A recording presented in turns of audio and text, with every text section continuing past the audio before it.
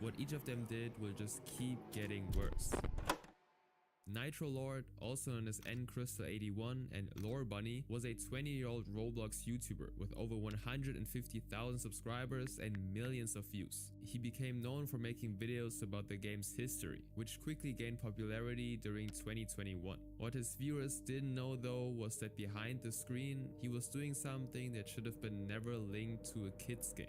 In early May 2024, Nitro's Twitter account starts getting noticed, after a lot of people would catch him regularly interacting with highly inappropriate furry content.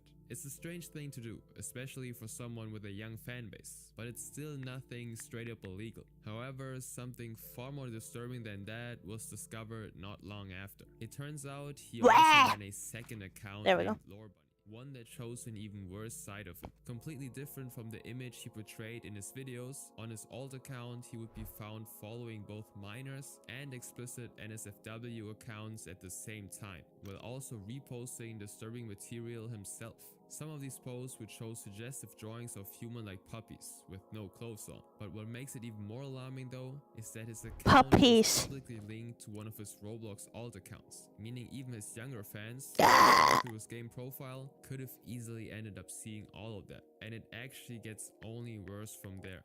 A Twitter user by the name of Crep would discover that Nitro also ran a third account under the name Lil Sunday Cupcake, morning. where he It's would Friday. repost even more disgusting things, like a cup in soiled diaper, as well as baby animals shown in deeply inappropriate positions. And with all This of is that my new already out in the podcast open, that I it listen was to. only a matter of time It's called before YouTube. somebody stepped I don't know in. if you In guys know September, about a that, but YouTuber named Ruben Sim would call yeah. Nitro out directly, confronting him over everything he'd been doing up to this point. Now, in response to that, Nitro would actually post a public apology video on his YouTube channel, explaining that his actions were wrong and why they were wrong, and saying that it's important to protect minors from that kind of content. Now, he doesn't really mention the most serious parts of the backlash, like how he directly linked his explicit Twitter accounts to one of his Roblox alts, where most of his fans are actually kids who could have easily found the things he posted. But nonetheless, the video makes it sound unfortunately, like this video is not retaining my attention. all of that was. And for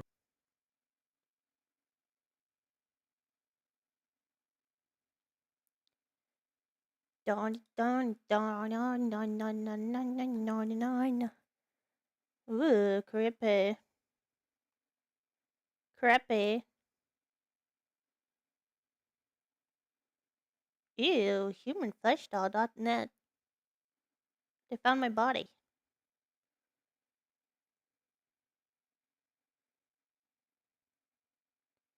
"20 disturbing indie games that went too far."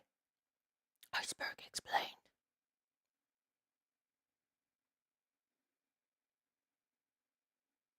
I forgot about that. The dog disaster. The worst VR chat crap.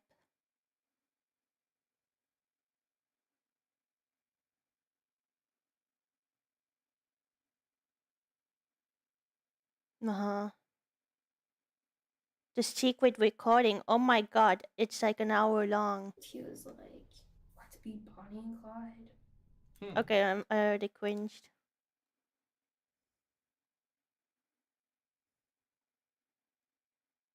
I don't want to think about it. I don't want to think about it. There's a lot of drama on my feed. Oh my god, Snyan Cat.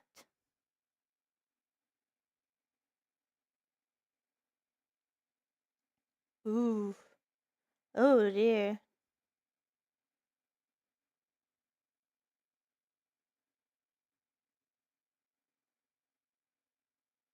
Hacks. Power software can solve every Outer Wilds puzzle by thinking really hard for 2 minutes. Same.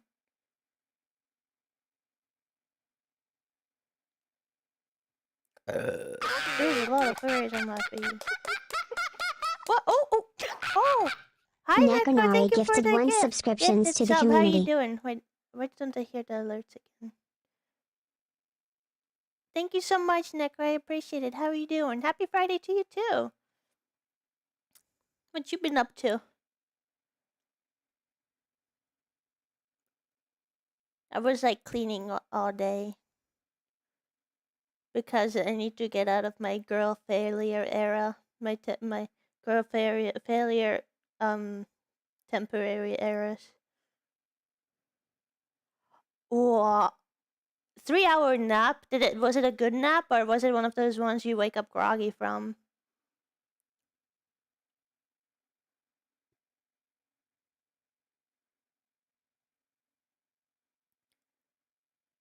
"15 times streamers realize they're being followed."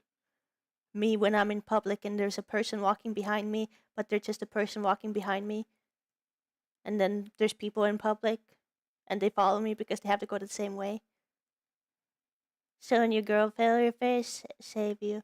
I don't even have any tips for that. I just realized I'm a mess. And then I looked around me and I'm like, damn. I was like, today I have a little bit more energy. And then I cleaned. And, well, it's looking a bit better now, so. Yeah. Healers are leaving. The Badminter. Blah, blah, blah, blah, blah, blah, blah. What is this, slop on my tube? You had the most insane dreams? You should tell me. Every day is a baby step. Yeah, exactly. Oh my god. 6 most disturbing home security hackings. What is the channel called? I forgot. Yes, tell me what the Nexpo. Yeah, I want to watch. Does Nexpo have anything new? Just try to Reddit, dude. Reddit is already dark side. Don't go on Reddit. You will turn into a Reddit mod, and then you'll regret it.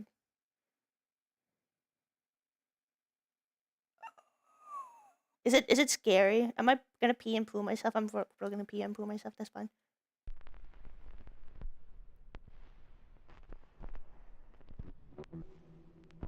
Let's see if it's. Should just like swap it here.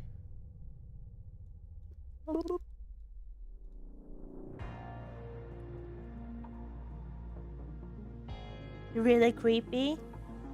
Okay, that's what we're gonna watch. Then. Creepy. Already creeping me out. I need to clean my freaking 4 eyes. Shit, this stuff's dookie, man. Yeah.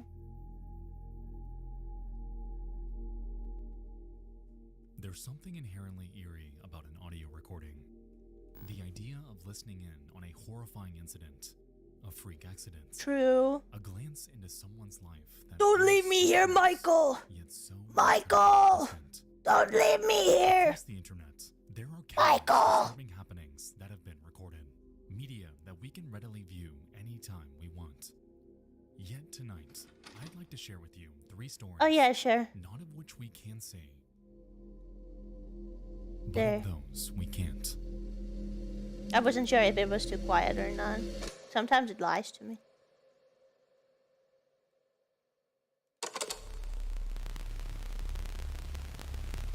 Is this better?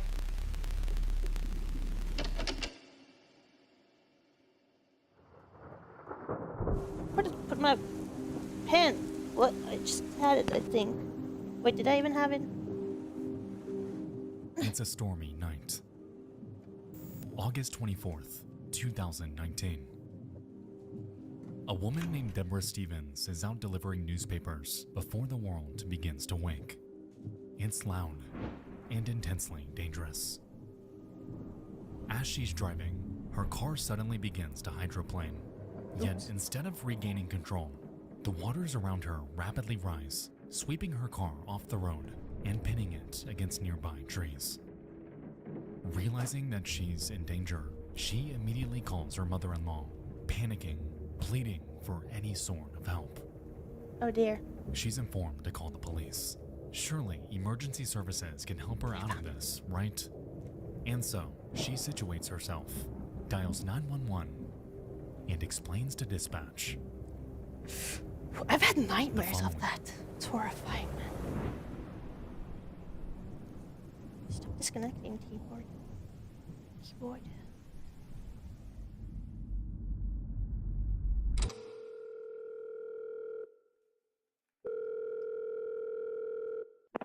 Where's your emergency? I have an emergency, a severe emergency. I'm in a flooding. My car veered off the road while I was doing my newspapers, and I'm flooded over here on the end of Kincaid, and it's all the way up to my windows, and I can't get out, and I'm scared to death, ma'am. Can you please help me really I bad? need you to calm down. I need you to tell me where you are. I don't know, ma'am. I'm on the end of Kincaid down here by these apartments. There's some apartments on Kincaid. I don't know what they're called. What color Off of is your Park vehicle? Avenue. On the other side of Kincaid, at the very end of Kincaid Street, there's some apartments, and Right. Do you have a dark blue car is what I'm asking you? What color is your vehicle? Yeah, dark. It's gray SUV, lady. The mortar's all the way up to my windows. Okay, hold on for me. Don't hang up. Did she die? Am I not on the phone with you trying to get you some help? Yes, but Okay, I need so stop. somebody to get me out before I die. I'm sorry. You're not going to die. I don't know why you're freaking out. It's okay. I know the water level is I'm high. scared. I understand that, but you freaking out doing nothing but losing your oxygen up in there, so just calm But down. are they not going to come get me? You said what? I'm sorry? When are they going to be here? As soon as they get there. Or how long is that going to be before I die? Yeah, I know. As Deborah pleads for her life, it starts to become evident that the operator, a woman named Donna Renault, is becoming a bit annoyed with her demeanor. Yeah, I can. I As we could know, definitely hear this that. is the absolute worst time, the worst line of work, even, to let emotion cloud your judgment.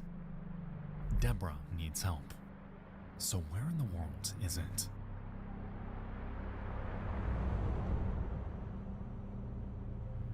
She was loving it, being annoyed. Ma'am, it's getting all the way up to my chest, and I'm getting I know the water's up to your chest. Just stay on the phone with me, and I have an officer. I have Oh. an officer and the fire department coming That's out what to you you. So just hold on, okay? Thank you. I'm sorry if I'm rude, but I'm You're scared. not being rude. I know you're scared. Just calm down for me. I'm scared. I've never had anything like this. I love it happen when me someone tells you to before. calm We'll down. teach you next time. Don't drive in the water. Couldn't see it, ma'am. I'm sorry, or I wouldn't I have. don't see In how the you worst could see it. situation You had to possible. go right over it. So No, ma'am. I was in the truck. I was in a parking lot. There was no water where I was at. okay. And when I got to the end of the parking lot, I was looking for the road to get out into the main road. When I got to the main road, it was too late. There was water, and I couldn't see it fast enough. The water just didn't appear. As this call continues, it's evident that Renault isn't taking her seriously. A woman trapped and unable to escape her vehicle is reportedly only equivalent to the priority of a stalled vehicle. What? It's only midway through this call when it's finally escalated. What the But fuck? even then, Did she not crucial prioritize minutes it? have already bled by. Deborah Stevens, as we know, is running out of time. Ma'am, please. my Hold car on is for me. Hold on. Ladder 2. Oh, my God. Ma'am, it's all the way up. Okay, I know. Listen to me. They are in the area. They are trying to find you. They cannot find you right now. I'm trying to ping where you are, so do not hang Ping? up because this 911 call is helping me ping your location. So don't Ping hang up on pong. me. Okay, where are you moving to? Tell me where it's going.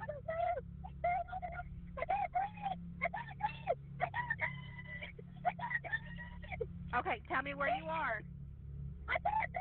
This is an actual nightmare situation. Holy crap. Listen to me. Hold on.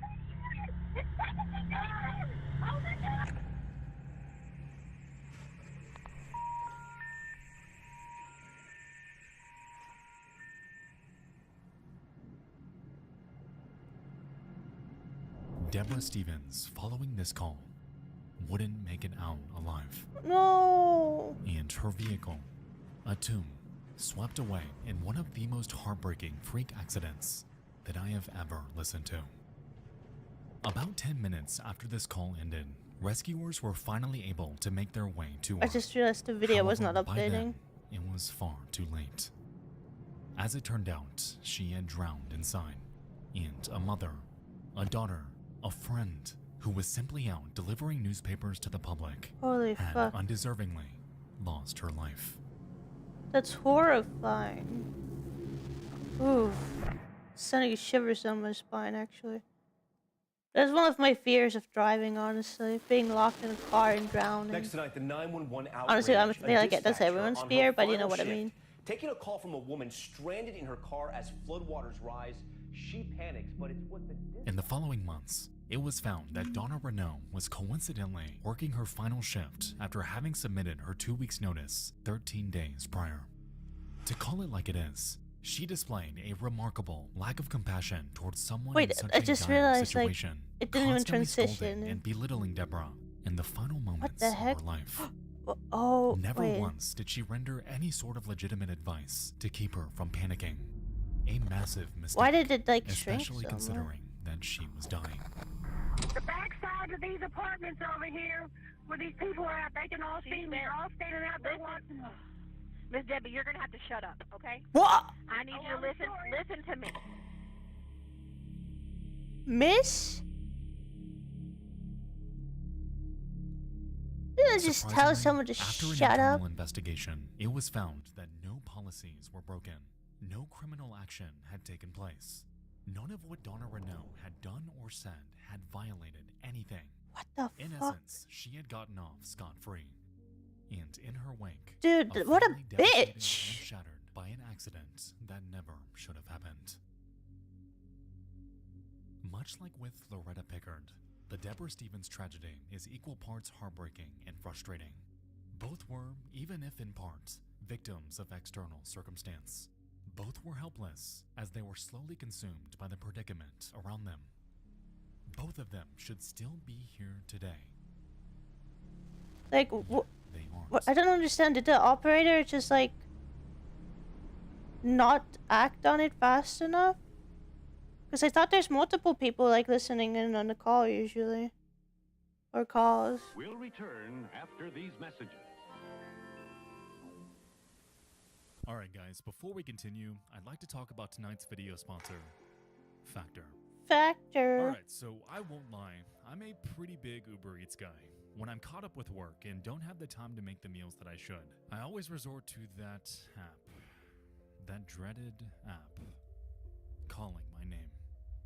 But it's okay, because I've recently found a much more convenient Oh my and God. much more affordable option with Factor. But I thought usually, Factor is like, a food people, delivery there's, like, service multiple that people offers listening in chef-crafted on, like, and one never call, frozen or, meals like, that are ready to eat is it, in just was there 2 just, like, minutes, usually instead one of making operator constant then? trips to the grocery store or overpaying I on guess, delivery I mean, apps. guess it depends on the Factor ensures that location, you're able to right? get restaurant-quality That's meals ass, delivered dude. straight to your door. My favorite part about Factor is how easily I the hope, meals I can be hope prepped. she, All it takes is 2 minutes in the she will microwave get to and experience bam, what she experienced. dinner's ready. Head to factor75.com or click the link below And use code understand 50nexpo what to get she did 50% wrong off there. plus free shipping on your first Factor box. Once again, that's code 50nexpo at factor75.com to get 50% off plus free shipping on your first box. Thank you so much to Factor for sponsoring tonight's video. Now let's get back to it. Hop to it.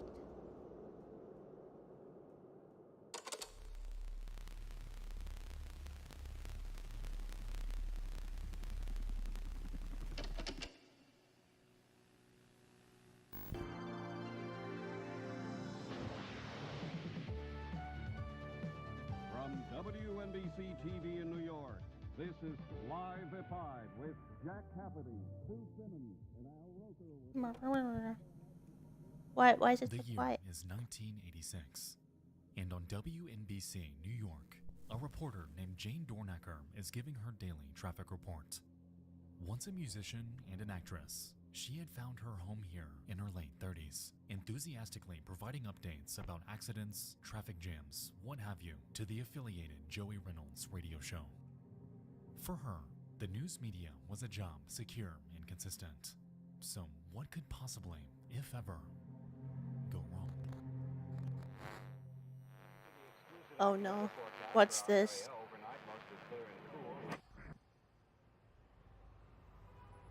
Oh. At 4:44 in the afternoon on October 22nd, 1986, An Instrom F-28F helicopter, operated by a company called Spectrum, takes off for their daily WNBC traffic analysis. On board was 39-year-old Jane Dornacker, joined by a 30-year-old captain, Bill Pate. The flight, like so many others, Hi was Don, meant to be I'm drawing remarkable. Narpy. However, what neither of A them Narp knew cat was that a maintenance alien engineer gun. had installed the wrong clutch to it. A severe oversight that has the potential to cause a complete loss of power to the aircraft's rotor blades. How's your wrist doing? Nevertheless, the engineer was highly experienced. The helicopter appeared ready to go. However, over the next 2 minutes after takeoff, something would go horribly wrong.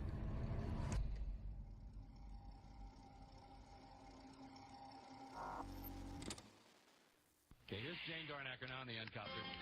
Thank you very much, Joy. There was indeed an accident southbound on the Major Deegan at the Mosholu Parkway, an accident, a serious accident involving a tractor-trailer and a car. It has been pushed off to the shoulder, but now watch out there now, because So-and-so, another huh? flatbed truck is going to have to come to clear it, so yield right of way. Northbound on the BQE, we spotted that disabled vehicle in the right-hand lane before the Kiosko, not causing much of a backup, but further northbound there on the BQE, traffic is very heavy past the Kiosko all the way over to the LIE. The outbound Holland Tunnel, extra heavy for you right now. Did you Earlier, get them there was a checked car out? fire at Hudson and Canal Street. It has been cleared about heading to New Jersey. The outbound Lincoln Tunnel looks a lot better for you in New Jersey.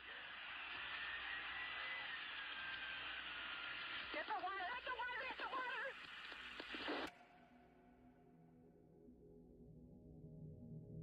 At this moment, the helicopter had struck the chain link fence of a nearby pier after rapidly nosediving and had crashed into the Hudson River. And stunned and completely confused, Joey Reynolds continues in hopes of quelling panic. When's the pain usually worse?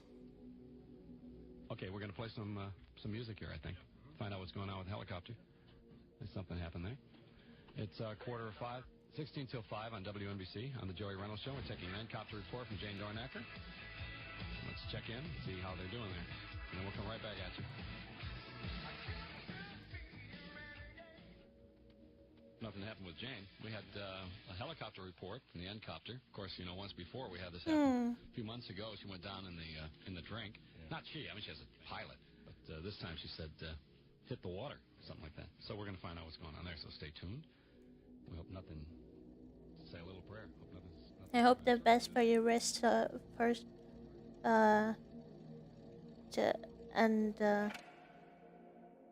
Hope you'll be able to endure it till then. But be careful with those wrists of yours. Airlines Hawaii. 8 days, 7 nights for only $559. We'll take you back downstairs to Jerry, and we will stay up here and have reports for you as we can bring them to you. Jerry? It's McDonald's 31st anniversary. McDonald's! Of food and medicine have been flown to famine-stricken southern Sudan. The first flights... Good evening. The Mets even the World Series. We'll have team coverage of their incredible comeback in Boston. But first, we have a grim development in a tragedy that struck us here at NBC today, a tragedy heard by millions. WNBC traffic reporter Jane Dornacker has been pronounced dead. Her pilot remains in critical condition tonight. For 15 minutes, the aircraft sat submerged in 20 feet of water. No, And the water's occupants scary. inside, helpless as they struggled to comprehend the reality that they found themselves thrown in. Through no fault of their own, A delivery aircraft's driver flight ended up course had failed, almost causing in the the water rotor with blades his to like completely delivery seize truck and leaving them in the with no water other option nearby but to plunge recently. down But the trees to the stopped depths the below. car. He could have ended up in the water the pilot, same Bill way. Pate, was severely injured from this And that was incident. scary. However, Jane Dornacker wasn't quite so lucky. The strangest part about this entire situation is that this wasn't Have you even tried doing Dornacker's first like encounter inside of a falling aircraft, carpal as only tunnel 6 months prior, wrist a helicopter stretches? that she was on board again had fallen from the sky. Following her death, Joey Reynolds and the entire staff at WNBC were in complete shock. However, none of it compared to the loss that was experienced by Dornacker's 16-year-old daughter, Naomi. Just 3 months prior, she had lost her father, and out of nowhere, Oh, now no. had to contend with the loss of the only other parent in her life. An unimaginable heartbreak, especially for someone at such a young age. In the end, Naomi was given a $325,000 settlement from a wrongful death lawsuit with Spectrum Helicopters, a sum equal to nearly $1 million today. That feels like it was not enough. Even still, her life was completely shattered. She had lost everyone she loved, and I'm she proud of you, ultimately Dawn. became an orphan through no fault of her own. An orphan?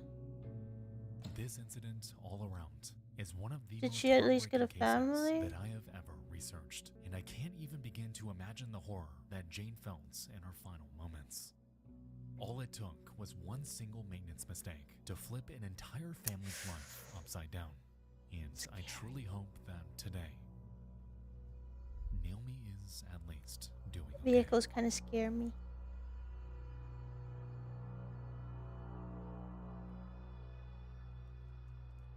I always have like, when I have nightmares, it usually involves vehicles.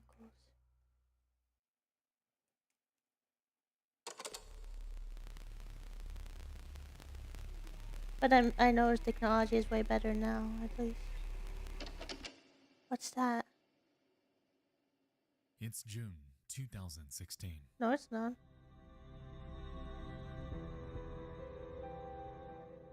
The world is ensnared in politics. Harambe takes over the internet. And over on YouTube, a user named Sir Daniel Fortes uploads a video depicting a strange, eerie radio broadcast. His recording is only 1.5 minutes in length. However, in the description, he provides us with some context. Wait, does that have to do with Harambe?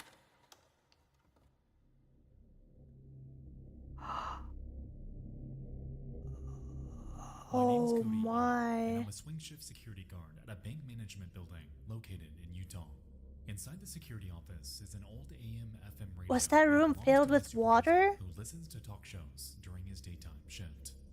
On June 16th, 2016, I was killing time before I got off work and began to play with the old radio. It was set to AM stations, and while turning the knob, scanning through stations, I came across a very creepy broadcast. After listening to it for about 1.5 minutes, I quickly grabbed my cell phone and began to record the audio.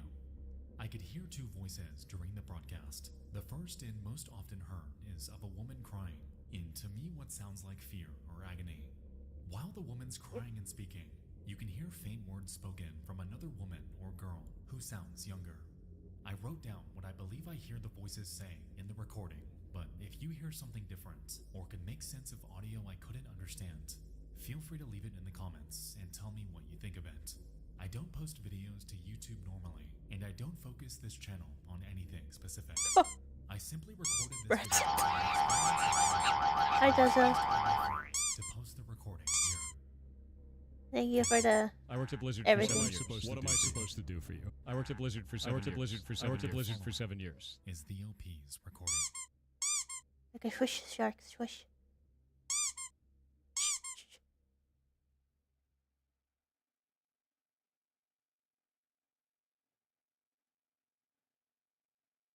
Hi, Deza, how you doing? Ankle hike. Oh dear.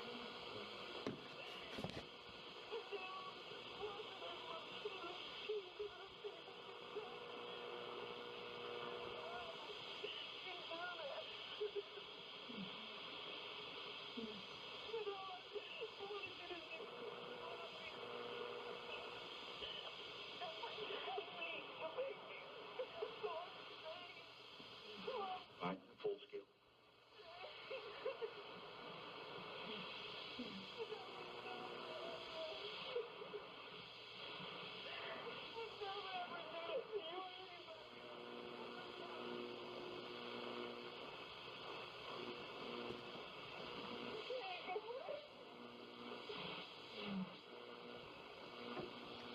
Wanting Brady.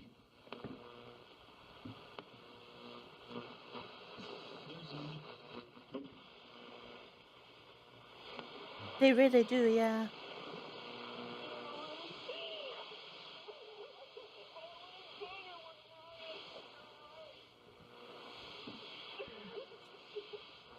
I'm really setting to chill down my spine. That's horrifying. 4 years apart?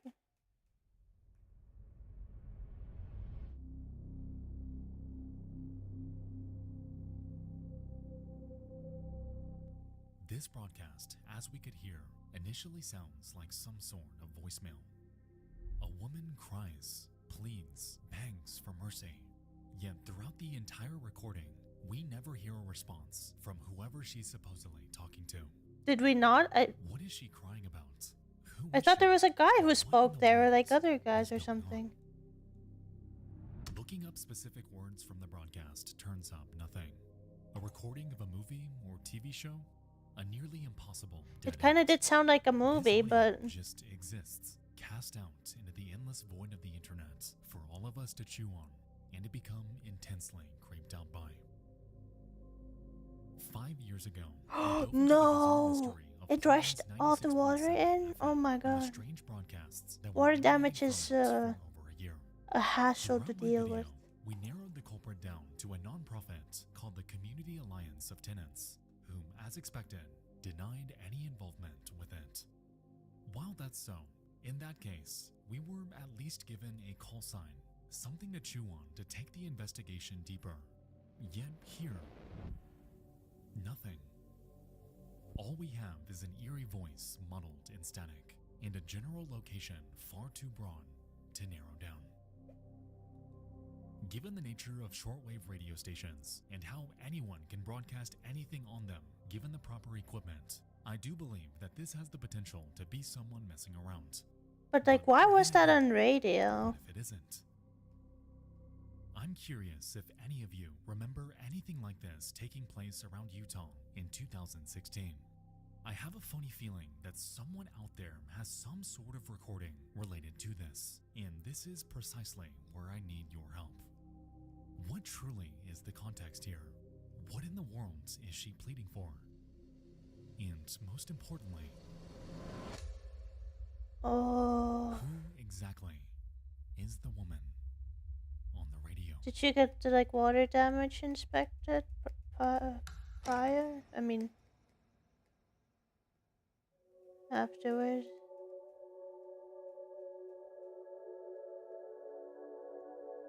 What did you do the steam cleaning for?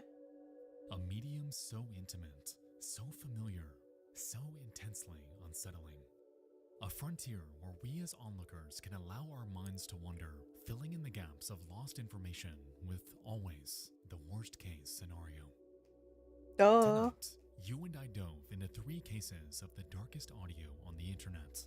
I hope you Because will it enjoy could be the this. darkest This was scenario. different, I know. But if you have any other suggestions for cases that would fit this mold, feel free to send them over to dtfaisubmissions@gmail.com. It's Once Breaking again, Bad. That's dtfaisubmissions@gmail.com. Thank you all so much for watching. I'll see you soon. Oh, I love you all. I see. Good night. Oh, he loves us? We love you too, next ball. See what the... Yeah, that was crappy for sure. What's this? Finland's most sinister... I've never heard of this, I think.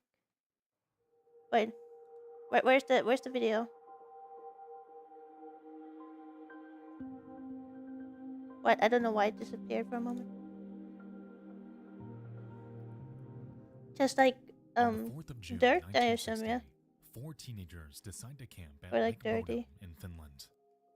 While their trip began just fine, Oh. all of them would wind up dead. Except for one. Grab a snack. and Yeah, you kick can back, suggest a video. Because tonight, in I'll Spirit play it Time, after this video. welcome back, my friends, to Late Nights with Nexpo. Wasn't there a similar story in America? Or is it the same story I remember? You awake from a shallow sleep. It was like 3 or 4 For a boys or moment, something. You think it's morning already. But then you remember it's still night. During the summer in Finland, midnight is indistinguishable from dawn. From where you lay inside your tent, the night sounds perfectly peaceful. Crickets chirp softly outside. Not far away, the lake's gentle waves lap rhythmically against the shore. It's idyllic. And yet, you can't shake the sense that something is wrong. Something imminent. Then you hear it. A crunch of foliage outside the tent. Then a quick twang. The sound of a rope snapping. Someone is cutting the cords that hold up your tent. You try to escape, but the tent is already collapsed down around you, smothering your cries for help.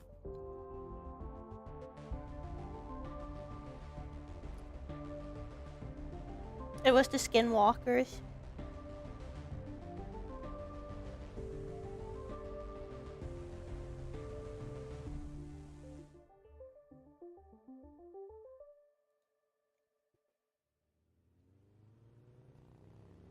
June 4th, 1960. A pair of motorcycles drive through the countryside of southern Finland, carrying 4 teenagers and their camping gear. On one motorcycle sits Seppo Boisman and Ooh, his the cheese girlfriend, bunkers. Annie Tuliki Maki. The other is driven by Niels Gustafsson, with his girlfriend Mila Bjorklund in the back. Mila's 16th birthday is coming up, so it's the perfect excuse for the friends to escape the city for a weekend camping trip. And soon, their destination, Lake Bodom, comes into view. Bodom? It's about 3 kilometers long and 1 kilometer wide, surrounded by pine and birch trees that make it feel quite remote, in spite of its relatively close proximity to the city of Espoo. Espoo. At an intersection near the lake, they stop at a roadside stand. The mature woman working the kiosk is less than pleasant to them.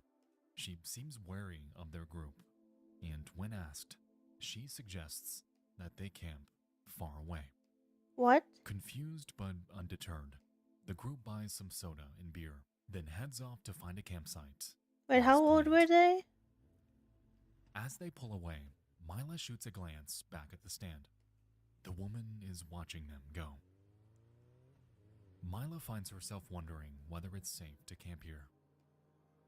She's already noticed that there are not many tents set up along the lakeshore. There are plenty of hikers and swimmers, and the occasional boat out on the lake. It seems odd that there aren't more overnight campers on the weekend. As they scoured the lakeshore for a campsite, Mila, Nils, Seppo, and Anya encounter a handful of day trippers, people there for hiking or fishing, but they make sure to find a nice secluded space to set up. It's not long before they find the perfect spot, a small outcropping on the south shore. They're right by the water, but screened from public view by the trees. They lean their 2 motorcycles against nearby trees and pitch a small tent that's just big enough to fit them all inside.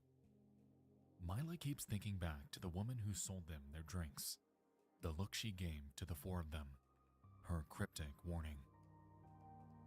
Mila hopes that they won't get in trouble for staying here. Since this is her birthday celebration, she'd feel awful if something happened. But The her guy with the concern most starts to paranoia evaporate survived. as everyone settles in by the lake. Guys, this is a sign you guys always need to be paranoid So the cool breeze of over weird, the water creepy women. is just what they needed. The boys crack open their beers. Yeah, crack Anya up a stops cold one. complaining about how annoying her dad was about letting her go on this trip. And finally, Mila relaxes as well.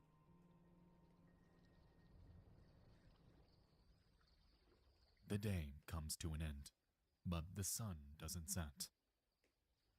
They may be in southern Finland, but they're still close enough to the Arctic Circle that the sun never fully sets in the summer. It dips low until it's barely touching the horizon and stays there. And as night falls, the sky dims to a sort of warm twilight, a phenomenon known as a midnight sun. All in all, it gives everything a beautiful, eerie look. By 2 a.m., both of the boys are drunk, and Anya is sleeping. Anya. It gives Mila enough privacy to make a quick entry in her diary, made possible by the light of the midnight sun. Oh, a She writes that diary. the boys are still awake, that Seppo is out fishing. She doesn't Anya write for long, Frank's diary. and soon she's putting away her diary to try to get some sleep. That entry would be her final words.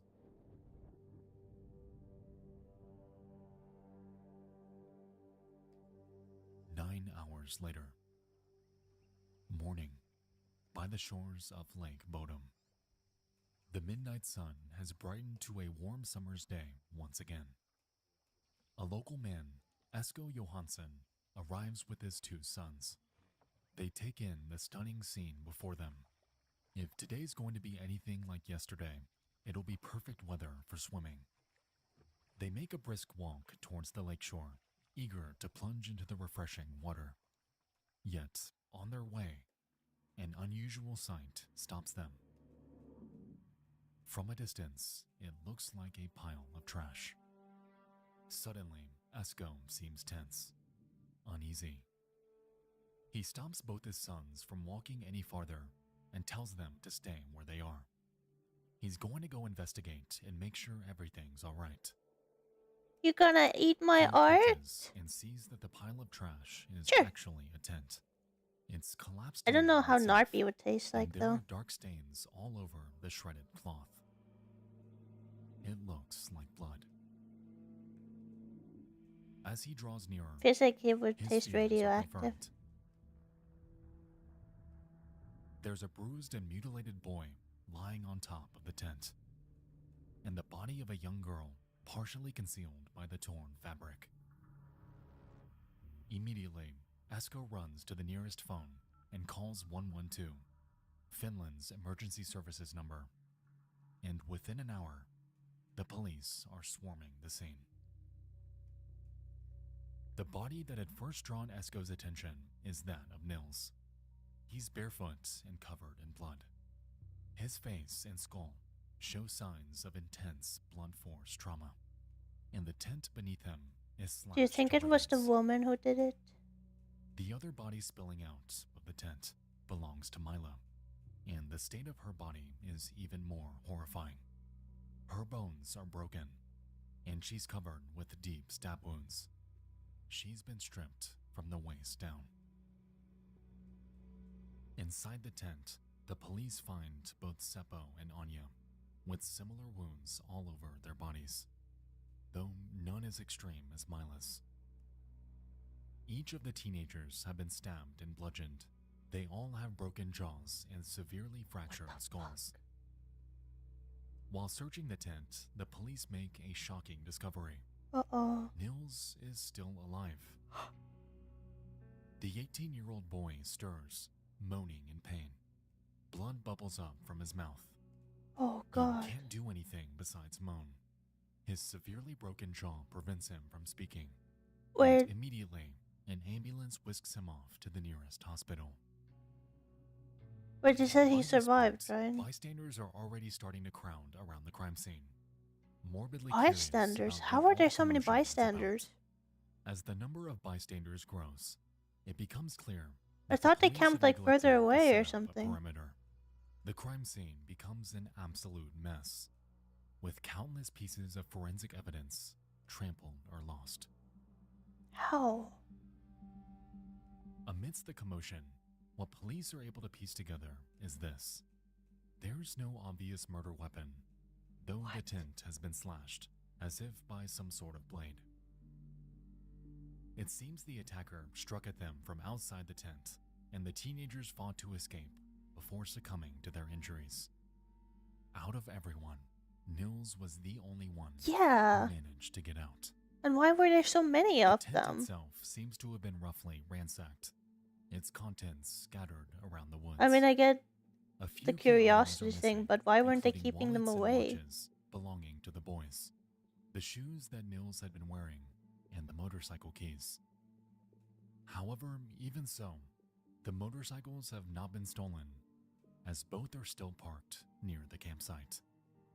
Mila still has her diary on her, but it doesn't provide any substantial clues. It seems she was too busy relaxing by the lake to note if anything was amiss. The only thing of note is that she was still awake at 2 a.m. and that both boys were drunk, though it's unsurprising for a pair of teenagers on a weekend getaway. The police also find the shoes that belonged to Nils about a kilometer from camp. Wait, what? They're half buried in the undergrowth and covered in blood. Wait, he would like stole the evidence? The guy who stabbed? A couple of bird watchers come forward to police with the description of a potential suspect. A tall, blonde man with a square jaw. They claim that they saw him near the campsite in the early hours of the morning. This is corroborated by a 14-year-old boy who was fishing around 6 a.m. and claims to have seen a blonde man standing beside the shedded tent from afar. Neither the fishermen or the bird watchers, however, were close enough to see the bodies. Locals continue to come forward with their own theories, their own suspects, and soon the police are overwhelmed. What they really Damn, need they were is for Nils, really the curious. sole survivor, to help make sense of all of this information. He's recovering from his injuries, unable to talk to anyone, but the police are certain that once they have his account of what took place that night, the story will fall into place. But since it's called a mystery, we don't actually There's know. only one problem. I guess. As he lies in his hospital bed, Nils can't remember a thing.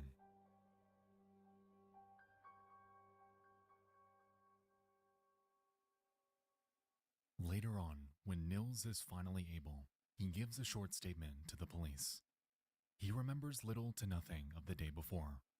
His only memory of the attack is that of a dark shape which he glimpsed through the holes in their tent.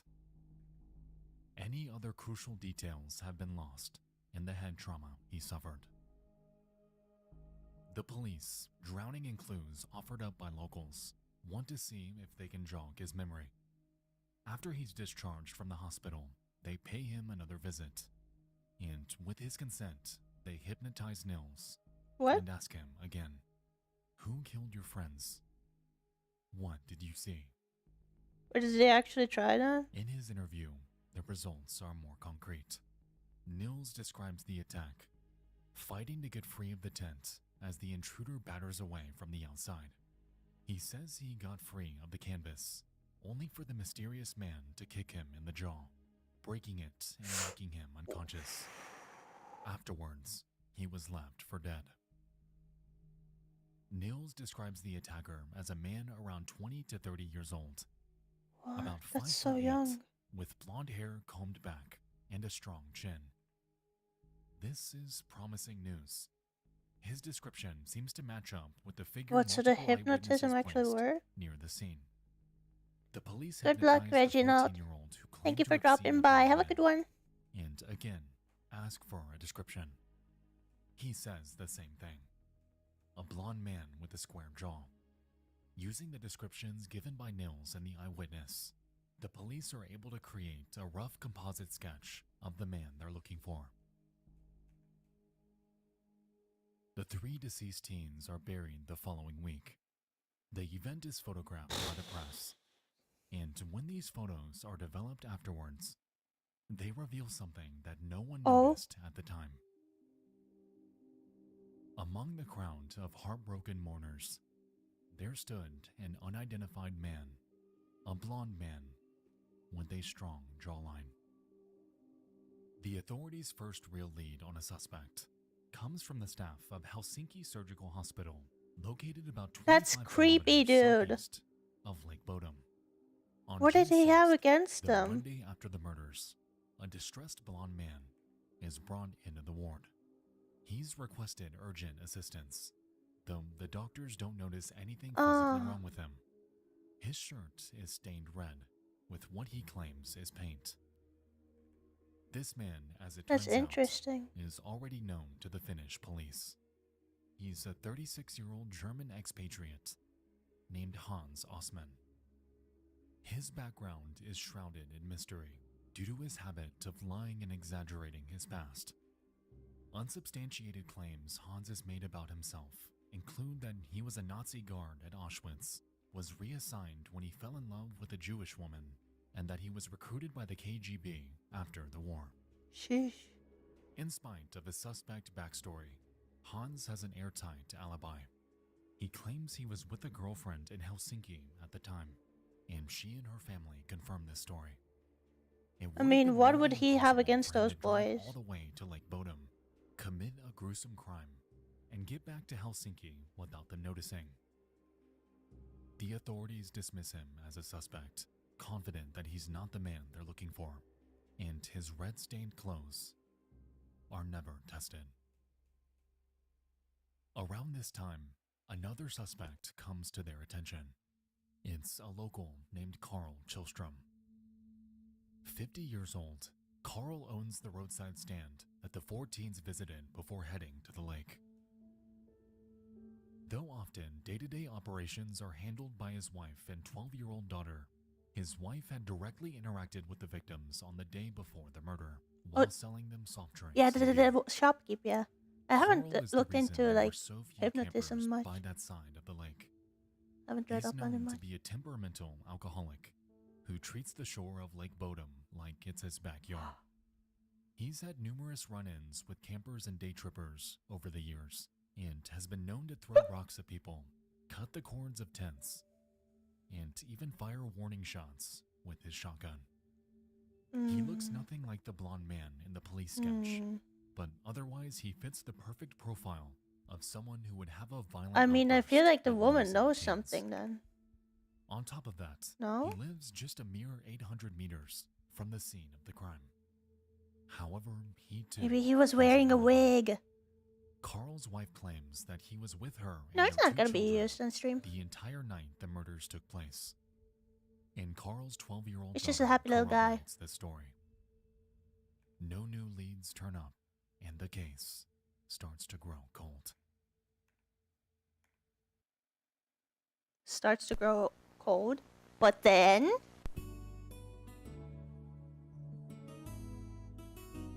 wait, don't tell me that's it. That's all. Oh no, it's not. Damn, I thought I almost got trolled, man. Hold on.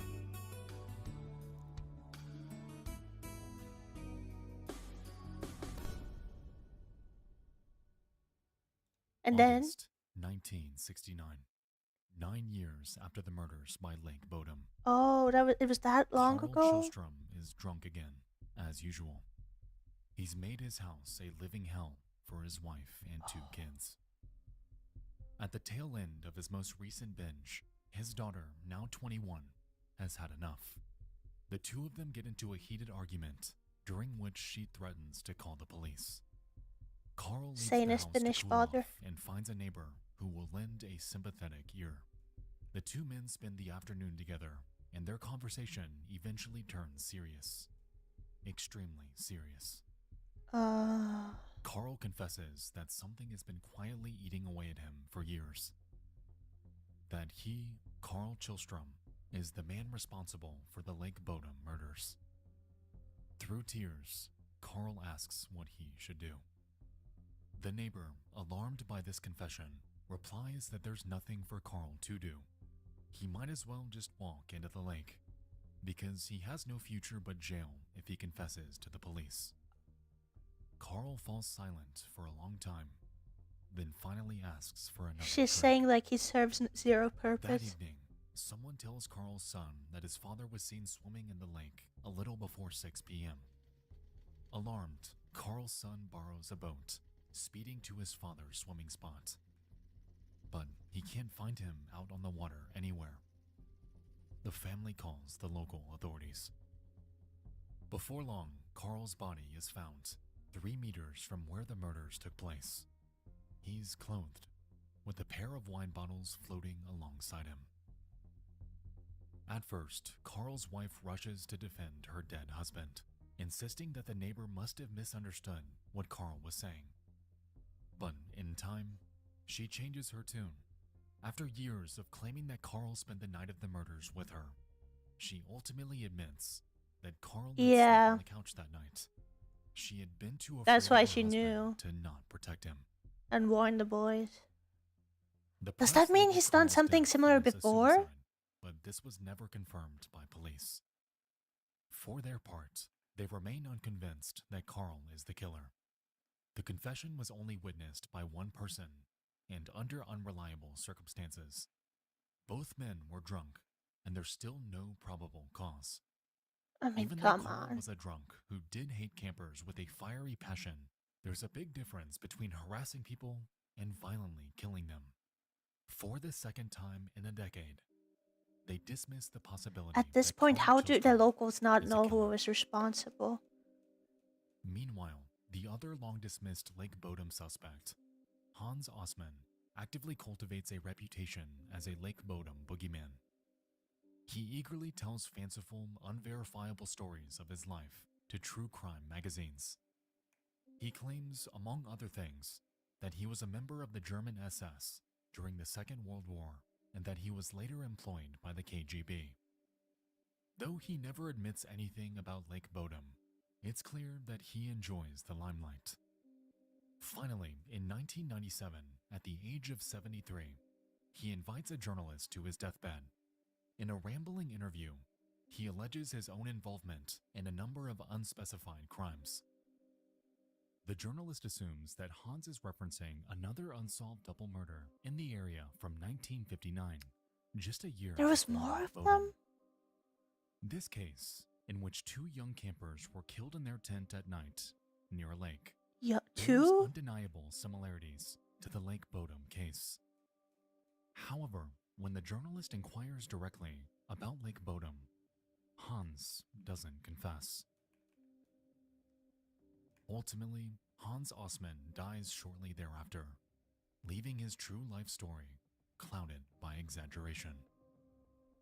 For a while, it seemed like nothing new would ever happen to revive interest in Lake Bodom. Any hope at truth has been lost to time and crime scene mismanagement. The 90s roll into the early 2000s, and then, shockingly, there's a sudden development. What? Forensic science has advanced considerably yeah. since the 1960s, prompting re-examination of old evidence. This directs police to a new suspect, and it's one who's been hiding under their nose the entire time.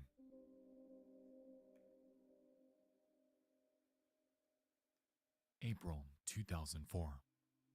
Nils Gustafsson has lived a normal life for the past 45 years. Now in his early 60s, he's retired with a wife and 2 kids. The events of Lake Bodom seem so distant now, like they happened to another man in another life. That is, until he receives a visit from the police. They tell him that he's under arrest for the murder of Anya, Mila, and Seppo, and he's shocked. Who did they arrest? There's no statute of limitations on murder, but Nils had moved on from that traumatic period of his life, or at least so he thought. The blunders the police made back in 1960 make it a particularly thorny case to relitigate. But one particular piece of evidence seems to have opened up new possibilities. The bloody shoes that belonged to Nils, the ones that were found over a kilometer away from the scene of the crime. A forensic analysis of the shoes determines that the blood came from Nils' murdered friends, but none of it is from Nils himself. The conclusion prosecutors draw from this is that the killer was wearing shoes when he attacked the tent, and the killer, by this reasoning, is Nils himself. But how? The original description Nils gave of the attacker, that of the blonde man with the square jaw, is no longer considered relevant, as it was given under hypnosis. And so, Nils is held in jail for a year, preparing for his defense. Huh? While he waits, the case becomes a media sensation. Long dormant speculation about the murders splashes across tabloid headlines. It's now where they have a juicy new angle to explore in this case. The lurid story of a teen who murdered his girlfriend and got away with it for 45 years. This doesn't make any sense. August 2005. The trial begins. The prosecution paints a damning story of what happened almost a half-century ago. They theorize that June 4th was a tense day by the lake. Nils had gotten drunk and became aggressive, fighting with his girlfriend Mila. It got so bad that he was exiled by the others from their shared tent. After midnight, Seppo attempted to calm him down. This was unsuccessful, sparking a fight between the two boys. Seppo had won this fight, explaining the blunt force trauma that Nils suffered to his jaw and skull. Seppo then returned to their tent, leaving the defeated Nils behind. Sometime after 4 a.m., when he was sure the others were asleep, Nils returned to the tent with a knife and a rock. He viciously stabbed and bludgeoned his friends to death, then made it look like a burglary. He took the keys for the motorcycles, Seppo's leather jacket. Wouldn't he be like sobered up by then? Them somewhere nearby, likely the lake. This explains why the motorcycle keys were missing, but the murderer did not use either vehicle for a quick getaway. Once he staged the scene, Nils got rid of his shoes and returned to the scene of the crime, where he laid down beside his dead girlfriend and waited for their bodies to be discovered. What? So like, how was he able to bury the shoes if he was in that critical situation? At the hands of Seppo, helped make it seem as if the killer had attacked him as well. What? The prosecution's case hangs on two key pieces of evidence: the shoes, which were likely worn by the murderer, and the state of the tent, which had been slashed to ribbons. Nils, who had been found lying on top of the tent, had only received wounds to his head. The prosecutor claims that he would have been severely cut as well if he had been inside alongside them. The other pieces of evidence are circumstantial. Not necessarily. The state of the bodies implies things about the killer that the prosecution say can only be explained by their story. Of the three bodies, Mila's was left in the worst state. She was stabbed many times, even after she died, and her lower body was stripped naked. This, the prosecution says, shows us that Nils was furious at his girlfriend in particular. A random burglar would not target one of the two girls so brutally. Nils' lawyer does not account for the blood on the shoes, nor does she account for the awful state of Mila's body. But she does provide a stirring rebuttal to the allegation that her client is some sort of mastermind at staging a crime scene. If the prosecution is to be believed, then that means Nils committed a crime of passion out of blind rage, then arranged the scene meticulously to hide his horrible deeds. She implies that someone who has just murdered 3 people on violent impulse does not lie down and pretend to be unconscious beside his victims. Besides, there's a factor that the That's what I'm prosecution saying. has That doesn't make completely any overlooked: sense. the severity of the injuries Nils received that same night. When he was picked up by police, Nils had a broken jaw and skull fractures. He was unable to speak. Yeah, how would he? How would have he had like buried the Pictures of him shoes? at the hospital following the attack show his entire jaw bandaged and braced, and one of his eyes swollen shut. The prosecution's story alleges that these injuries came from a fight with Seppo sometime after 2 a.m. while Mila was writing her diary entry and Anya Okay, was so the currently shoes already with asleep. blood on them. This means that Seppo hurt his friend badly enough that Nils couldn't even talk the following morning. Would a young man with head injuries this severe be able to overpower 3 people even if he surprised them? Would he have been able to walk half a mile away from the campsite? That's what I'm saying. Dispose of his incriminating shoes before returning and pretending to be unconscious? Head wounds are temperamental things. They can impede clear thought, memory, motor functions. The version of Nils Gustafsson that the prosecution has painted is someone who is both severely injured and preternaturally controlled in his revenge. This picture of Nils, his attorney argues, does not square with the facts. Besides, there's always the fact that teenage Nils' hair was decidedly more brown than blonde. Nils, for his part, maintains that his own memory of the night in question is spotty, thanks to his head injuries. In the end, the jury finds Nils not guilty. He's released from custody and Yeah, is that was the allowed to most return to stupidest his thing I've quiet heard. life with his family. But even still, he's not done with his life in the spotlight. The last year has been a harrowing relitigation of the most traumatic event of his life. And so, Nils sues the Finnish government for unjustified imprisonment. Yes, he The should. case is settled, and Nils walks away with the payment of nearly 45,000 euros. Nils' life eventually goes back to normal, and his innocence is never questioned again. Like that So, made no fucking who's sense. responsible for the Lake Bodom murders? Was it Hans Osman, the unreliable attention seeker, who loved to imply that he knew more than he let on, even making many suspicious statements on his deathbed? Was it Carl Chillstrom, who was often violent towards campers at the lake he considered his property? Was it Nils Gustafsson, who committed a crime of passion that could never be proven in Yeah, court? no, I don't Or think so. was I it don't a believe it at random all. person, long since disappeared, somewhere in Finland? Curiously, another suspect came to light in the late 1960s, just a couple months before Carl took his own life. A man named Pentti What? Soininen, Oh, yeah. who hanged himself while in prison. For many years, he bragged to fellow inmates that he committed the Lake Bodom murders.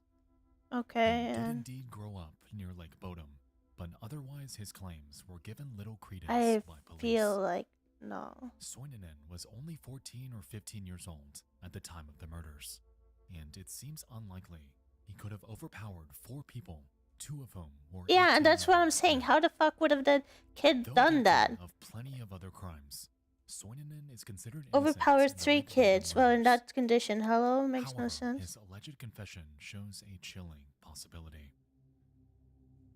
Perhaps the murderer's name was never known to police at all. The tall blonde man, supposedly on the shores that morning, and allegedly photographed among the crowd at the funeral in 1960, was never identified. Yeah, that's creepy. Even That's if the he was creepy just a part. bystander who looked suspicious to passersby, Like, did no one name and the real question why he murderer was could be there? just as anonymous. Like, I feel like if you go nameless face to in a the crowd funeral, that you helped would trample kind of evidence know who are the people after the closest killing. to that person. And lest we forget, Or at least, like, the murder weapon has, if it's a to this kid, day, right? never been found. Wherever it lies, whether at the bottom of Lake Bodom, buried on its shores, or somewhere else entirely, even the midnight sun may never reach it.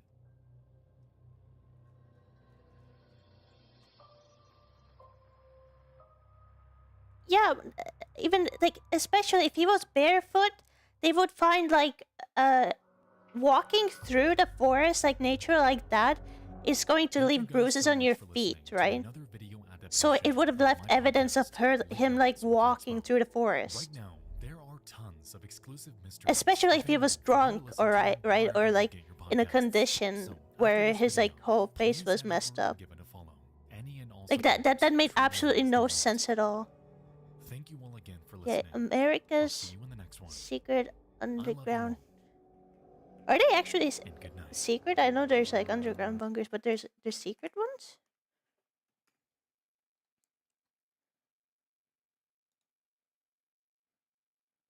This has almost nothing to do with the U.S. military, but it's so ridiculous I can't not talk about it. Today we're talking about America's strategic cheese reserve. Yeah, if you didn't know, the United States currently has over 500 underground cave warehouses. Yeah, I heard that spanning like across they have 35 so different much states, the cheese largest that of like which is under every the American Springfield citizen Authority, would just where have America, cheese as of August for a long 2022, time. currently hoards 1.5 billion pounds of cheese. And just for the record, I realize I'm uploading this video very close to April Fool's Day. This is not an April Fool's joke. I am 100% serious. El Dorado is real, and Uncle Sam made it out of cheese. Look, El Dorado, a city of gold.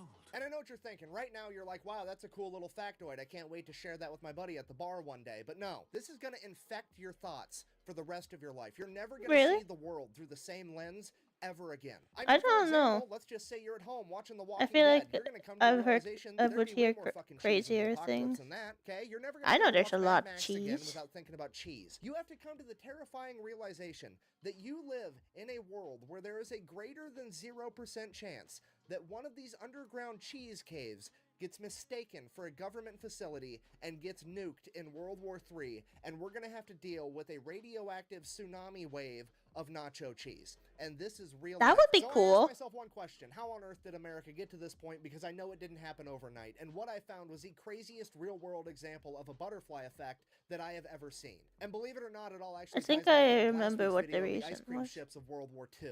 If you missed that, the super abbreviated version, basically the U.S. government banned alcohol during Prohibition in the 1920s.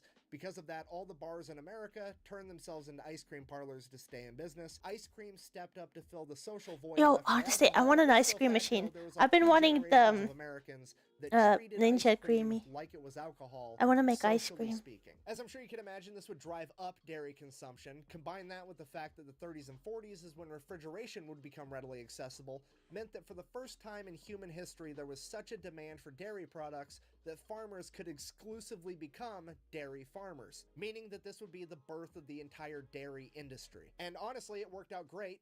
Right up until it didn't in 1949. 1949, 4 years after World War II, the American military is downsized, there's not an entire horde of young men eating 10,000 calories a day, and America's not exporting anywhere near as much food to other countries for war relief, meant that there was a decrease in dairy consumption, or a dip in the dairy market. As this became a bigger and bigger problem, the government had to step in because they weren't about to let the entire dairy industry implode, because, I mean, let's face it, that would be utter catastrophe. So the USDA stepped in and said, hey, you know what, we're gonna buy all the excess milk. Okay, pause. Thought experiment. You're a dairy farmer. You make all of your money by selling milk. And then suddenly, a couple years back, motherfuckers quit drinking milk, aka you made less money. Now the government has come out of left field and said, hey, we're gonna buy all of the milk. What do? You make more fucking milk. And that's exactly what happened. So just It's the same with the snake hunting. milk. Now there's definitely gonna be too much milk. So naturally, all the milk Where they would flowing in, like the pay government for has snake absolutely no hunts and idea then what they to do with just it, so they turn it into made it cheese that way worse. doesn't expire. That part makes sense, but now what do you do with all the cheese? They have no clue, so they just throw it underneath a mountain, ignore it, and hope the problem goes away. But it doesn't go away because every single presidential administration through the 50s, the 60s, the 70s, they all continue to buy up excess milk to prop up the dairy industry, turn it into cheese, and stash it away in these caves. It literally turns into a giant political game of kick the can down the road because nobody wants to be the president that crashes the global economy by not buying enough milk while sitting on top of a mountain of cheese, which, understandable, I don't want to be that guy either. Then, fast forward to 1980, Ronald Reagan, aka the small government guy, gets elected, finds out that the US government is sitting on top of 500 million pounds of cheese and spending $1 million. What are we gonna even do with all the cheese anyway? And Like, he looks at this whole issue like a beaver looks at running water, absolutely fucking nuts. I don't think we're ever gonna have a His administration goes about cheese figuring out the pandemic. We're ever cheapest gonna way have no to solve cheese this at all. cheese problem. Obviously, we're going to throw it all in the ocean. However, having at least the foresight to understand that that would cause political backlash, he wanted to see how the public would receive it, so someone from his administration shows up to a White House press conference with a 5-pound block of moldy cheese and is like, hey, we got 500 million pounds of this shit. How would you guys feel if we threw it in the ocean? It'll be fun. We'll save money on cheese. We're going to find out if blue whales are lactose intolerant. It's going to be a great science experiment. The public... I love the throwing things into the ocean For the last 40 years, you've turned those taxes and into cheese. I would not have cheese. any consequences So then at the all. Reagan administration took the 55-gallon drums of cheese, cut it up into 5-pound blocks, packaged it, and spent the remainder of his administration funneling 300 million pounds of cheese into impoverished and elderly I mean, homes. honestly, cheese And is this like is where crack, we get though. the saying government cheese from.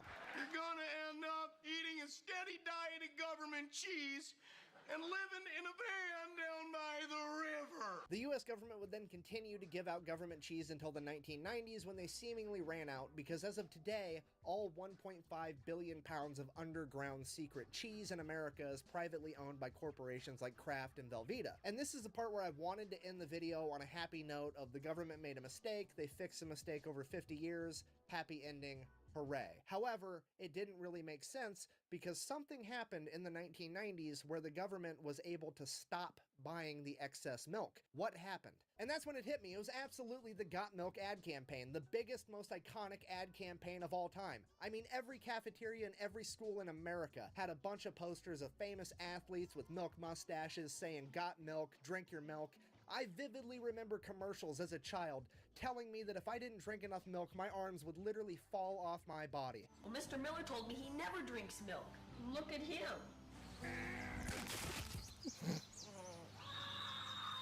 Oh, that's not good. No one believed me when I said milk was a Surely this is what conspiracy. inspired an entire generation of Americans to eat and drink more dairy products, right? I mean, yeah, probably, but looking back on it now as an adult, doesn't it seem just a little bit weird that it wasn't a particular company putting on all these ads? Like, if there wasn't one The company dairy profiting from industry. selling all this milk, where was all the money coming from? I mean, it almost The seems like sugar government launched a industry giant psychological saying they operation. I mean, ad campaign, just so that they could offload milk so they wouldn't have to keep contributing to their mountain of cheese. Well, I'm going to take this off now because that's legit exactly what happened. In 1995, the U.S. government created a nonprofit organization known as Dairy Management Incorporated, and their entire job was to get the American people to eat and drink more dairy products. Literally a cabal of individuals plotting behind the scenes to get people to eat more cheese. It's the cheesiest conspiracy of all time. And I'm not even kidding. Anything that has ever been sold or marketed that involved way too much cheese on it, this company is behind. Okay, they're the reason that Taco Bell started selling steak quesadillas. They were behind the Got Milk ad campaign. In 2002, when Pizza Hut had the Summer of Cheese event where they put way too much cheese on all their pizzas, this is who was behind it. In 2010, when Domino's almost went out of business, they gave Domino's $12 million to stay in business. mozzarella and then gave pizza them a bunch of cheese is so that they could bussin' put though. extra cheese on all of their pizzas. and that Gooey, was their entire yummy. proposition But I for really staying like in when business. I can really Hey, taste our the pizzas have tomato more cheese sauce on on them my now, so pizza. they're good. It is Otherwise, it doesn't taste absolutely good. insane. So I did it. I found the world's cheesiest conspiracy, but then I found leaked internal documents from DMI. And they Whoa. are the funniest fucking thing I have ever read in my entire life. I'm gonna go ahead and read one for you now. It's a letter from Pizza Hut to DMI regarding a meeting they recently had. July 6, 1999. Dear Greta, we wanted to express our thanks once again for a wonderful meeting last week. We appreciate your team taking Stuffed the time crust? to share some very Whoa. valuable information I'm and not creativity surprised. during our brainstorming What's session. this stuff? Everyone is very excited about the presentation you gave regarding DMI's available resources and cheese industry insights. We look forward to working together to develop many cheese ideas we've discussed. We believe this is going to be a valuable partnership for both Pizza Hut and DMI. Let's sell more pizza and more cheese! Exclamation point. Thank you again for coming to Dallas. We look forward to talking to you soon about our partnership opportunities. We will call you next week to discuss the next steps. Sincerely, Derek, Lord of the Cheese, and Lady of the Cheese. Even they know that this is a Is this fucking cheese joke. Why is this such a roleplay? joke? Is Well, it the because rats Dairy running the Management government? Incorporated, while it is a non-profit, they don't actually have to raise money for themselves like most non-profits do because they're also a government checkoff program, which means every dairy farmer in America is legally required, whether they want to or not, to send this company money so that they can advertise on their behalf. And their annual budget is like $140 million a year, with their CEO and top level executives all making right around $1 million per year. Okay, if you're not picking up what I'm putting down, I'm trying to tell you there is a group of people in America getting paid $1 million to convince Americans that cheese is awesome. Okay, that's like trying to fucking explain to Stevie Wonder what nothing looks like and getting paid $1 million for it. He already fucking knows that, okay? It makes no goddamn sense. Cheese is so fucking good. Oh, really? It's the one thing on earth that if you were allergic to it, we're not going to say you have a cheese allergy. No, you're lactose intolerant. We're not going to say you're allergic because we all know you're going to eat that shit anyways because the consequences are worth it. Am I upset right now? A little bit. Is it because I'm jealous? Uh-huh. It's basically selling ass candles to dogs and getting paid $1 million for it. It is the most I mean, ridiculously easy job you can eat on the really planet, aged and I'm cheese so and won't mad have that it's tummy not mine. problems if you're Anyways, I lactose guess if you made it intolerant. this far in the Unhinged TED Talk, in conclusion, the U.S. government banned alcohol in the 1920s. It set forth a ripple effect through time, and now some dude in 2023 has my dream job of making $1 million a year to convince people of some shit they already knew, and the US has 1.5 billion pounds of cheese hidden in an underground cave network. Fucking the more you know, I guess. Thanks for watching. Best way to support the channel is go buy some merch at FatElectrician.com. Okay, let's watch Out. I'm gonna go eat some fucking cheese. the most gangster politician ever.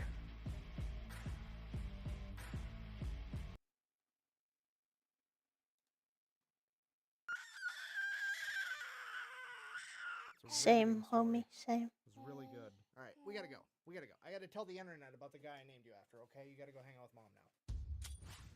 Today we're talking about the most gangster politician in American history, ladies and gentlemen, Cassius Marcellus Clay, aka the Lion of Whitehall. Whitehall being his family home that he grew up in Kentucky as the son of one of the richest slave owners in all of America. While going to college at Yale to become a lawyer, he would attend a speech from a famous abolitionist by the name of William Lloyd Garrison, and that speech would change the entire trajectory of Cassius Clay's life as well as American history. It is at that moment that Cassius Clay decided he was not only going to be quietly opposed to slavery, but that he was actively going to fight against it. He would be set down the path to become the most influential abolitionist of all time. Oh god, forgot to do the ad. Hold on. Sorry for bothering the video. Real quick, this video is brought to you by the biggest sponsor of the channel and my favorite sporting goods store, Shields. They've got over 30 retail locations across the United States and an even better online store that I'm going to have linked down below. And if you use my I can't code, you're gonna relate. get I'm not free American. shipping. I can't They've do got anything with everything you this. could imagine there. This is where I got this shirt. It's where I got this backpack. All of it was on sale. It was a great deal. Again, use my code down below. You're going to get free shipping. Back to the video. Oh, wait, hold on. It saddens I forgot me to mention sometimes to Muhammad see Ali's original sponsors name and was they're Cassius like Clay. Yeah, he was landlocked. actually named after this guy too. Anyways, back to the video. Bye-bye.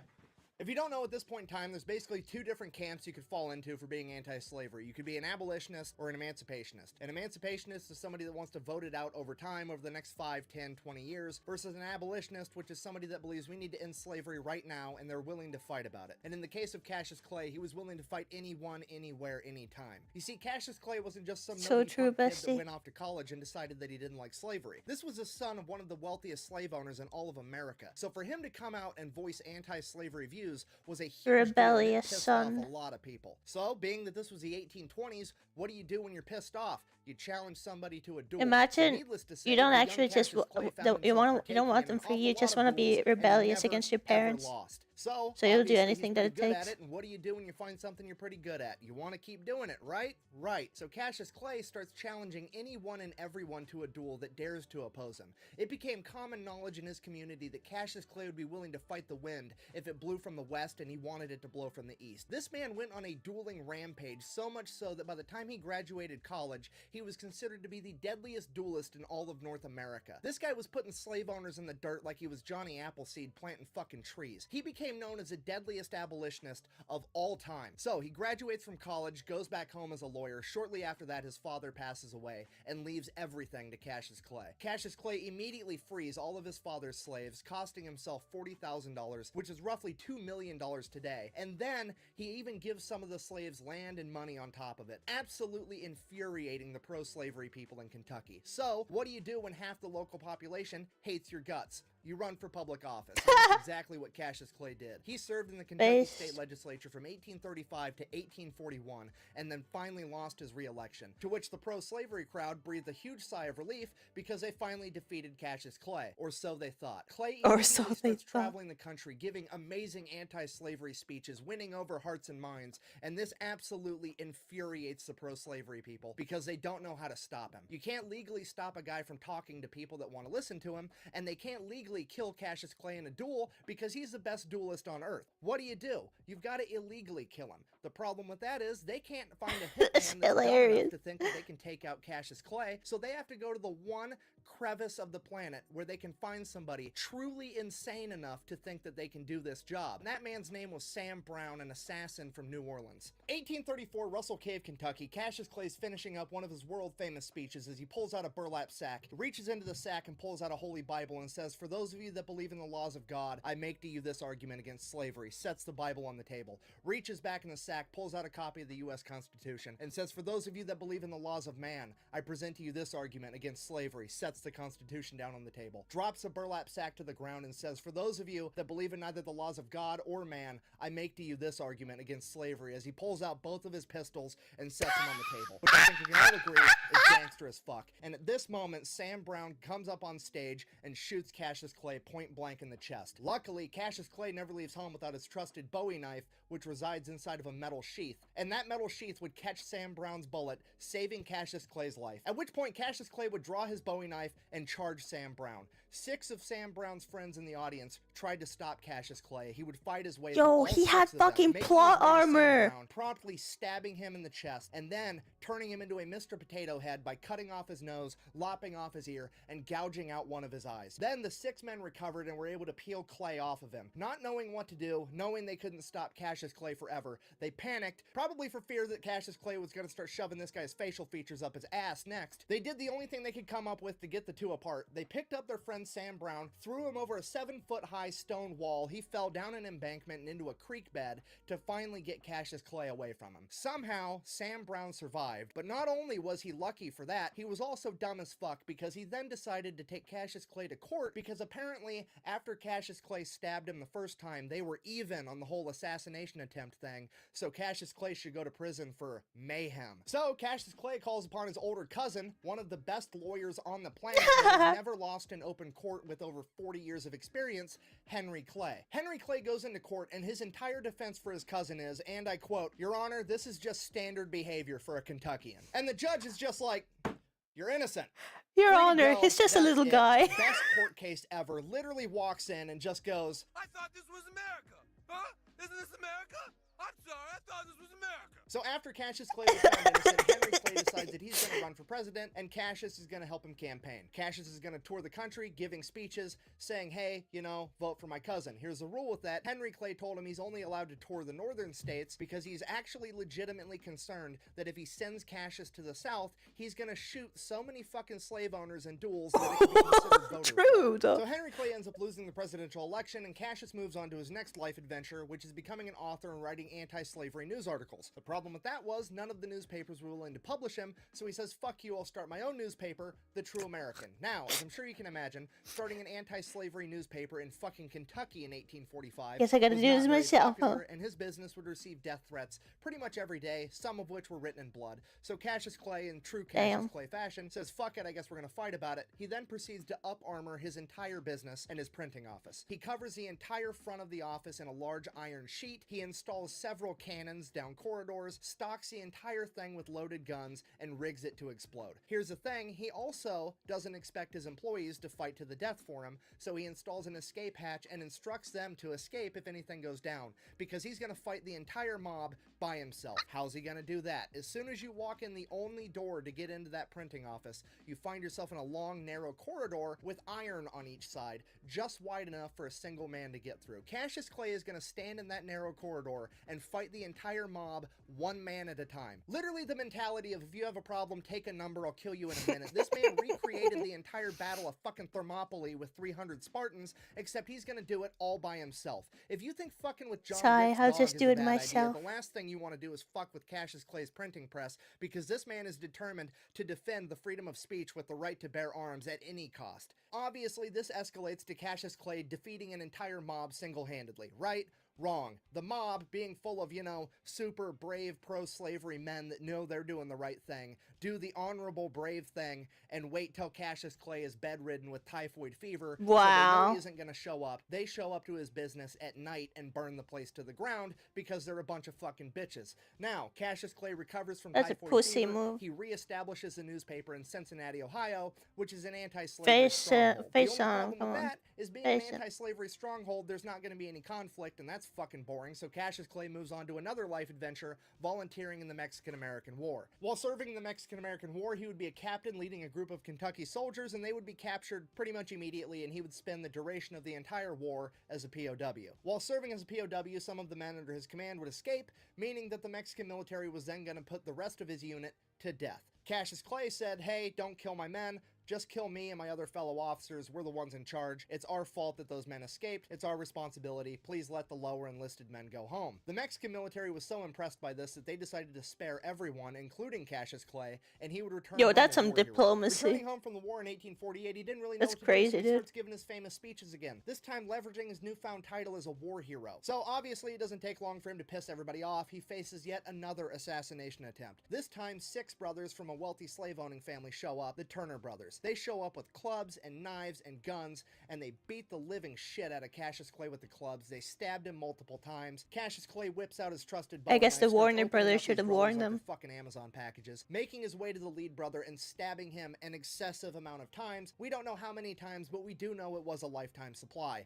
Killing the lead brother, ending the assassination attempt, Cassius Clay would fall to the ground, nearly dead, and this would be the closest anybody ever came Nearly to dead. actually killing Cassius Clay. When he was asked about it later on in life, all he said was, "I felt the utmost indignation," which translates to, "I was fucking annoyed." This man almost died from an assassination attempt, and he has the same attitude fair towards it that enough. I have towards fucking fruit flies, okay? This dude is so metal, he deserves his own spot on the periodic table of elements. Cassius Clay then makes a full recovery from his injuries, starts giving his speeches again. 1853, he donates a large chunk of his land to John Fee, who uses it to found Berea College, the first co-educational and multiracial college in the South.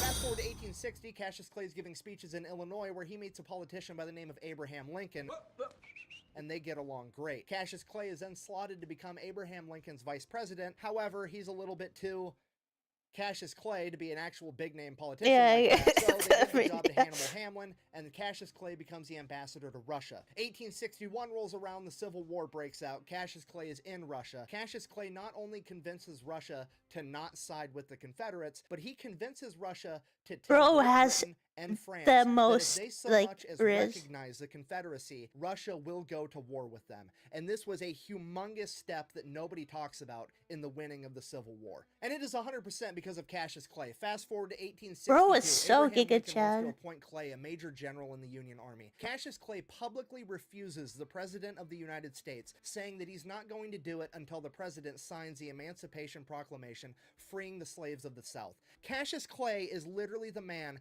that bullied Abraham Lincoln into He had prematurely so signing the much Emancipation plot armor. Proclamation before he wanted to. And nobody talks about it. Fast forward What if he again to was like a time 1865, traveler, the you Union know? wins the Great American Scrimmage, the slaves are freed. Cassius Clay has achieved his lifelong goal at the age of 55, bringing an end to slavery in the United States of America. He then goes back to Russia again to serve as ambassador until 1869, and while he is there, he helps to broker the The purchase shit of he Alaska. accomplished This man is is probably insane. the most influential person in American history that you've never heard of. After Yeah, returning why home from haven't Russia, I? Cassius Clay would live out the rest of his days in Whitehall I until probably the have age of 80 forgotten, to years be old, where honest. he would be declared clinically insane. In hindsight, most likely due to a severe amount of PTSD, as well as potentially dementia. He didn't die from it. He lived on for quite a bit longer. He just picked up a new hobby of fucking with the local sheriff because he was crazy now. Over the course of the next decade, Clay and the sheriff would have multiple run-ins that would be concluded when the sheriff and 7 deputies were repelled from Yeah, Whitehall. When Clay in the South, you utilized just his gotta get along with those self-defense crazy cannon old that he had at men. the top of his stairwell. At that point, the local sheriff would inform the local judge he will not be returning to Whitehall to tangle with Cassius Clay anymore. Better unless get the on their judge is good willing side to and the bad dispatch an side. entire company of the local militia to accommodate him. Then in 1900, 2 men would break into Whitehall, and Cassius Clay at the age of 89 would manage to kill both of them, one by gunshot and one, yet again, with his trusted bowie knife. Then in 1903, at the age of 92, Cassius Clay would die of natural causes, or as they called it back then, general exhaustion, which is the most gangster way on the planet to go General out. Literally just, exhaustion. I'm tired now. Peace. Bro, I'm And then tired. left. Eternal sleep. In conclusion, when it comes to famous historical household names, there's always another man or woman lurking behind the scenes in the shadows that's deemed too rough around the edges to be in the spotlight, yet they contribute just as much, if not more, to the movement. These men and women are willing to Based. do horrific things for terrific reasons. And when it came to Abraham Lincoln and the abolition of slavery, that man's name was Cassius Marcellus Clay, the most gangster politician in American history. Thanks for watching the video. Best way to support the channel is go buy some merch Actually, the at most gangster for you. thefatelectrician.com. Quack bang out.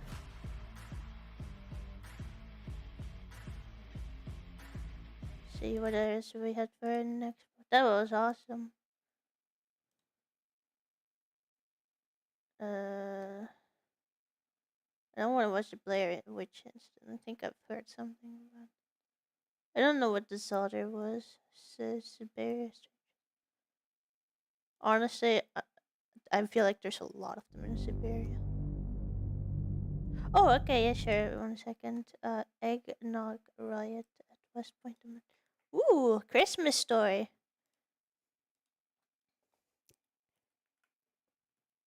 YouTube. Let's see. What the heck was that? What was that? Jesus Christ, the baby. Baby jump scare. Oh my god. It was the night before Christmas, and all the cadets at West Point got hammered, destroyed their barracks, and tried to kill several of their instructors. Today we're talking about one of the greatest military Christmas stories of all time, the West Point Eggnog Riot of 1826. But first, a word from our sponsor. This video is brought to you by the greatest sporting goods store retail location on the planet, Shields. And if you don't live near one, they have an even better online store that's got satisfaction guaranteed and price matching, so make sure to go check them out. And then, of course, we have one of our newer sponsors, PermaSafe. They are industrial strength disposable gloves. You can put like a gallon of water inside these things. They still won't break. That's quality jiggling right there. If you actually work with your hands, you need some PermaSafe rubber gloves, okay? You're just trying to get 40 hours on your paycheck. You're not trying to go home and give your wife a UTI. Keep your hands clean with PermaSafe disposable gloves. Now, you're gonna feel some pressure. I mean, back to the video.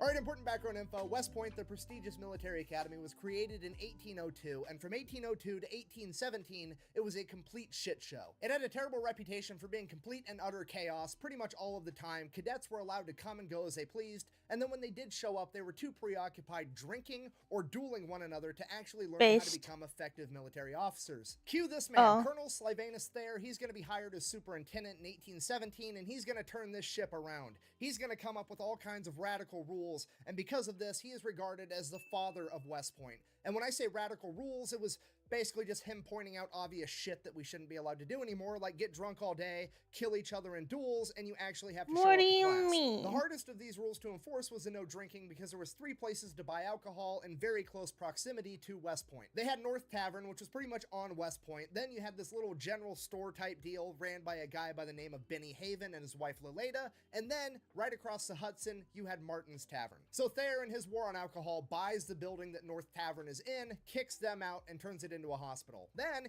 he instructs Benny Haven and his wife to no longer sell alcohol to any of the cadets. The only tavern left after that is Martin's Tavern, but that's across the Hudson River, so he just leaves a guard on sentry duty at the dock where the boats are 24/7 to keep any cadets from going over to that tavern. That's it. The alcohol problem is solved. Or so they thought, you see, because Benny Haven over here is one of the boys. He was a veteran of the War of 1812, so he keeps selling alcohol under the table, hush hush, to all the cadets. This goes on for a couple years, and then Thayer finally catches Benny and his wife selling alcohol, kicks them off the West Point campus, and the rumor is they are the only 2 people to ever receive a lifetime ban from the military academy. Now at this point, Benny and his wife have essentially lost their job and their home. Pretty much anybody would be begging for forgiveness and promising not to do it again, but Benny and his wife Leleda are the #1 supporting characters in this story because they decide that they're going to buy a fishing shack right on the Hudson River, outside of West Point, where all the cadets could get to them. Benny's new tavern, though, is only accessible from 2 different routes. You have to either get there by a boat on the Hudson River, or you have to crawl down a 60-foot steep cliffside that has stone stairs carved into it, meaning that it is treacherous for pretty much anybody, especially if you're drunk. And whether Benny intended it to be this way or not, this actually discourages pretty much anybody except for a bunch of cadets that are trying to avoid from being caught from drinking at his tavern. So his tavern is essentially just West Point cadets all the time. The only problem with that is that the West Point cadets don't actually make any money, so Benny decides he's going to give everybody a year-long tab, and he's willing to let them pay off their tab in barter, and the only thing he's not willing to accept is West Point military uniforms. He accepts everything else, including their shirts. Okay, if you're not picking up what I'm putting down, I'm trying to tell you that a grizzled veteran from the War of 1812 people in these standards like that right nowadays. West Point, and all the cadets can go there, get drunk, and pay for it with shit that they've stolen. I mean, strategically transferred to his location. So obviously all the cadets love this guy. He's probably the most influential bartender in American history. Any big military name from that era that went through West Point was friends with Benny Haven. Ulysses S. Grant, homeboys. Even Edgar Allan Poe is quoted as saying that Benny was the only congenial soul in that godforsaken place. So that's the deal. That's where everybody goes to drink and get their alcohol. It's from Benny Haven's Tavern, except for the 2 times a year where the cadets are actually allowed to drink on campus, and that is 4th of July and Christmas. Fast forward to 4th of July, 1826, all the cadets are drinking on campus openly because they're allowed to, because it's 4th of July, and they get absolutely hammered. At which point they decided that they were going to perform a snake dance. I have no idea what that is, but apparently at the end of it, they ran over, picked up the Commodore of West Point, Major William Worth, carried him off to the barracks because they liked the guy so much, they wanted to kidnap him so they could go drink with him. Because of this, Superintendent Thayer decides that they went too far and that there's just going to be no more drinking ever again at West Point. Fast forward later that year, December 22nd, 1826. It's almost Christmas, and for the first time since West Point's inception, the cadets are not going to be allowed to throw a Christmas party on Christmas Eve and have everybody get hammered on eggnog. So obviously they're going to do it anyways and just try not to get caught, but I mean, worst case scenario, they do get caught. What's really going to happen? Exactly. Nah, I don't think so. More like chewed out. I've been chewed out before.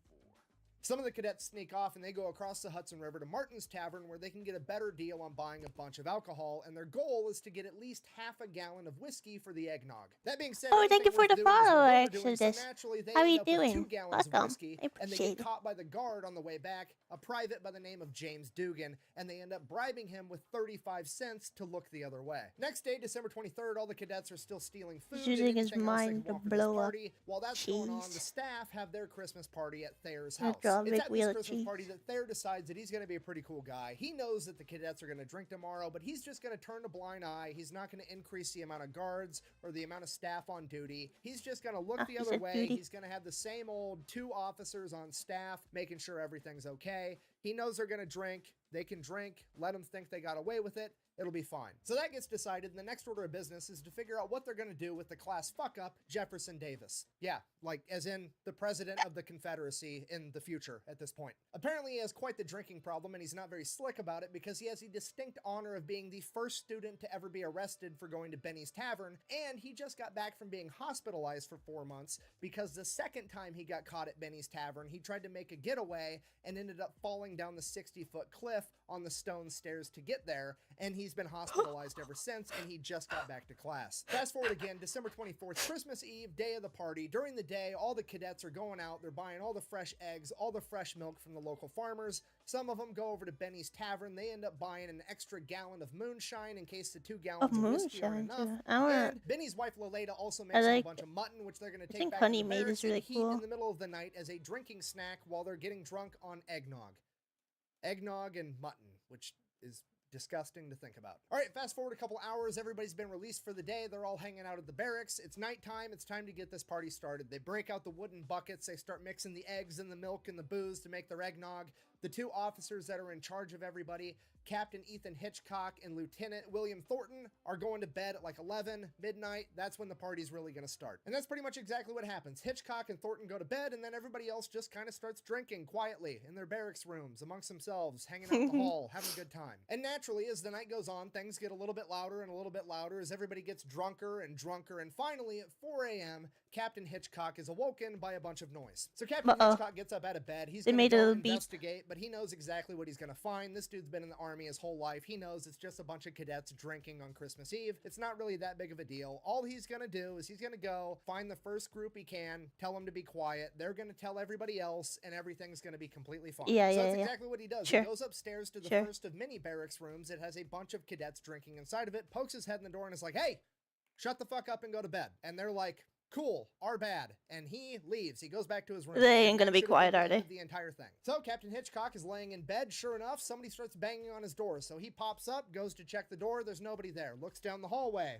Nobody there. Are they was weird. trolling him? Whatever. I'm gonna go back to bed. Lays back down. 5 minutes later, somebody bangs on his door again. Goes over, checks the door. Nobody's there. Looks down the hallway. Nobody's there again. Shuts the door, stomps on the ground like he's going to lay back down in bed, and waits there for like 30 seconds. Somebody bangs on the door again. He opens the door, and all he catches is the ass end of a bunch of cadets yelling, "Tally-ho, Hitch." Okay, now it's on. He was trying to be cool. You guys are being drunk assholes. Now there's going to be consequences. So he goes upstairs. He starts kicking in doors, chewing people out, writing down people's names. He gets to one room, 2 of the cadets try to hide underneath a blanket, and another guy tries to take his hat and cover up his face so he can't write his name down. The dude's under the blanket, he's like, take the blanket off, quit fucking around, whatever. They take the blanket off, he sees who they are, okay, cool.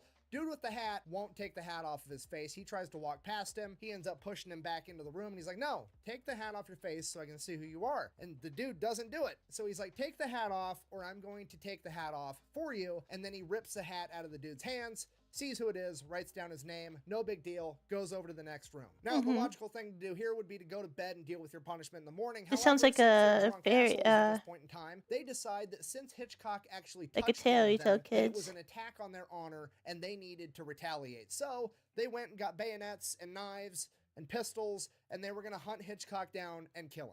Cut back to Hitchcock. He's making his way through the barracks. There's drunk cadets laying down in the hallway. It's a complete shit show. He makes his way into one of the bigger rooms. It has like 20 cadets inside of it, at which point he explains to them that because there's more than 12 of them, this technically constitutes as a riot, and starts reading them the riot act before informing them that they're all under arrest. Then, after placing all of them under arrest, he tells the cadet in charge of this like area or this room that he needs to open up all the foot lockers so he can find all the booze and get rid of it. And that cadet is like, no thanks, and he goes and lays down on the floor and falls asleep. At And this then he point, waddles fucking away. Jefferson Davis, the future president of the Confederacy, runs in, slams the door behind him, holding the door while looking at it, and is like, guys, hide the grog, Hitchcock's coming. And then he turns around and Hitchcock's right there, and he's like, oh. Damn. At this point, Captain Hitchcock looks at Jefferson Davis and is like, take your dumb ass to bed. And he's like, okay. And then he goes to bed, falls asleep. That's the rest of the story for him. Yeah. Captain Hitchcock literally just told the future president of the Confederacy that it's past his bedtime and he listened. This man is the biggest gangster in the entire story. Hi, Captain Harold. Hitchcock then turns Good around morning. to the 20 cadets that he was just Sunday chewing out, morning. looks at them. They look at him. He looks at them. He He looks looks at the at guy that me. fell asleep on the floor, not respecting his authority, and he's like, I have no idea what to fucking do right now. So he just turns around and he leaves. He walks away. And while all this is going on, How's your outside the tomatoes barracks, there's an going? active duty private that's on He's a sentry duty duty. over the night, and he's got a drum with him to alert everybody in case like there's a fire or somebody attacks, or he just needs everybody to Oh, wake yeah, up. your He has this grandparents. emergency drum. And a bunch of drunk cadets come up to this poor private and are like, hey, give me your fucking drum set. So they steal this private's drum set and just start playing. What? This ends up waking up the other What do you mean? officer, Lieutenant Thornton, who goes to investigate what's going on. Apparently at this point, the eggnog riot, mutiny, rebellion, whatever you want to call it's really kicked off, and the idea is spread that we're going to kill some of the West Point staff because Thornton is immediately stopped by a student that has a fucking sword. To which Lieutenant Thornton is like, what the fuck are you doing? Put the goddamn sword down. And the drunk cadet like grumbles something, throws the sword on the ground, and then falls asleep on the floor. Cut back to Captain Hitchcock, who has an angry mob of students hunting him, and he has no idea. He's come up on another room of cadets that have barricaded themselves into their room, and he's trying to kick the door down. And he finally kicks the door in, and one of the cadets pulls a pistol and fires, and at the last second, one of the other cadets hits the pistol up, and That then makes more hits sense, the I door think. frame right next to Hitchcock. And Hitchcock is like, holy shit, okay, things are getting out of hand. It's time to go get help. Cut back to Lieutenant Thornton, who just got done dealing with the cadet with the sword, and then he hears a gunshot, and he's like, what the fuck is happening right now? So he goes to investigate that, and on his way there, one of the cadets hits him in the head with a piece of firewood and knocks him unconscious. So Hitchcock makes his way out of the barracks. He's going to find help. He runs into Private James Overton because he was looking for him, and James Overton is like, hey, your cadets stole my drum set. What the fuck? To which Hitchcock is like, yeah, well, they just tried to kill me, Well, so how are your obviously things are out of grandparents? control. Why don't you go get the comm? Now, when he said go get the comm, he meant Commodore William Worth. However, the cadets that were off to the side overheard him, and they thought he said the bomb, and they took that as he was referring to the Bombardiers, which, if you don't know, West Point wasn't just a college at this point, it was also an active military base. And I'm on glad that to base hear that. was a bunch of bombardiers or artillerymen. And the cadets and the artillerymen absolutely fucking hated each other and had this huge rivalry, and in the cadets' drunken stupor, they took that to mean that the artillerymen were going to show up and start like shelling the barracks, or at least like try to attack them somehow. So they spread the word, and all the drunk cadets start fortifying their barracks for an attack. They're putting all the furniture in front of doors, they're breaking out all the windows, they're loading whatever guns they have, they're getting ready for an actual fight. It is at this point that Captain Hitchcock hears the bugle playing, meaning that it's time for everybody to wake up, or so he thought, because he turns around and realizes that a bunch of drunk cadets had stolen the bugle. bugle and we're playing it too. He then just kind of stands there for the next couple hours watching all the cadets fortify the building for an attack that's never coming as they Oh, he break did out more windows, painting? ruin a bunch of furniture, and then eventually Sending they all in get painting. quiet and pass out drunk, waiting for this attack to come that never actually comes. So then the real bugle does actually kick off, and all the other people start showing up. do you There's a have couple any of more barracks that weren't grandparents actually cooked involved. All treats? those cadets start showing up, the rest of the staff, Superintendent Thayer, and everybody is like, what the fuck happened? There's broken glass everywhere. There's mutton vomit all over the place. There's drunk privates out in the field with a drum set. Like, what is happening? So then Captain Hitchcock goes Hell over, yeah. talks to Thayer, explains everything that happened, and he's like, what do you want me to do? And Thayer, the What do dude you that got knows there, buddy? everything, like total hard ass, Cookies. he's like Grammy's totally in charge. cookies. Even he's like, The classic.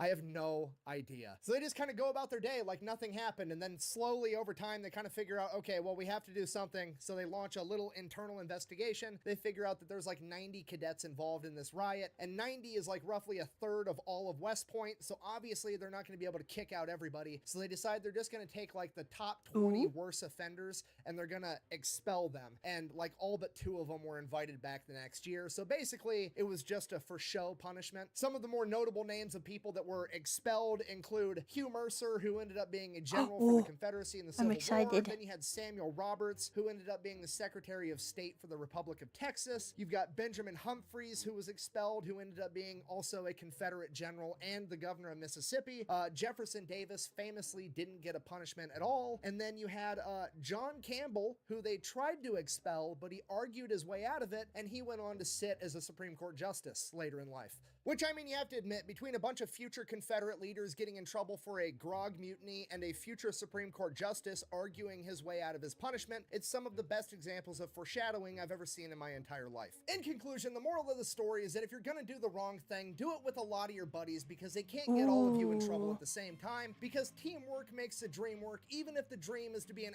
asshole on Christmas Eve. Thank you for watching. Best way to support the channel is go buy some The merch over uni at is like battlenutrition.com. kind of far away, is it? Christmas, Merry, whatever the fuck you celebrate, quack bang, out. I'm gonna go drink some eggnog. Eggnog. And Laleda even makes them a bunch. Yeah, I feel like that's what like the military was up wanting to to all say the time fucking back then. hummus. It's not hummus, it's Oh, you just want to fuck leave? is it called? Damn Fair it. enough. mutton. I hope you get Why lucky. am I getting mutton and hummus in my fucking Because honestly, finding like getting a place is a lot of luck usually. On August 5th, 1993, 7 hikers set out to the Kamar Daban mountain range. All but one would make it out alive.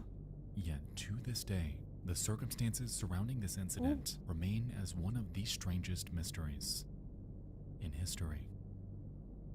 What happened on this mountain? Where is everyone? And why is the Kamar Daban incident so incredibly unsettling?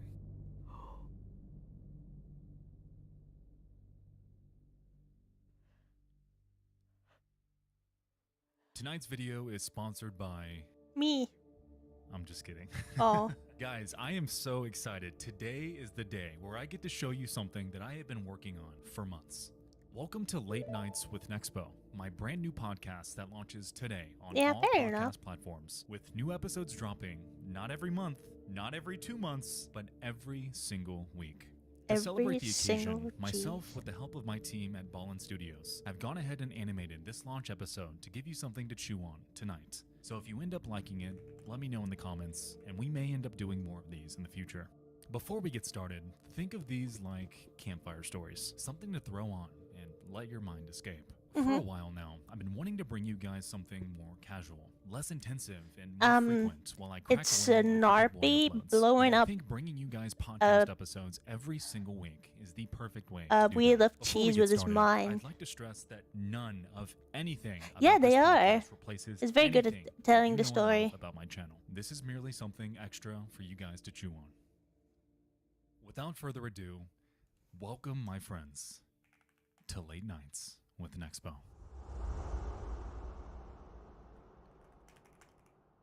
Siberia, August 1993. The river is freezing cold. Snow Exactly. melts from the Kamar Daban Bunch of mountain range, cheese wheels. which looms overhead. Your kayak cuts through the water, Does Seth take have in any the new fresh mountain air videos? and the rugged.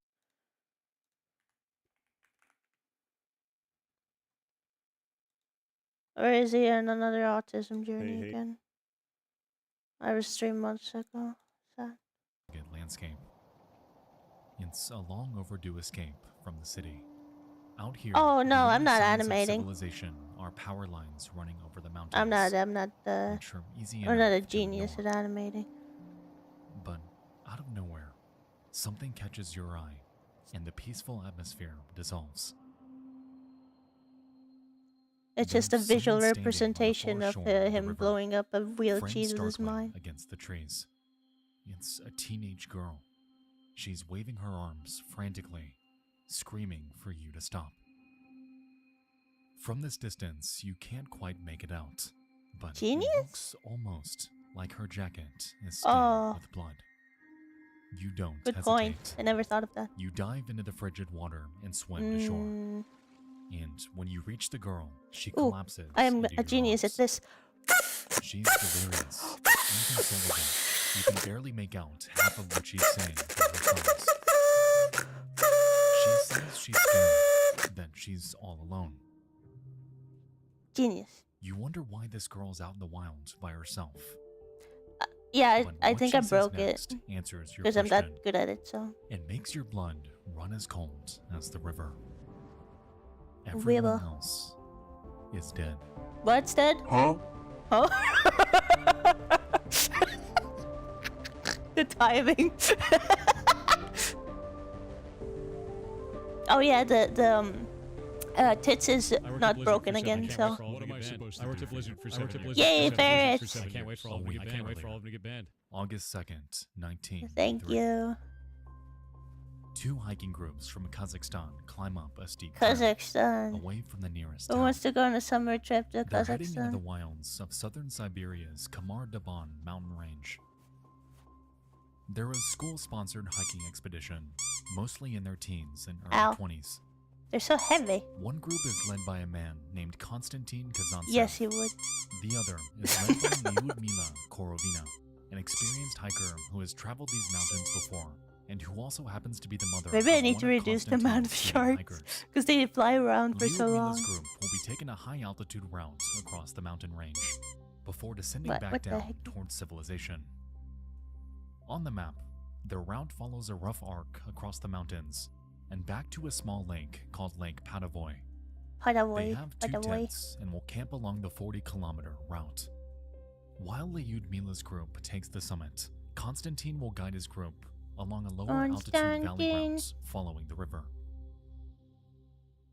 Despite the lower Perfect amount of elevation, sharks? Okay. Konstantin's group's route is technically the more difficult of the two.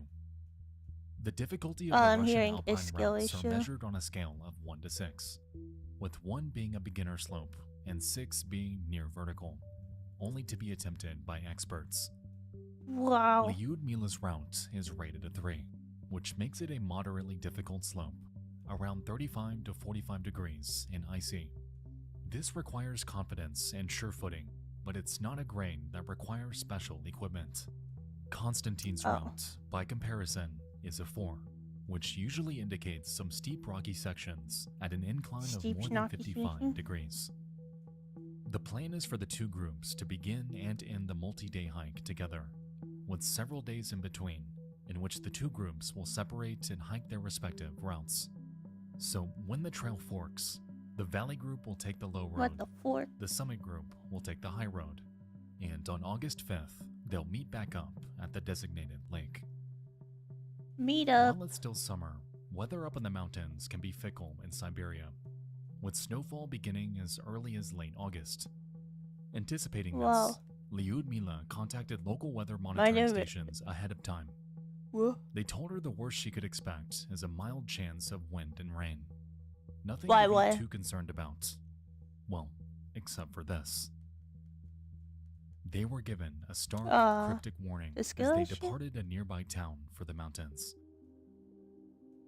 One of the locals urged the hikers to be careful, as wildlife in the area was behaving strangely, aggressively. No one could explain why, but something in the mountains was driving animals insane. Alphabet, yeah. And most recently, Bears I in the like that area word have for been it. witnessed throwing themselves in front of trains. And I'm Demo. Lyudmila and Konstantine's groups arrive at the fork in the trail. Lyudmila does a quick head count of her 6 students: Sasha, Dennis, Timur, Victoria, Timur? Tatiana, and Valentina. Timur. They're all here, all ready to go. The Let's groups say frickin' goodbye go. for now and part ways. Following her map, Lyudmila guides her summit group along a river through a nearby pass. Before long, their group is walking uphill at a steady pace, through the trees and into the mountains. So far, the weather is favorable. Warm Should I get summer him, make him air. like, Lyudmila's relieved that the weather forecast remains accurate, as there are some inexperienced hikers in her group. Lyudmila, aware that her group must keep up their strength, insists that they eat 4 times a day. I think including that the snacks during autocorrect may rest say, stops. say more about you She than me. knows that some people think of her as hardened, a survivalist drill sergeant for her students, pushing them to their limits. But This in cat her is own soy mind, facing. the safety of her hikers is always her first concern. They're making good time Warm. and are able to summit the first ridge ahead of schedule. Even the least experienced hikers, the 24-year-old Tatiana and the 16-year-old Victoria, manage to keep up. For both of them, it's their first grade 3 hike, a major milestone of any aspiring mountaineer. For now, the summit group is riding high. For now. But they know a lot more terrain awaits them over the coming days. And something else awaits them. Something they can't possibly know about. Because they're miles from any remaining civilization. Huh? The winds and weather forecasts for Kamar Daban are shifting. And it's clear. Lovely. Elaborate? August 4th. I don't know. 2 days. You into type the hike. out about Democrats, I guess. Lyudmila's early confidence starts to wane. The group reaches a treeless alpine zone, and here their fortunes turn. The weather Fortune? sours. Heavy rain and wind whips and tears at the 7 hikers. Visibility The evil is hacker poor, group called and the Fortune. temperature is dropping rapidly. Their progress slows to a crawl. Lyudmila clutches onto her map like a lifeline, making sure that they stay on the proper path. One of the worst things that can happen in these conditions is to stray off course and get lost. Get lost. Lyudmila knows her students won't make the ridge before nightfall, and so she barks orders through the raging wind, Bark? instructing the group to make camp. The students spring to action and begin setting up their tents in an open, flat area about 2 miles above the tree line. It's exposed, but Lyudmila reasons that they had better play it safe and not push themselves. She urges her students to forage before it gets too dark. Keeping their strength up Forage is these important, nuts. and there's no telling how long they're going to need to wait out the storm. The group manages to find deposits of golden root in the area, and they hurriedly They found gather as deposits much of as gold? they can. We're It's rich. rich in minerals and nutrients, a perfect supplement to their cache of supplies. Once camp is set up, they cluster into I 2 know, tents right? for the night. One for the boys and one for the girls.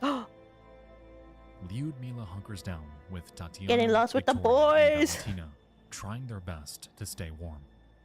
Outside, the temperature Girl plummets dinner. and the rain turns to snow.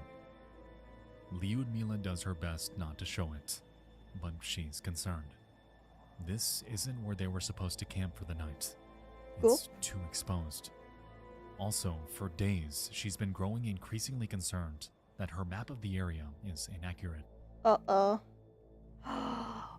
They have been At the summit, known as Tatran's infiltrated. Peak, They were there would be a false sturdy structure and information. firewood waiting for them, but Lyudmila can't tell how close they are to it. She decides that it isn't worth the gamble to try and reach a wooden structure that may or may not actually be where her map claims it is. As of now, Yeah, chill out, the students Ludmila. are shivering.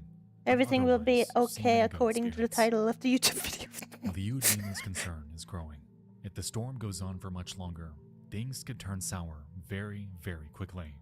But even still, she puts on a brave face for her students. She's been on worse hikes than this, and they all know it. It's her confidence and experience that gives courage to even the least experienced hiker, even if it's all for show. All for show. Meanwhile, far below, Constantine's Valley Group is having a perfectly pleasant time.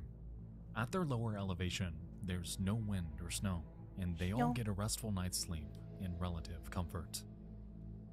On August 5th, they arrive at Lake Patavoy, right on schedule. The small lake is the agreed-upon rendezvous point where Constantine's Valley Group and Lyudmila's Summit Group are to link back up. But there was no sign of the Summit Group when Constantine arrives. So he tells his students to unshoulder their packs and to relax a while. They can wait. They can wait. That'll be fine. One of Trust the me, bro. members of this party is Natalia Korovina, Lyudmila's 16-year-old Why do I find about daughter. this now? She takes off her backpack and helps the others set up their tents. She isn't concerned about her mother's tardiness. She understands better than anyone that Lyudmila is a cautious person. Plus, the Summit Group has several inexperienced teenagers. She'd want to make sure her group is safe before moving on. I don't When they're think I finished want to setting hear up that the sentence tents, out of she starts context. to wander along the lake shore, looking up at the Kamar Daban Mountains. From the lake, she doesn't have a direct view of where her mother Double would cheese. be. Would- but Another she cheese. notices something strange Another about the cheese. trees in the distance. They aren't standing Another upright, cheese. but are at an angle. I don't want to hear They've been experienced smoothed over teenagers. by an enormous comb. Combined with some scattered clouds, I just know around they the would blow peaks, me up with a she pipe assumes bomb. that means there are pockets of bad weather at the high altitude. Lyudmila and her students might be getting some rain Oh. and wind, which is Teenagers are concerning, very good at but making nothing pipe she bombs for hasn't some handled reason. Before. Says me. Suddenly, I was taught how to make a pipe Natalia bomb at stops school in by her a tracks. teacher. Then I A forgot set of about it. eyes are But I'm sure staring all at the her teenagers from the know now. foliage So nearby, unblinking. It's a moose. Natalia's mouth falls open, and she wants to call the other hikers. But then she again, the doesn't. teacher got fired because he Mooses was trying to always hit a steer clear kid. of hikers, So but I for don't some know. reason, this one isn't intimidated by their presence at all. In fact, there's an almost aggressive air to its posture. It's Posture. an Chat. unsettling encounter, and that's when she remembers what the people in town told her about the bears in the area. Bears? Something isn't right. Like the gay ones? And the animals can feel it. Slowly, she backs away. The moose boldly stands its ground. Moose? Natalia returns to her group and tries to put the moose out of her mind. She reminds herself that animals Bear in sometimes mind. behave strangely, just like people do. She'll have to remember to tell her mother about this. I'm gonna tell mom. A day passes, then another. The moon begins to shift, and concern sets in. There's a chance that the Summit Group isn't even on the mountain at all. Maybe when the weather got bad, they retraced their steps and went back out the way they hiked in. Yeah, Or perhaps they moose, hustled down to the rendezvous point early and continued on before They the Valley are, Group arrived. But then not again, something you could maybe win in a not. fight. The uncertainty of it all weighs heavily on them, especially Natalia. On the second night, she dreams about Car her mother. insurance hates them. In this dream, Lyudmila speaks directly to her, telling her that she can't get off the mountain. Why did he say Natalia mountain like wakes that? in shock and has difficulty sleeping Mountain. the rest of the night. Thoughts and fears about her mother's safety keep her awake. She tries to tell herself that she's just being silly, that her mother's Oh, group wait, I is don't so think it's late native simply English. because Lyudmila is Maybe being that's why. cautious about the weather. But after 48 hours, these excuses ring more Whoa. and more hollow. At breakfast, she tells Is she Constantine French? about her I don't dream. think so. She pleads with him to go back up the mountain and search. It is a grade 3 hike after all, and they don't need special gear. Constantine is sympathetic to her concerns, but reminds her that they only have enough supplies for their full trek. They don't want to double back in search of Lyudmila, only to run out of food and put their own hikers at risk. He's reassuring, His oral firm, farming. a good leader like her mother, and so she Wait, that's accepts way his too big. reasoning. They're skilled hikers, sure, but they're not a professional search and rescue team. Soon after, they reach their final destination, a small town. Final on the destination shores of the mentioned. enormous Lake Baikal. But a cloud hangs over their arrival. because there's no sign of Lyudmila's group here either. Eh? Natalia is beside herself now. They came together. 49 Were messages? supposed to leave together. Lyudmila even has train tickets for the whole group. What's happening here? Natalia doesn't know what to do. She's Harold, did you just get always yourself looked banned for somehow? strength, confidence, and this uncertain danger. Oh my god. solution. Stream Elements, you have autism. Constantine's eyes Let me return fix to the that. high peaks looming in the distance. He begins to fear that he's made a terrible decision. Why that'll why haunt does he him even for have the rest of his permission to do life. that? Oh my god, I don't What think I on can earth, show he this. wonders, is happening up on the mountain. But you guys can listen to it, so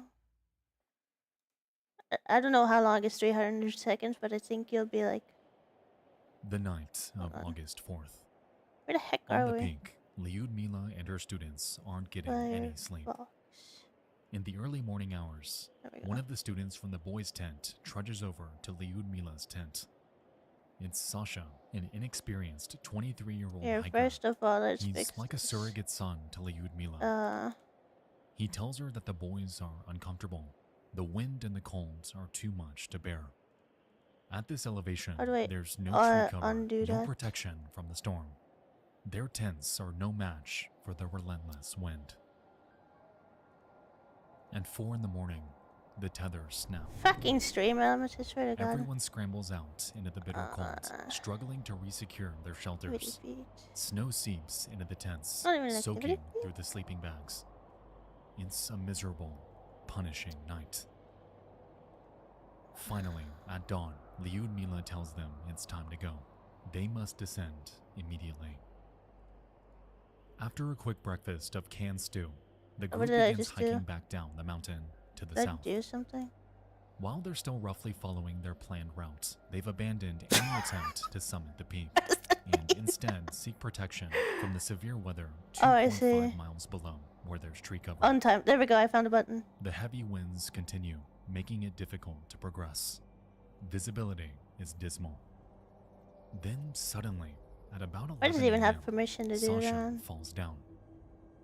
The other hikers help him to his feet, but soon he collapses again. He's starting to fall behind. Lyudmila Why did it hangs back delete to all help the him, messages, telling the other man? hikers to go ahead. She and Sasha will catch up. Settings. The 5 other students comply, grabbing onto each other to stabilize themselves against the wind. Like a phalanx of Roman soldiers, they make their way slowly and deliberately down the mountain. They're making progress, and the tree line is beginning to feel achievable. But soon, they hear Lyudmila's voice shouting from behind them. She's screaming for help. Leaving the phalanx, 17-year-old Valentina rushes back to help their leader. She arrives to find Lyudmila crouched by Sasha's body, despondent. The young man who had been complaining of cold mere hours before isn't moving. Valentina looks closer, and she sees that his eyes are vacant, staring off into the distance. Sasha is dead.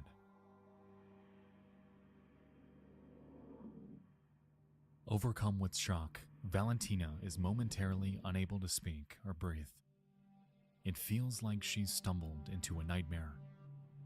But the nightmare is only beginning, because a moment later, Lyudmila collapses as well. The other students see her go down, and panic sweeps through the group like a wildfire. The phalanx breaks. Valentina looks on in terror as chaos breaks out. Everyone is screaming, flailing, but Okay, I not because fixed they're it. afraid. They're all in pain. Valentina's fellow students are bleeding from their ears, Valentino. eyes, and noses. They're foaming at the mouth. This doesn't make sense. None of it makes sense. A couple of them are tearing at None their of this clothes makes sense. frantically, madly. Valentina has never seen anything like it. And suddenly, to her shock, more of them begin to collapse to the ground, one by one. Valentina tries to pull Victoria to her feet, only for the girl to rapidly bite Valentina's hand. She tries again, pulling the convulsing girl down the mountain with her.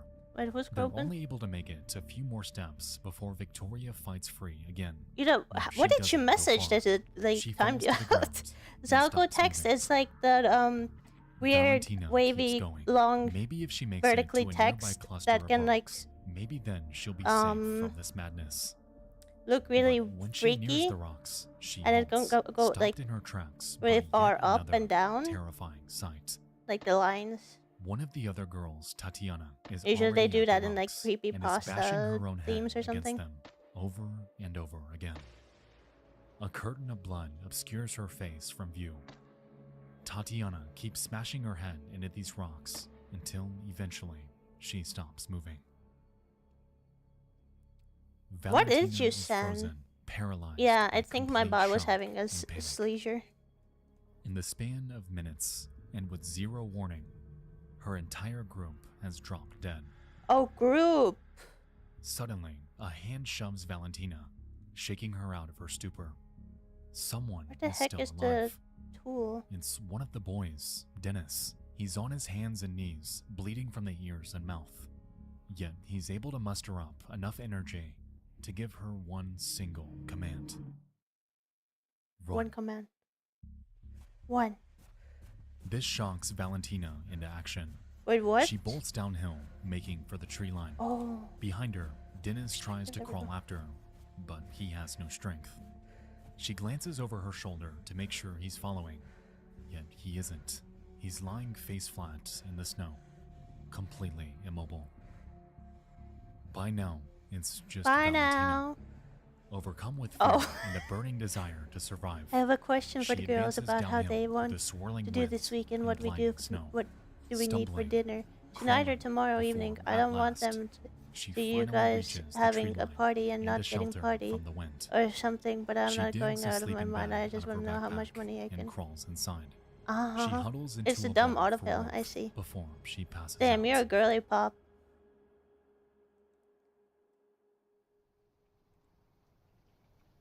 A day later, the weather subsides.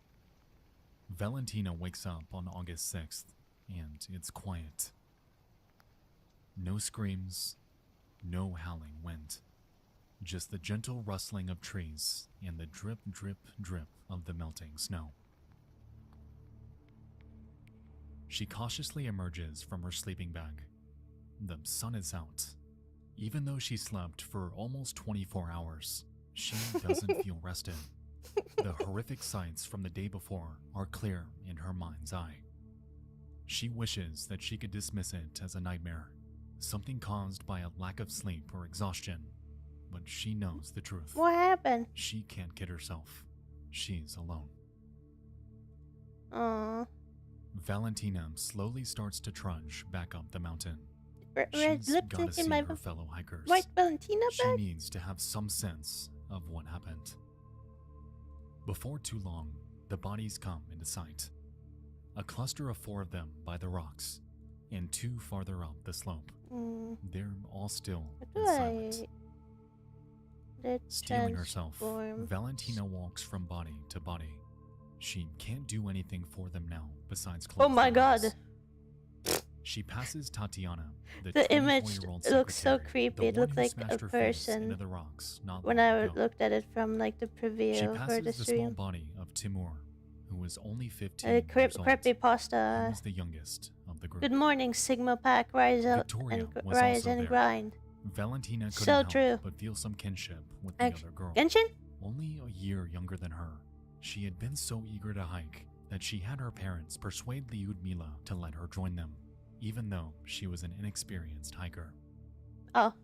It breaks her heart to see Dennis, the boy who saved her, lying on the slope. If he hadn't Damn. told her to run, she might have died there as well. Once she's closed So all what her eyes, happened? Valentina does her best to cover the bodies with one of the tents. She gathers whatever supplies she can from their packs: food, Lyudmila's map, and a compass. But as it Compass. turns out, the map and compass are of little use, because Valentina is lost.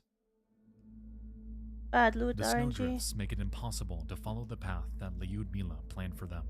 They were less than halfway through the 40-kilometer route, and Valentina doesn't want to risk hiking over the snowy peak alone. Instead, she decides to head back down in the general direction their group climbed up. She needs to get to a more reasonable altitude as soon as possible. As she continues her descent, a promising sight greets her eyes. Thin cables running above the treetops, power lines which run to the nearby peak of the mountain. Making her choice, she continues walking, her eye on the power lines, trusting that they'll show her a way to safety. After all, when there's power, there's bound to be civilization. True. Even though it's entirely downhill, it's an arduous journey. Her supplies wear thin fast. She eats a dried golden root, foraged by the group several days before. It's rich in minerals and keeps her going. Her home feels impossibly far away in these desolate mountains, yet one thought pushes Valentina forward. The thought of her home back in Kazakhstan, the thought of her family who had trusted Lyudmila to bring their little Valia home safe. Yeah, that's the Valentina mystery. has to survive to see them again. Like, why they gatekeeping She this info travels from us right tower now? to tower, pausing Like, to what catch her happened? breath, What is that but he whispered to never her? stopping. She treks for 4 Was it my guess that they were infiltrated and they were fed false information for the She map, collapses and inside, then he grateful for figured the it out shelter. or something, But she's on her feet the next day, and she has to determined report not back to for die alone duty, in the mountains. and it's important She or doesn't something. notice when she catches a cold, but she can feel a fever eating away at her. Because they did Has to mention that pause she every said so that she often felt to like allow herself to cough. the map was wrong or At something. lower altitude, there's less snow, but aside from the cabin, she hasn't seen any civilization, not a town or even an outpost. Uh-oh. Because of this, doubts begin to eat away at her. Perhaps she should have tried to retrace her group's footsteps Nah, instead, bestie, keep back trying. to the town they started out from. Finally, Valentina reaches a river. This gives her some hope. Many of the rivers in the area flow from Lake Baikal, which is where they started their trip. She follows the rocky shore, heading upstream. Probably in hopes that satanic someone cult will see her. back then. I don't think so. Eventually, by the grace of God, someone does. Oh. On August 9th, 1993, tourists from Ukraine cross her path. One What? of the tourists, Alexander Kvitnitsky, sees her and swims to her side. Valentina has done the impossible. She survived. When she's rescued, she is incoherent and is only able to give local police a scattered account of what happened. Nevertheless, while Valentina is sent home to her family, a search effort's mounted to find the bodies of her companions. And what rescuers find defies explanation, even to this day. Whoa. So, what? Don't leave me hanging, man. It's not nice. August 24th, 1993. Helicopters fly over the peak of the Kamar Daban Listen mountain emote? range. What do you They've mean? been searching for weeks, trying to locate the missing group of hikers from Kazakhstan. Finally, someone sees something, and the helicopters descend. They found the summit group's final campsite, and with this, the bodies. The snow around the peak has melted, revealing a gruesome sight. After 19 days of exposure to the elements, their bodies are in poor condition. The tent that Valentina draped over them couldn't prevent them from rotting. None of the bodies have eyes. What? And worms writhe in their empty sockets. With increased visibility on the mountain, rescuers are able to see that the hikers died only a few hundred feet short of Titran's peak. A wooden tower is indeed there, which would have protected them against the elements far better than a flimsy tent on the side of a mountain. Why Lyudmila hadn't fought to get there safely puzzles the search party, even as they gather the unfortunate victims. More puzzling is the fact that they find only a single can of stew by the campsite. Nothing else, no other food, not even a candy bar wrapper. How the fuck is a satanic cult surviving there? That this group was underfed and needlessly exposed to the elements. They zip up the bodies in bags and load them onto the helicopter. The smell is unbearable as they take them back to be autopsied. The bodies True. are found to be protein deficient and malnourished. The leader of the search party, Yuri Golias, has seen enough. The can of stew, the hazardous placement of their campsite. To him, it's no mystery what happened to these kids on the mountain, and he knows exactly who to blame. Lyudmila herself. Yuri is familiar with Lyudmila and has long believed that she mistreated her students. Based on his previous encounters with her, Yuri claims that she often pushed her teenage students to their limits, including underfeeding them and not providing them with proper clothing for the elements. Do you think she ate In those Yuri's eyeballs? mind, there's no doubt that Lyudmila's poor leadership contributed to the deaths of the group at Kamar Daban. Even I further, he mean, claimed that he wouldn't put it past Lyudmila she was given the to wrong choose a map, poor campsite or in something was order wrong with to, the map, quote, so she's not toughen her entirely students to up. blame for that. But even still, not everyone agrees with Yuri's assertion. Valentina, after years of silence in the wake of this horrific event, spoke out in support of Lyudmila Korovina.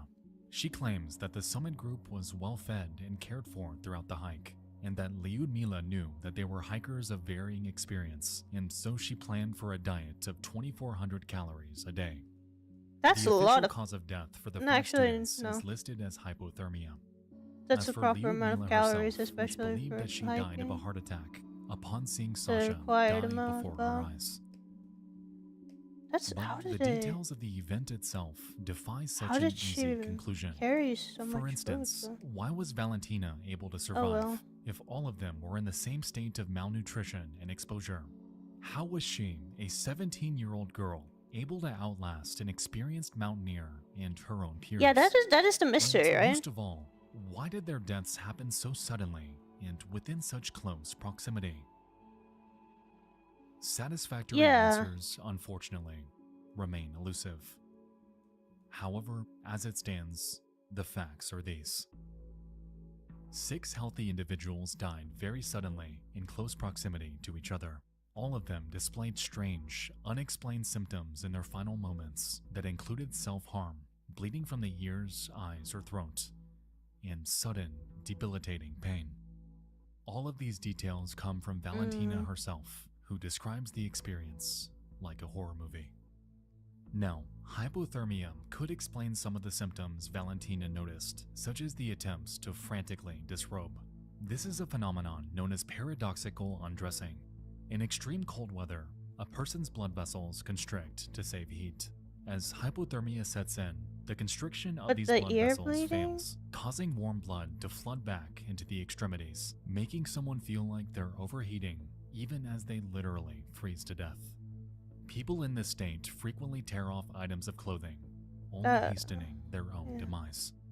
That's But true. smashing your own head into rocks, sudden, Good luck. Have a good inexplicable bleeding, hunk shoot me, neither me, of me. these are symptoms of hypothermia. Bye bye. Nor should they be contagious in the way Why that did they it seem sound to like be a narc? among Lyudmila's group. Another theory is that these hikers suffered from Why did it sound like altitude that? sickness, which can trigger any What? What am I tripping on here?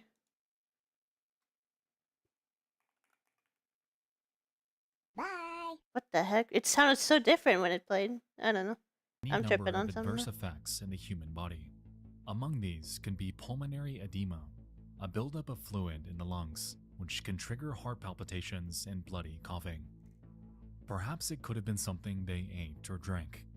The strange behavior that Valentina witnessed could have been caused by a poisonous plant that the others had consumed and she had fortunately avoided. Or perhaps contaminated water was the culprit.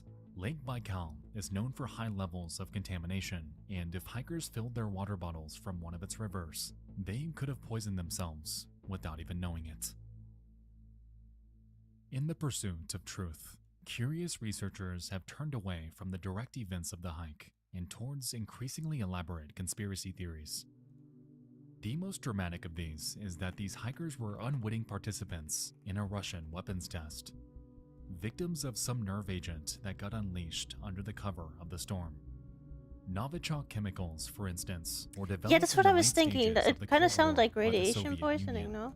Phosphorus-based and designed to be undetectable, they cause disorientation as well as foaming at the mouth and can be administered in aerosol form. A similar, if slightly outlandish theory assumes that the sudden hysteria and death among the group was caused by infrasound. The term infrasound refers to low-level frequencies that can occur naturally, emitted by geophysical But how did she phenomena. survive that? These sounds, while not audible to the human ear, can be felt by the cochlea in the inner ear, causing extreme discomfort. In certain extreme conditions, infrasound has been known to cause sudden sickness and even death. At certain frequencies, it's theorized that these sounds could cause the internal organs of someone to vibrate, causing internal damage. But even still, Yeah, exactly. How did she what could have survive? caused these sounds? Why Someone would they have affected explain me that. only 6 of the 7 hikers? Every single theory inevitably runs up against the central question of this entire incident. How did Valentina Yeah, survive? exactly. How? When a journalist asks her And how it's she not managed right to to live blame when her. the others didn't, her answer is simple. She was in very good physical condition. She lived on a farm her whole life and was used to high altitude and strenuous exercise. True. High But altitude this might explain description it, could but apply to any one of the hikers present. yeah. Even the youngest member of the group, 15-year-old Timur, was an experienced outdoorsman. The only But the hiker high with altitude? questionable experience was the 16-year-old Victoria, who had previously suffered from fatigue on easy hikes. There just has to be something missing. Some detail that got lost in the noise of Valentina's trauma. What did he and the whisper to punishing her? weather. But if there is a key that helps us understand what happened at Why aren't we Kamal, mentioning that? it seems, unfortunately, to have been irretrievably Was it that just that lost. she needs to run? Is that all Like he the said? dead, the mountain keeps its secrets. And if there's one thing to Mountains take are away scary. from all of this, their campsites will forever hold a mystery.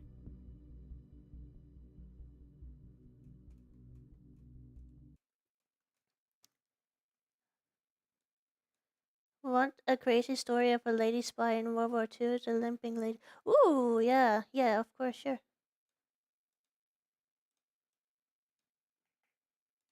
There's some crazy shit going on back then.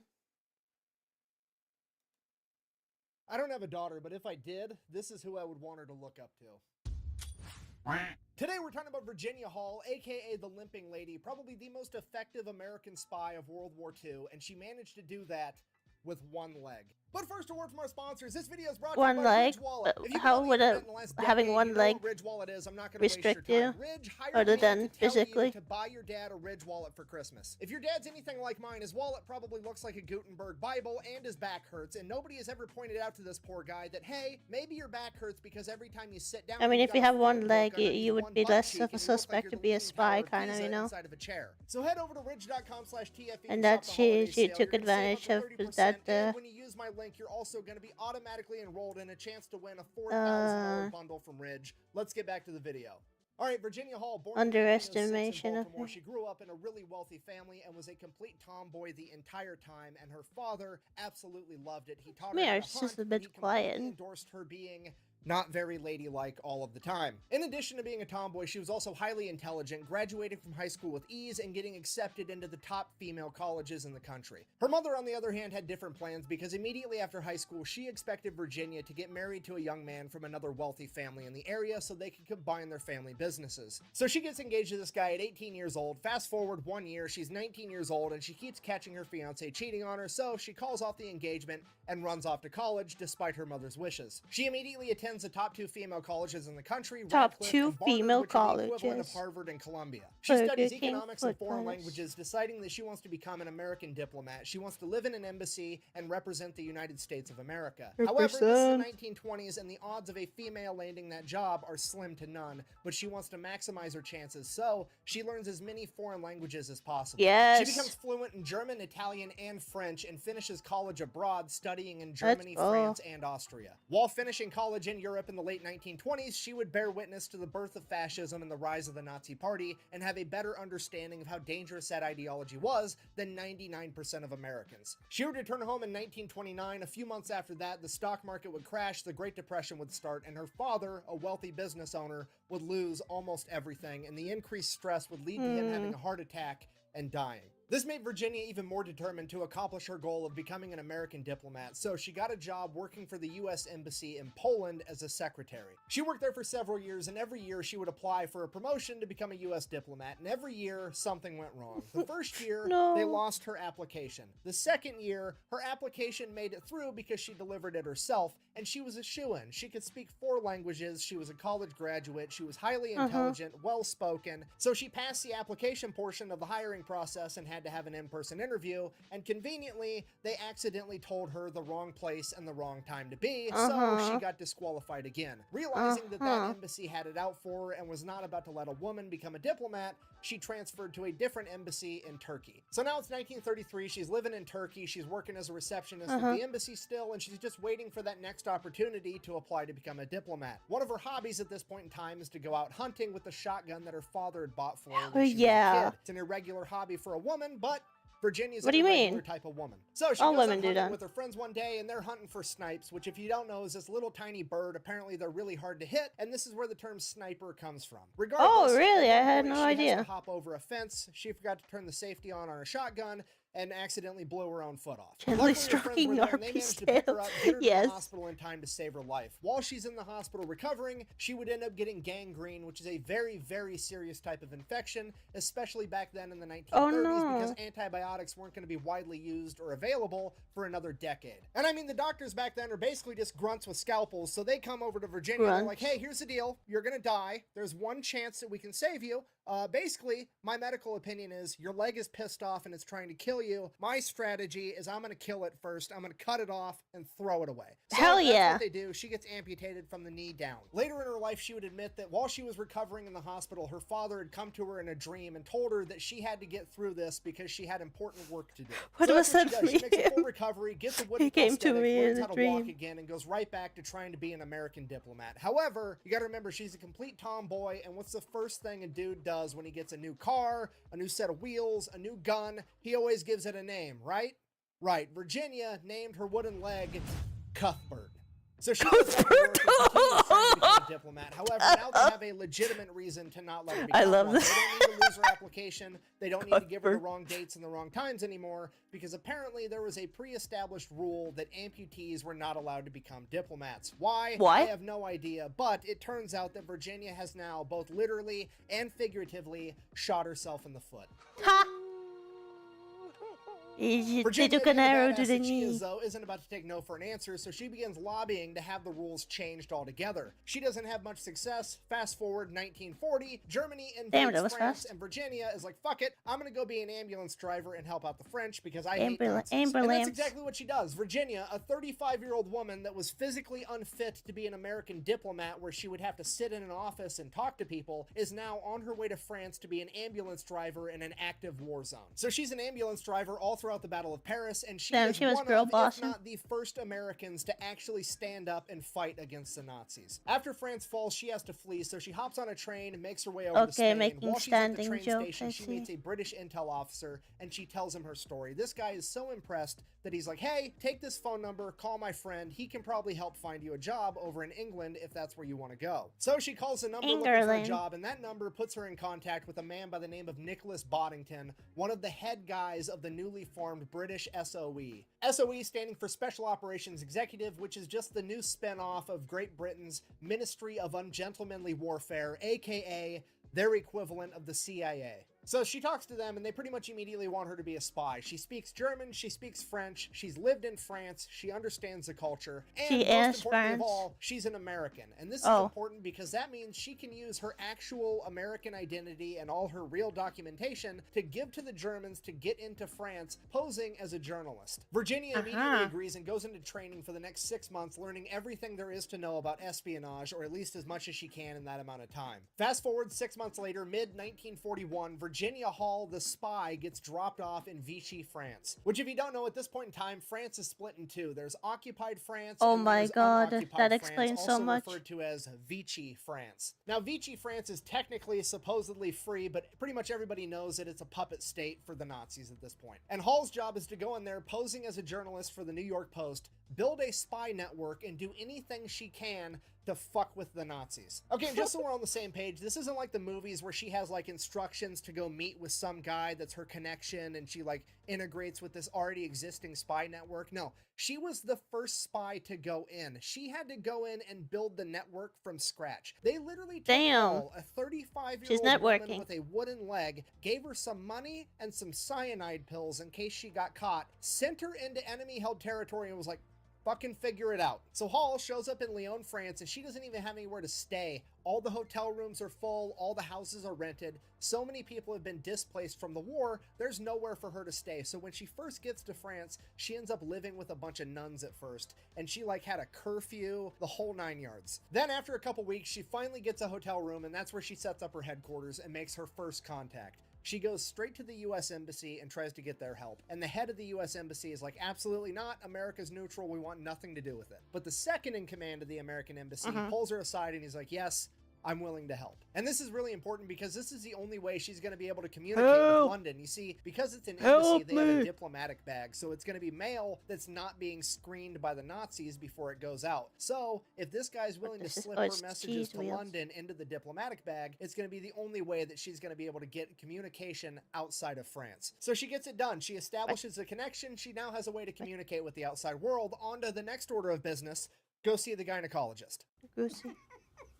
Not for her, for the Nazis. You see, she has a two-pronged attack method that she's going to use to wreak havoc on the German ranks. Step A, recruit a gynecologist. Step B, recruit a brothel owner. All right, so here's the plan. She gets this gynecologist to start working with her by the name of Jean Rosette, and then she gets this brothel owner by the name of Germaine Garand to start working with her. And the plan she works out is the brothel owner is going to send all of his employees to this particular gynecologist, and he's going to sort out the ones that do not have STDs and the ones that do have STDs, and he's not going to treat them, but he's going to give them a clean bill of health, and then the brothel owner is only going to let those ones sleep with the Nazis. So already Hall is establishing herself as a diabolical mastermind. Biological warfare, biological warfare. Mass destruction, if you will. All the other spies are out here worried about intercepting mail and sending secret messages, and she's over here destroying the German ranks from the inside out and making them enjoy it while she does it. And the scary part is she's just getting warmed up. You see, now she starts sending messages back to London through that diplomatic bag, asking for supply drops in the countryside, and she gets them. They're dropping off guns, explosives, and she's turning around giving that to these guerrilla fighters that are just doing anything they can to fight the Germans, and she's also getting money to bribe officials and heroin. Yeah, the second prong of her prostitute attack on the German ranks is that after the employees have already given the Germans an STD, they are then also going to attempt to get them addicted to heroin. I mean, the Germans get all this credit for developing their brilliant blitzkrieg just get addicted to heroin on a Friday night. Translates to lightning war. I'm going to go ahead with whatever authority I have, and I'm going to dub this the brothel krieg tactic in honor of Virginia Hall, because this is brilliant. So this keeps going for months and months, and she develops more and more connections and builds this enormous spy network that is officially given the code name Heckler. And every month, more and more spies are coming in, and she's helping them get set up. And these new spies know how to send wireless transmissions. So now there's other ways of getting messages outside of France. But the problem is these wireless transmissions can get tracked by the Nazis, and a lot of these new spies are getting caught that way. So then fast forward October 1941, all the other spies, there's like 12 other ones in the area right now, and they decide they're going to have a big meeting. Basically, they're coming up with an excuse to get together and have a party and actually talk about all the cool stuff they've been doing, which is a huge mistake for a spy. So Virginia avoids it. Sure enough, all 12 spies get busted and captured, and this was what are you, fucking dumb? Mousetrap, where the German Gestapo captured 12 spies all at once. They captured all the wireless operators, and again, that is Virginia the is basically the only ever. spy on the ground, and she is the only spy still capable of getting a message out to London. So she sends a message out to London basically saying that everybody else has been captured, nobody else is going to be able to communicate except for her. In addition to And that's how that, the CAPTCHAs were German invented. Gestapo also now know what she looks like and have drawings of her, and they know that she walks with a limp, and they're starting to call her the Limping Lady. So she is effectively #1 on the Gestapo's most wanted list, and leading the Gestapo in Lyon at this point in time is Klaus Barbie, one of the most brutal Nazis of World War II. And he is quoted as saying, "I would do anything to find that limping Canadian bitch," end quote. He believed that she had to be Canadian because he didn't think any American could speak French so fluently. Bonjour. London then responds by saying, hey, that's terrible, A, but also, go ahead and flee, get out of the country, they're gonna find you. They know what you look like, they know that you walk with a limp, and every time you take a step with your hollow wooden leg, there is a distinct wood noise. They're gonna catch you. Obviously, I'm paraphrasing, but to this, Virginia basically said, hold my leg and watch this shit. Rather than Ain't no flee, she breaking decides that schmoy. she's going to orchestrate a jailbreak of the other 12 spies that have been captured. Ain't But no she's doing it schmoy. on hardcore mode because the Germans know that they're looking for the limping lady, and every time she takes a step with her hollow wooden leg, it makes a wood noise. And then her plot armor activates and divine intervention kicks in. Holy because shit. Supplies into France are so low and so scarce that they're no longer getting rubber and leather to make shoes out of anymore, and people have to start carving their shoes out of wood, and all of a sudden everybody's walking around making wood noises, completely disguising her movements. So rather than fleeing the country, she tracks down the prison that the 12 spies are being held at, then finds somebody that works at the prison, convinces them to get her a roster of the prisoners, uses that to track down a different, completely unrelated prisoner's wife on the outside, befriend her, and convince her to help her. Virginia, not wanting to be seen herself because they know She's what she girl looks like, bossing. decides that she's going to have this other prisoner's wife start smuggling in supplies to the 12 spies and, by extent, this woman's husband. Like they're baking handcuff keys and screwdrivers into cakes and shit to smuggle these supplies in. The And this classic. goes so well that she decides she's really going to start showing off. She's going to try to smuggle in an entire wireless set into the prisoners. And the wireless set is like the size of a briefcase. So she gets a 70-year-old priest that's a double amputee from World War I to smuggle this briefcase in by sitting on it in his wheelchair. And he ends up giving it to the other spies that actually know how to use the equipment. Here's the thing, the spies on the inside needed a really big antenna to make this thing work. So they ran a wire from their cell into this like wireless setup outside across the yard and attached it to the boundary fence using the entire fence as an antenna, and somehow never got caught. So now the spies are transmitting messages from inside the prison directly to London. So fast forward like a month, Virginia has smuggled these guys everything they need to be able to break out from the inside. That's crazy. And once they get outside the boundary fence, she is going to be there to pick them up, get them to a safe house, and smuggle them out of the With country. one leg, she's gonna Everything is pick 'em up? completely arranged. Then on the day of the jailbreak, Virginia makes sure that somebody else tries to smuggle in a bunch of booze to the prisoners, knowing that they would get caught and that the guards would end up drinking all the alcohol that night, making it easier for the spies to slip away. Which is exactly what happens that night. All the guards are drinking, no, partying, Shmooey. having a good time, and while that's going on, the spies are utilizing the handcuff keys and all the tools Virginia smuggled in to escape. That's They crazy. run She's across like the fucking yard under the 500 cover of IQ night, there. Scale the perimeter fence, and waiting there is Virginia, who immediately takes them to a safe house. They hide for 2 weeks straight while the entire Gestapo is searching everywhere for them, and then she smuggles them out of the country. Okay, fast forward a month. It's November 1942. She just staged that huge jailbreak. All the Germans are looking for her, and now the Gestapo has brought in an additional 500 men, all with the sole purpose of finding the limping lady. It is at this moment Virginia decides I know. it's probably time to leave. But with 500 new Gestapo This is all looking crazy, for a woman man. with a limp, she can't take any of the normal ways out of the country. So the only method she has to escape is to take the Pyrenees Freedom Trail, a 50-mile hike through the Pyrenees Mountains to cross the border between France and Spain. And she has to do it in November, in the coldest winter for No. France in over 200 years. But she's got It's a plan, 3 right? to 4 day hiking trail for people She's a doing gal it with for a plan. fun, not in the middle of winter, and Virginia manages to do it in 2 days with a wooden leg. During her hike, she was communicating with London via radio, not like secret spy radio, just normal radio transmissions. It wasn't going to blow her cover. She was already blown and she was leaving anyways, so it didn't really matter. And she would tell London that Cuthbert was giving her issues because I'm sure, as you can imagine, hiking with a wooden leg would get pretty tiresome after a while. Would appear so, wouldn't it? To which London, not knowing who Cuthbert was, responded by saying, if Cuthbert is giving you problems, have him eliminated.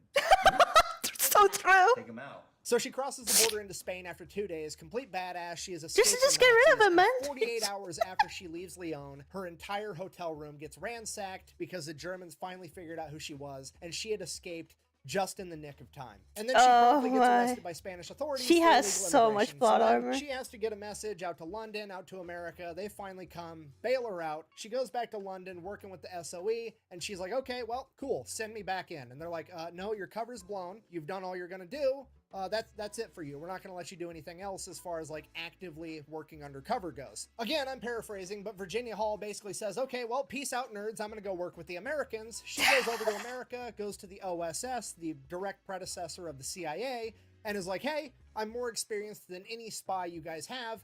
Put me in, coach. She's To which the OSS smurfing. is like, sure, why not? And they give her a shot. This time, Virginia makes sure that she takes a wireless transmitting class, though, so now she can also send the wireless transmitting signals. She doesn't want to be the only spy not able to, like last time. So she does that. She then realizes that she's going to have to pretend to be a much older woman. This would help disguise her limp, and it would help change her face so that they didn't know what she looked like anymore. So she goes to a professional Hollywood makeup artist, Hell learns yeah. how to do makeup to look like a really old woman, and then she goes to a dentist in London that grinds all her teeth down so she looks like she has terrible teeth like a French peasant would. The OSS then sneaks her back into France on a PT boat and drops her off completely by herself again. And from there, she just starts doing it all over again. She develops a huge spy Bro, network that's again. insane. This time, she's posing as an elderly milkmaid by day and a spy master by night. At This point is a in time, the fucking French resistance anime had all plot kinds here. of guerrilla fighters, but they were basically just running around blowing shit up, being as big of a nuisance as they possibly could, and weren't being strategic about it at all. So over the course of the next year and a half, Virginia set out to establish a chain of command and actually get them to work together and coordinate attacks and efforts. By 1944, she had amassed an entire army. She had 3 battalions, 1,500 guerrilla fighters that she was coordinating attacks against the Germans with from the inside, all while transmitting signals to the Americans to have them drop off supplies like guns and explosives to continue fighting with. She would then be notified that in June of 1944, D-Day was going to happen, and in the weeks leading up to it, she used her guerrilla army to coordinate and sabotage major highways, railroads, communication lines, and bridges, preventing the Germans from reinforcing the right beaches in a timely fashion, potentially changing the entire course of D-Day. And somewhere around this time frame, the OSS would send in a reinforcement to help Virginia out, a young Polish operative by the name of Paul Giat. He parachuted into the theater too late to have any real influence on the operation, but him and Virginia would end up falling in love. After the war, they would both move back home to America, where Paul would get his citizenship, and they would both begin their careers working for the newly found CIA. They would then go on to lead a specialized task force monitoring communism in the Eastern Bloc of Europe. Yeah, this incredible story literally ends with 2 spies falling in love and going out on missions oh my god, that's together. In 1945, President Truman wanted to give Virginia Sounds the like a Distinguished fictional Service story. Cross, the highest honor a civilian could receive, because technically spies weren't in the military, so they're I would read, ineligible though. for the Medal of Honor. But President Truman wanted to give this to her in a humongous ceremony, tell her story, and make her basically an international hero and celebrity. Virginia, however, declined that offer because she didn't want her cover blown. She still wanted to be fair enough. operational and capable of helping the United States and the world if she was needed. She became the only female civilian of World War II to be awarded the Distinguished Service Cross, and was awarded to her by General William Donovan. Damn, and by her own based. request, it was awarded in front of only one witness, her mom. Her future husband and fiance, Paul, wasn't there because she didn't think her mother would approve. This woman was behind enemy lines fighting against the Nazis for all of World War II, the entire thing, longer than probably any other American, and she's still scared of the opinions of mom. And that's it. Virginia and Paul would live happily ever after. They retired at 60 years old, and Virginia would pass away at the age of 76 in 1982. And nobody knew anything about this until they read her obituary. She never gave an interview. She never wrote a memoir. She never That's said crazy, a single dude. thing. And later in life, when she was asked why she never talked about it, she said, and I quote, "Too many of my friends died for talking too much." Which I think we can all agree is gangster as fuck. So, in conclusion, this is a story of Virginia Hall, the deadliest spy of That's World true, War II. though. Thank you for watching. Best way to support the channel is go buy some merch over at thefatelectrician.com. Quack bang. That's out. awesome. What a Giga Chad. The fact that people know and care more about Kim Kardashian over Virginia Hall is going to piss me off probably for the rest of forever.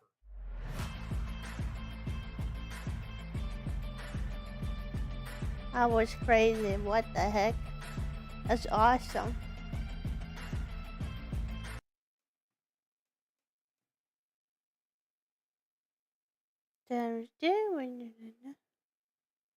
This is hands down going to be the longest video I've ever made. I should probably pee first. Hold on. I just let it autoplay. Today we're talking about America's airborne anti-hero. Ladies and gentlemen, James Elbert McNeese, aka Jake McNasty, the leader of one of the most notorious military groups of all time, the Filthy 13. I know. That's crazy. She was so smart.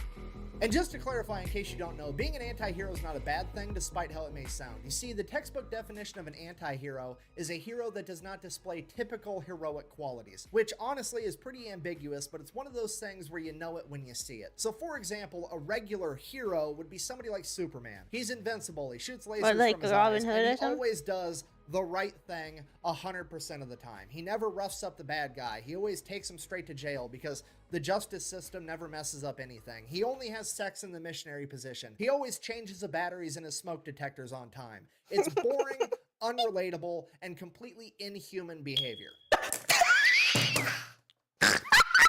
Anyways, and then you have the anti-heroes, the fan favorites, the characters with human faults that they not only overcome, but turn into their advantage. Characters like Wolverine with his bad attitude, Deadpool with his morbid sense of humor. Hell, even Batman is an anti-hero because at the end of the day, it's more relatable to do karate in your garage, dress up like a bat, and then run around town beating up clowns and dudes on steroids than it is to be perfect. Yup! So I guess what it means to be an anti-hero is that you always do the right thing, but you don't always do it the right way. And if you were to ask me for a real-life example of an anti-hero, I can't give you a better one than Jake McNeese. All right, here's the deal. Jake was born in Oklahoma in 1919. He grew up during the Great Depression as one of 10 siblings. This guy had to learn how to hunt, fish, and trap just to help put food on his family's table so they could survive. He had his first full-time job when he was 10 years old and continued to work full-time all the way through high school. After graduating, he became a full-time firefighter. Shortly after that, the attack on Pearl Harbor happened. America entered World War II. Jake, however, was exempt from the draft because he was a firefighter, but that's not what Jake wanted. Jake wanted to volunteer, and he didn't just want to volunteer for anything. Jake wanted to be a paratrooper and a demolition man. Jake wanted to jump out of a perfectly good plane behind enemy lines with a couple of buddies, be completely surrounded, and have nothing more than a gun and some explosives and just go out there and deprive the enemy of nice things. Got a bridge? Guess what? Now you don't. Nice power lines. It'd be a shame if somebody blew those up. That's what Jake wanted to do, and that's what he was gonna do. So at the age of 22, Jake set off for training. Upon arriving at training, Jake pretty much immediately establishes himself at being incredible at any task the Army can throw at him, but also a humongous pain in the ass to his entire chain of command. During his very first week in the Army, Jake got in a fist fight with the staff sergeant in charge of the chow hall because the staff sergeant wouldn't give him butter with his bread. At which point, the entire chain of command is like, on one hand, we have to get rid of this guy. He's a loose cannon. You absolutely cannot be attacking staff sergeants as a private. He's got to go. But on the other hand, this is exactly the type of behavior we're looking for somebody that we want to drop behind enemy lines and expect to fuck up everything. So they just kind of let it slide. Fast forward a couple of weeks, Jake is doing a demolition course and he ends up setting the course record. He is the fastest person to ever complete this course. He's literally the fastest. His leadership walks up and is like, "Hey, soldier, congratulations. He's the You only broke the guy in record." the world. Jake looks the guy in the eye and goes, "Yeah, if you think that's impressive, you should see what I can do when I have some butter once in a while." And that pretty much sets the tone for the rest of Jake's training. He absolutely crushes any task they give him, but also butter as a Jake food does not give fat, a or single like fuck he about can the dog slide and with pony butter show really that is the US fast. military. He's not going to call an officer sir or ma'am. He's going to call them by their nickname. He's not going to salute Or is them he gonna unless make they salute bombs him with first. butter? He's not going to stand outside and salute the flag during retreat, and he absolutely is not going to show up to formation on time, and he's definitely not going to be sober all the time, because that's just how Jake is. And because of this, Jake would Sometimes be the it'd only be recruit like to that, not you get know? promoted to PFC, which is a way bigger deal than it sounds like, because at this point in time, in the 101st Airborne and the 82nd, It's like every single new recruit Popeye after needs 31 spinach days to of have training huge got muscles. promoted to private Sometimes first people class. need The reasoning something behind else, that you know? was they wanted to give these guys a promotion Like alcohol. so they could make more money and ideally send that money back home to their families because, well, they've got a very dangerous Mona job coming up Google and nobody knows alcohol. what's going to happen. So absolutely everybody is getting promoted to PFC after 31 days, except for Jake. But here's the thing, Jake didn't really Damn it, care. Jake. Jake wasn't there for the money. He was there for one thing and one thing only. We're gonna be doing one thing and one thing only: killing Nazis. So Jake is now the lowest ranking person in his entire Nazis. company, and leadership was hoping that Jake would take this as a sign that he should start cooperating and get it together. That doesn't really happen though, and leadership now has no idea what to do with Jake, because on one hand, he's way too valuable to lose, but on the other hand, they don't want him mingling Fair with all enough. the other soldiers, rubbing off on them in a bad way. So they take Jake, they stick him in his very own It's platoon, like all by boats are himself, and make like him the his own Americans, acting you know, platoon sergeant. ladies, And you then know. as time You don't just touch passes, whenever they someone's get another lady. soldier just like Jake, they would send him over to join Jake's platoon, and he would eventually get 4 Keep members your in his hands off. platoon, counting him for a total of 5, and they would become known as the Dirty Five. And from there, things would obviously get really out of hand. Fast forward, Jake and his men finish the first phase of their training, and they are given a pass to go out on the town one last time before they have to go to Fort Benning for airborne school. So Jake and his men, you know, his men that all outrank him because he's still technically a private, but he's also somehow their platoon sergeant, they all go out, they go to the bar, they get drunk. They end up running into some MPs.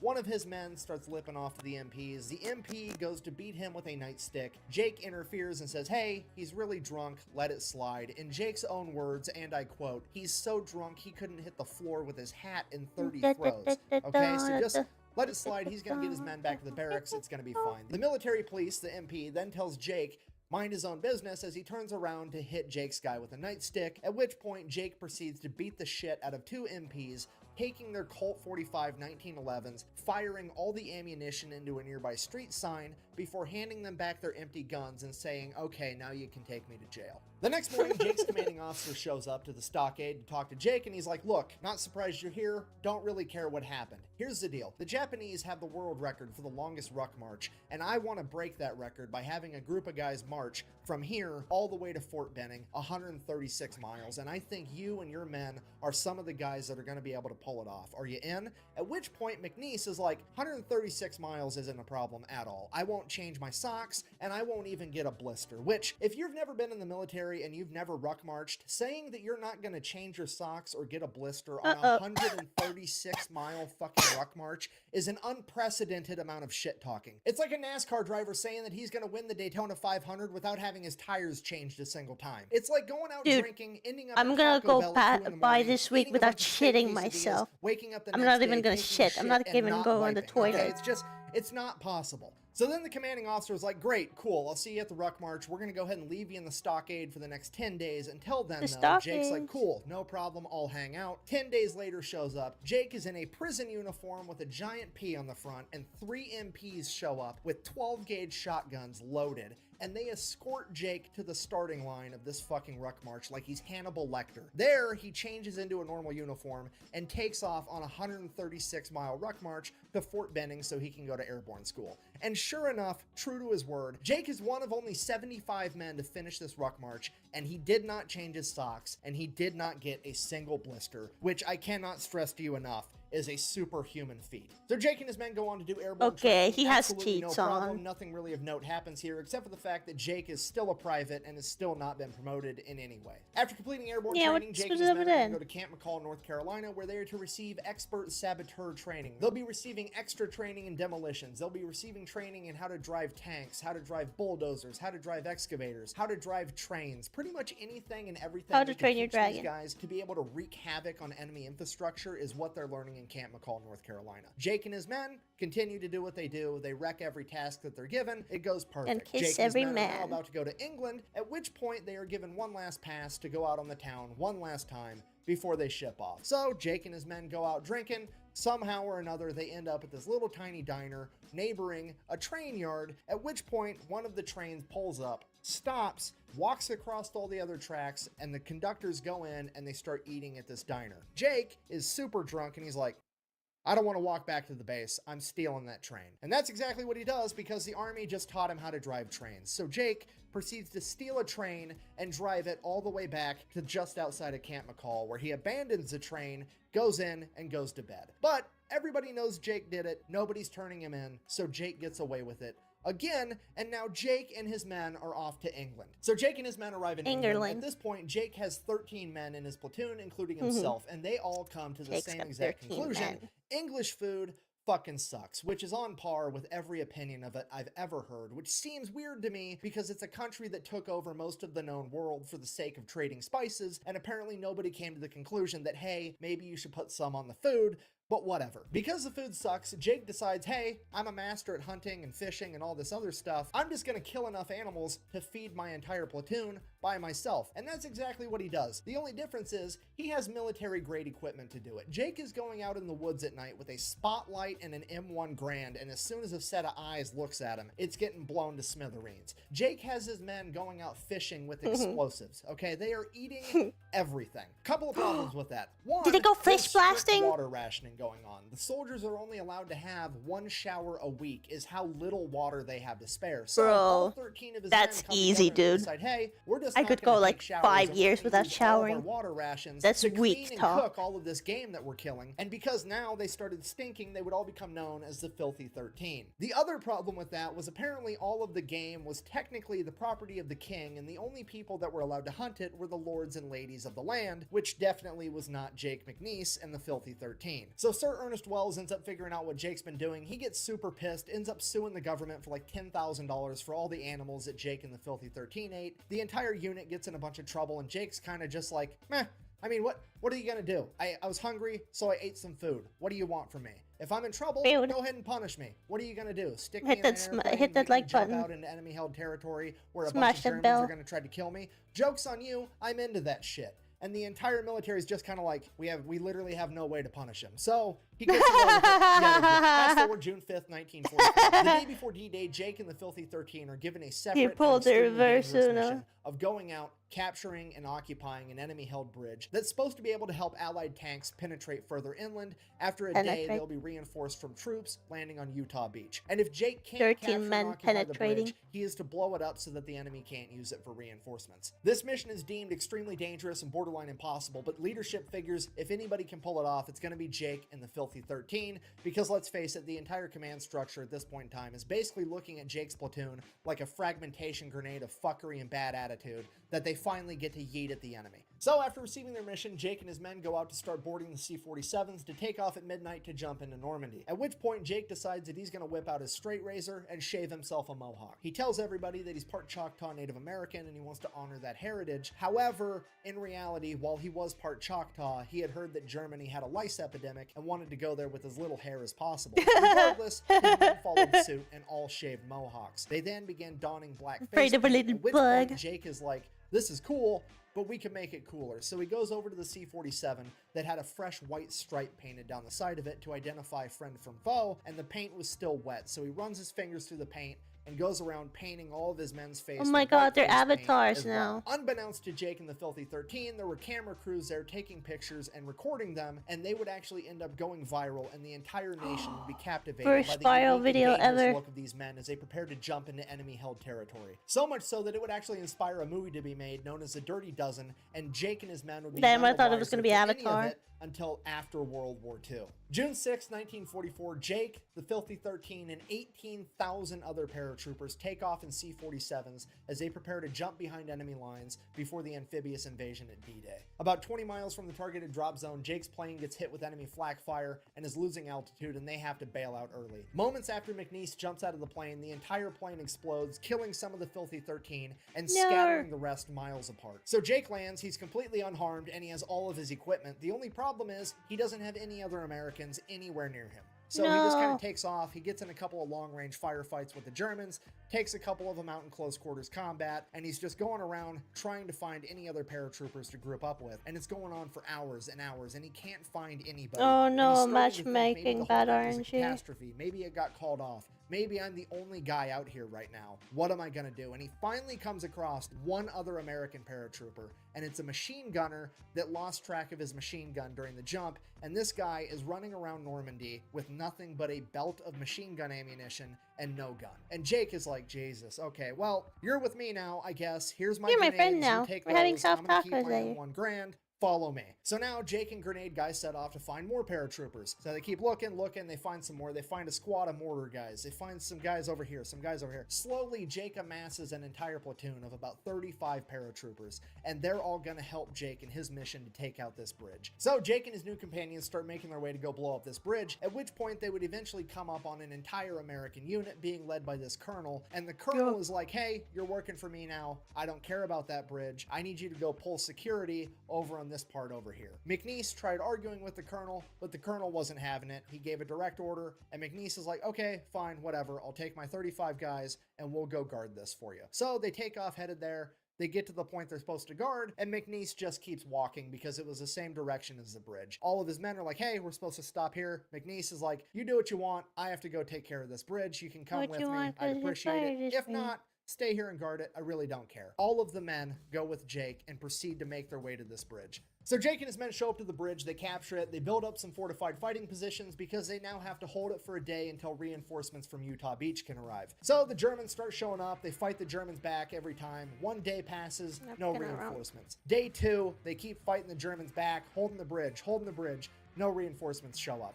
Day 3, the Germans are now on the other end of the bridge with Jake and his men over here, and it is just no man's land in between on the actual bridge. When suddenly, an entire squadron of P-51 Mustangs comes up and blows up the entire bridge, because apparently the American leadership determined there's no way Jake was going to be successful in his mission, so they blew up the bridge anyways.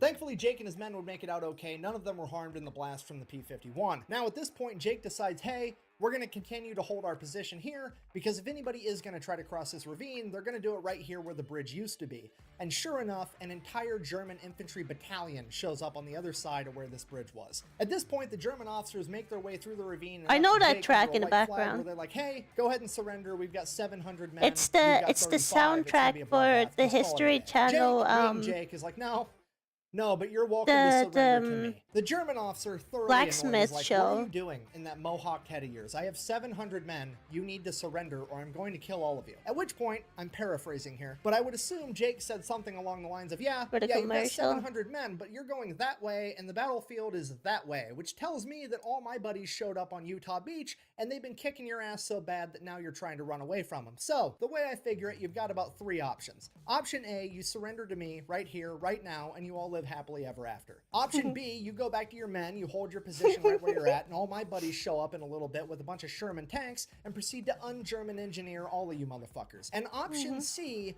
you guys try to fight your way through this ravine with me guarding it, which to be honest, I would recommend the least. I have the high ground, I have fortified machine gun positions, and you've got to make your way through a ravine first, meaning that I basically also have a moat. So, I will effectively be going medieval on your ass if you choose option C. Now, I'm not trying to tell you how to do your job, but if I was you, I would pick option A, because if you pick option B or option C, I can pretty much guarantee that the next piece of officer correspondence that you're going to get is going to be from a fucking Ouija board. At this point, the German officer storms off with his hair on fire. He's absolutely pissed. Jake then goes over to his men and he's like, hey, get ready for a fight. I'm pretty sure I just poked the bear. We'll see what happens. Sure enough, like an hour later, 700 German infantrymen proceed to take off and attempt to bum rush Jake and his men in their fortified fighting positions. Now, I don't know what you know about military tactics, but generally speaking, it is a terrible idea to run face first into machine gun fire. It's also a terrible idea to try to fight the enemy when they have the high ground. If you don't believe me, ask Anakin. But running face first into a fortified machine gun position through a moat while they have the high ground, and the men running the machine guns are under the command of some American with a mohawk, Native American face paint, who everybody calls Jake McNasty, is literally a lifetime supply worth of shitty ideas. Jake and his men would hold their fire till the majority of the Germans made their way into the water, at which point they would open fire with 4 heavy crew-served machine guns, 2 mortar tubes, and a bunch of small arms, effectively mowing down and decimating the entire German battalion. On that day, Jake and his ragtag group of paratroopers were credited with removing 700 enemy combatants from the field. Shortly after that, the reinforcements from Utah Beach show up. Jake goes over to a small town. They get put in a holding position for a little while. Then Jake's small group of ragtag paratroopers all get evac'd, where they get broken up up and sent back to their original units, where they get regrouped and refitted to return to war. Jake McNeese would find himself getting evac'd all the way back to France, where he would be reunited with the 5 surviving members of the Filthy 13, as well as receiving a bunch of new recruits for his platoon. At this point, they had a couple weeks off where they could drink, relax, do whatever. Jake's going out, he's getting drunk, he's having a good time. Then he would receive word that his platoon is going to be partaking in a new airborne operation referred to as Operation Market Garden, the largest airborne operation in human history, with 38,000 paratroopers jumping into Nazi-occupied Holland. Hearing that he was going to be jumping into Holland, Jake figured that he was going to be engaging in a lot of close quarters combat, so he opted to turn in his M1 Garand and get a Thompson, which is exactly what he did. He then received word that his platoon, being the bridge experts that they are, were going to have to go out, capture a bunch of bridges, defend them, and or get rid of them until they heard word otherwise. Hey, look, I made a bridge. It only took me like, what, 10 seconds? And pretty much everything goes according to plan there. They jump in, they get to the bridge, they take the bridge over, they hold it for a couple of weeks, then they receive word that they are to go help another unit take over this town known as Eindhoven. So Jake and his men make their way over to Eindhoven, and they begin helping to clear out this town, room by room, building by building, close quarters combat, them versus the Germans. In his book, Jake described this close quarter combat as very different from what you see today. It wasn't 4 troops stacked up outside a door, kicking it in, and all running in together. It was one guy, one room. An American would kick open the door, throw in a frag grenade. As soon as the frag grenade blew up, the American would then crawl in on his hands and knees with a Thompson submachine gun and shoot anybody that survived. The reason they crawled in on their hands and knees is because, according to Jake, the grenade would kick up so much dust and soot and debris in these old buildings that you couldn't see standing at normal level. So you had to drop down like you were in a fire trying to avoid carbon monoxide to be able to see what you were doing. And this is how they cleared the entire village. Making their way all the way through it, about halfway through, Jake would be clearing a building where somebody clearly used to make furniture. At which point, Jake would find a chicken. Now, this chicken had 6 eggs. Finding eggs in the middle of a war zone in World War II was a big deal. Nobody had eggs, and Jake fucking loves eggs, okay? This is amazing. Only Jake problem, fucking loves he's gotta eggs, figure dude. out how to get these 6 eggs all the way through this village without breaking them. So he thinks for himself to a second, maybe I could leave the eggs here and I'll come back for them later. And he's like, no, that's not gonna work, because one of these other paratroopers is gonna find my eggs, and these are my eggs, I want them. So he takes all the eggs and sticks them in the cargo pocket of his pants. And then every time he clears a room, rather than crawling in on his arms and legs, he slides in on one side, the side without the eggs, to ensure that he doesn't damage any of his precious eggs, which is the most gangster shit I've ever heard. And in the my eggs entire survive? life. This dude is going toe-to-toe in close quarters combat against enemies with submachine guns trying to kill him, and his primary concern is not fucking up breakfast. This is like a stupid So video true. game achievement for when you want to play it on extra hardcore mode. It's almost like this man knows that he has plot armor. It's absolutely incredible. So he continues to Yeah, go these people on, know they clears have out plot the armor. entire How? village, doesn't break a single Did they get egg. It's reincarnated or absolutely incredible. something? They get to the other side of the village. They're like, sweet, we cleared out all the Germans. And then across the field, out of the wood line, pulls an entire German mechanized unit with 10 tanks. At this point, Jake is like, I just want to eat my fucking eggs. This sucks. I just wanna So eat my Jake and fucking the Filthy eggs, 13 dude. go to work. Being the demolition men, it's their job to go around to the tanks and disable their tracks so they can no longer move. And then the infantry's going to come in with their flamethrowers and cook the enemy out. And that's exactly what happens. Everything goes according to plan. They take out all 10 tanks. Not really that big of a deal. Jake reaches into his pocket. Tragedy strikes. He's broken a single egg. It only took 10 German tanks to make this guy fumble enough to break a single egg, and he got to enjoy 5 eggs for dinner that night. Jake and his men would then adopt a holding position where they would chill out for a little bit, hold their position until they got evac'd again for yet another huge mission where Jake and his men would find themselves back in The France eggs, for a dude. second time. So Jake and his men find themselves at an army base right outside of Reims, France. Obviously, Jake and his men want to go drink in town, have a good time, see if they can find some women. So true. You know, what have you. The only problem is, apparently the 82nd Airborne was there last month, and the 82nd Airborne caused such an issue in town that the military had to bring in a special group of MPs to get the 82nd Airborne under control, and now all paratroopers have been effectively banned from town. I mean, to be fair, that's pretty on brand for the 82nd Airborne.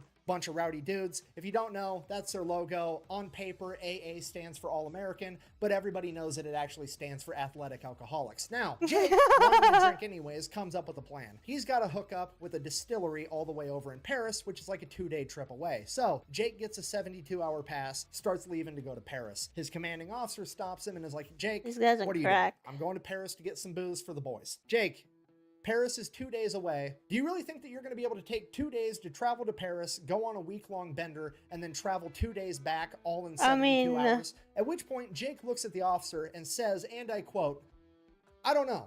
I wouldn't be willing to bet on it, but I'm willing to try. At which point, the officer kind of just rolls his eyes and is like, is there anything I can do to stop you? Jake, not really. So the officer just lets him go because he realizes that Jake's going no matter what. It's just a matter of if he wants to get his ass beat over. When there's a will, Jake there's a makes his way to way. Paris, goes on a couple-day bender, gets a bunch of booze for the boys, heads back to base. He finally gets back. He's been AWOL for 5 days. They immediately throw him in the stockade for abandoning his post, at which point his command comes up to him and is like, Jake, we've been talking. We really want you to volunteer for Pathfinder School. At which point, Jake kind of has a little bit of a panic attack and he's like, they're trying to kill me. Like, they're actively trying to kill me. You see, if you don't know what a Pathfinder is, they're basically paratroopers, but they go out hours or a day before the big, huge paratrooper operation, and they jump beforehand, and then they figure out the best spots to drop all the other paratroopers and radio it back to base so they know where to put everybody. This job during World War II No, was I'm sure they had their incredibly best dangerous. intentions On a in given airborne mind. operation, it required 2 Pathfinders and 1 set of radio Jake, equipment to get the Jake's mission gonna done. survive, And on dude. every mission, they would drop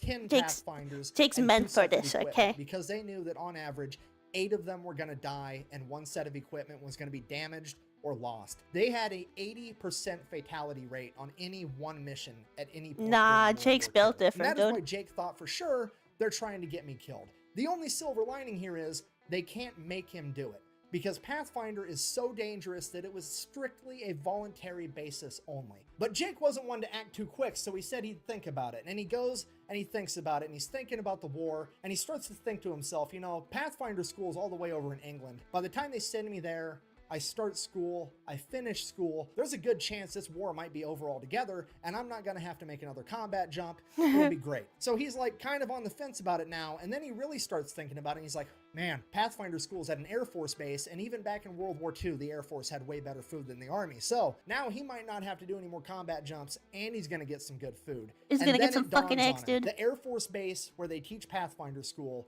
is 8 miles down the road from Oxford University, and all the young British men are fighting a war right now, meaning that Oxford is just full of college chicks. And as Jake said himself, and I quote, this seemed like a mighty fine opportunity to do some postgraduate work. Uh-huh. Fucking love this guy. So Jake shows up to Pathfinder School and he's immediately called into the commander's office, which is weird because he hasn't even done anything wrong yet. Jake goes in there, the commander's like, hi Jake, I've heard all about you. I want you to be acting first sergeant. At which point Jake is like, I don't know what you heard about me, but you heard wrong. I'm technically not even a private first class yet. I've never been promoted. I am not the leader that you want. I don't care And they're about like, saluting. yeah, I don't take care yourself about any of that based. dog and pony show military stuff. I'm here to fight a war, and that's it. At which point the commander's like, that's exactly why I want you. I don't need you to salute me. I don't need you to call me sir. I need you to get these guys ready for war, and I don't think there's anybody better to do Jake, it than I you. need I'll you. make sure that you're not getting paid as a first sergeant the entire time you're enacting first sergeant. To which Jake replies, I don't really care about the money. Look, I've blown up every safe between here and Normandy. I have plenty of money, okay? I might be willing to do this job, but if I'm gonna do it, there's gonna be some terms. Anybody that's fighting for me is gonna keep having good Air Force food, and they get permanent leave whenever they want it. At that point, the commander agrees. Jake is now the acting first sergeant, which if you don't know is the polar opposites of the spectrum as far as enlisted rank goes. So per usual, Jake excels at pretty much everything all through Pathfinder School. They graduate, Jake is still acting first sergeant, and he gets to decide which person is in which platoon. So naturally, Jake does what anybody would do, and he builds a dream team of the 20 best Pathfinders out of all 400 and puts himself with that platoon. Now at this point, it's really looking like Jake might never have to go out on a mission as a Pathfinder because the war is really dwindling down at this point. Then, December 16th, 1944, the Germans would launch a last-ditch effort counteroffensive to try to fight Allied forces. This would be known as the Battle of the Bulge, where they would cut off the 101st Airborne, Jake's old division, inside the town of Bastogne, completely surround them, and the 101st Airborne is now stuck in this city. They are running out of ammunition, they're running out of food, and they're running out of gas. And if they end up surrendering, it could turn the entire tide of World War II. Holy so shit. all they need is they need somebody to be able to parachute in, get in town, and be able to call in resupply drops to let the 101st Airborne have a fighting chance to be able to hold off the Germans long enough for Patton to show up with his army of 350,000 men. So you've got a crazy mission. Somebody needs to save the day. You're calling upon Jake and his dream team. There hasn't been a single radio transmission to come out of the 101st Airborne in over 2 days. Despite that, Jake and his dream team are going to jump in anyways. They have to be able to hit a 2-mile diameter landing zone while jumping out of a plane that's traveling 160 miles an hour, utilizing parachutes that they can't steer. This mission is seemingly impossible, but here they go. They jump out of the planes, they hit the landing zone perfectly. One man, unfortunately, does die, but that is a 5% fatality rate compared to the average of 80. Jake and his men then immediately get to work setting up their equipment in opposite sides of town. And after one guy calls in one resupply, he picks up his stuff, moves to a different location. Then this guy calls in his resupply, picks up, moves to a different location, and they bounce the signal back and forth on opposite sides of town all day, sending signals for resupply. They do this because they know the Germans can triangulate the radio equipment and don't want them to start utilizing artillery to take them out. Within the first 24 hours of Jake and his men landing, they called in 247 C-47s for resupply drops. On the second day, they were able to call in 160. On the third day, they were able to call in 140. On the fourth day, they were able to call in 269. And on the fifth day, they were able to call in 129. Jake and his men have single-handedly provided the 101st Airborne Division with enough resupply to be able to stave off the Germans, to give Patton enough time to show up with his army and penetrate through the German flank, effectively ending World War II in the European theater and potentially saving the entire war as a whole. So Jake has effectively saved the day. It is now time to get out of there, get retooled, refitted, and probably never make another combat jump again, because for sure the war is over this time, right? Wrong. Apparently Patton gets in some trouble, needs some hotshot Pathfinders to jump into Prim, Germany, and call in resupply for him. So they're going to Jake and his crew yet again. Jake jumps in, saves the day for a fourth time. Ain't no shmway, dude. History to conduct he has so much plot armor. World War II. At that point, the war is basically over, and they adopt a holding position where they pretty much just party in Germany for the rest of the time. Now, as fate would have it, Jake and his men and some of the rest of the 101st Airborne would end up taking refuge in the abandoned castle of Hermann Göring, like one of the biggest Nazi leaders during World War II. And oddly enough, a bunch of the spoils from all the countries that Germany has invaded all found their way to his castle. Fancy booze, fancy wine, and apparently he was a racehorse fan because every famous racehorse from every country that Germany invaded had made its way back to his castle. So Jake, the Filthy 13, a bunch of other 101st guys are sitting there getting drunk on fancy wine, fancy whiskey, and there's like $100 million worth of racehorse sitting in the barn, at which point they're like, let's throw on a rodeo for all the townspeople, right? That's insane, right. And that's dude. Exactly what they do. So you've got a bunch of drunk paratroopers riding around all these fancy racehorses. It's a great time. And then my personal favorite part of this entire story, while out at the rodeo, Jake would meet an attractive young lady by the name of Amelia. And Jake and Amelia would immediately hit it off and start doing some postgraduate work. I mean, dating. Oh, don't worry, it gets better. As it would turn out, Amelia's father is the leader of the local chapter of Hitler's Youth, which is just the absolute cherry on top to this entire story. How's the saying go? Screw you and the horse you rode in on. Jake's like, nah, I'm gonna raid your liquor cabinet, steal your horse, ride in on it, and then bang your daughter. This is the best possible ending to this man's epic saga in World War II that anybody could even come up with, and it happened in real life. Just to recap, Jake jumps into D-Day, wrecks house. Then jumps into Holland, wrecks house, and then eats some eggs about it. Then he pretty much single-handedly turned the tide of the Battle of the Bulge, and then he proceeds to find the closest thing he can to a Nazi princess and show her that inches are in fact better than centimeters. Shortly after that, Jake would get sent back home to America, where they would then reroute him to Arkansas so that he could see a plastic surgeon about getting his ear repaired because it had gotten mangled during one of his exploits. While in Arkansas, he would have a run-in with the military police, get in a fight with them, get thrown in the stockade yet again. Before being released, the military police commander would inform him after he gets his ears fixed, they don't ever want to see him on their post again, at which point Jake, being Jake, informs the military police commander, hey, if you ever see me again, I'm going to be a civilian and you're going to be the one with the fucking problem because I'm going to kick your ass. At which point, the military police commander files charges on Jake, and Jake is immediately chaptered out of the U.S. Army, officially ending his military career after only 3 years, 5 months, and 26 days. Damn. Because that's just how it goes for the anti-heroes. They're They're absolutely necessary in a time of war and not tolerated whatsoever during a time of peace. Jake didn't really mind though. He had accomplished what he set out to do. Plus, he had a huge hoard of cash that he had liberated from all the safes that he ran across in Europe. At that point in time, he goes on to explore his own alcoholism, going from place to place, town to town, job to job, just kind of doing his own thing. He ends up getting in a ton of bar fights, not because Jake instigates them, but because every local tough guy hears Jake's a paratrooper, and they want to prove how tough they are, but ultimately the only thing they proved is that they could fall down. Then, after a number of years, Jake would have a near miss with a drunk driving accident where he would almost drive his car into a concrete wall, in his own words, only missing it by a coat of paint. Because of that, Jake would decide that he needs to change his own ways. He would defeat his alcoholism, he would find God. Dude, what? That's He'd start going to crazy, church man. Every Sunday. He would find a wife. He He definitely is the guy who's like, if there's a will, there's a way, man. Working at the post office in his hometown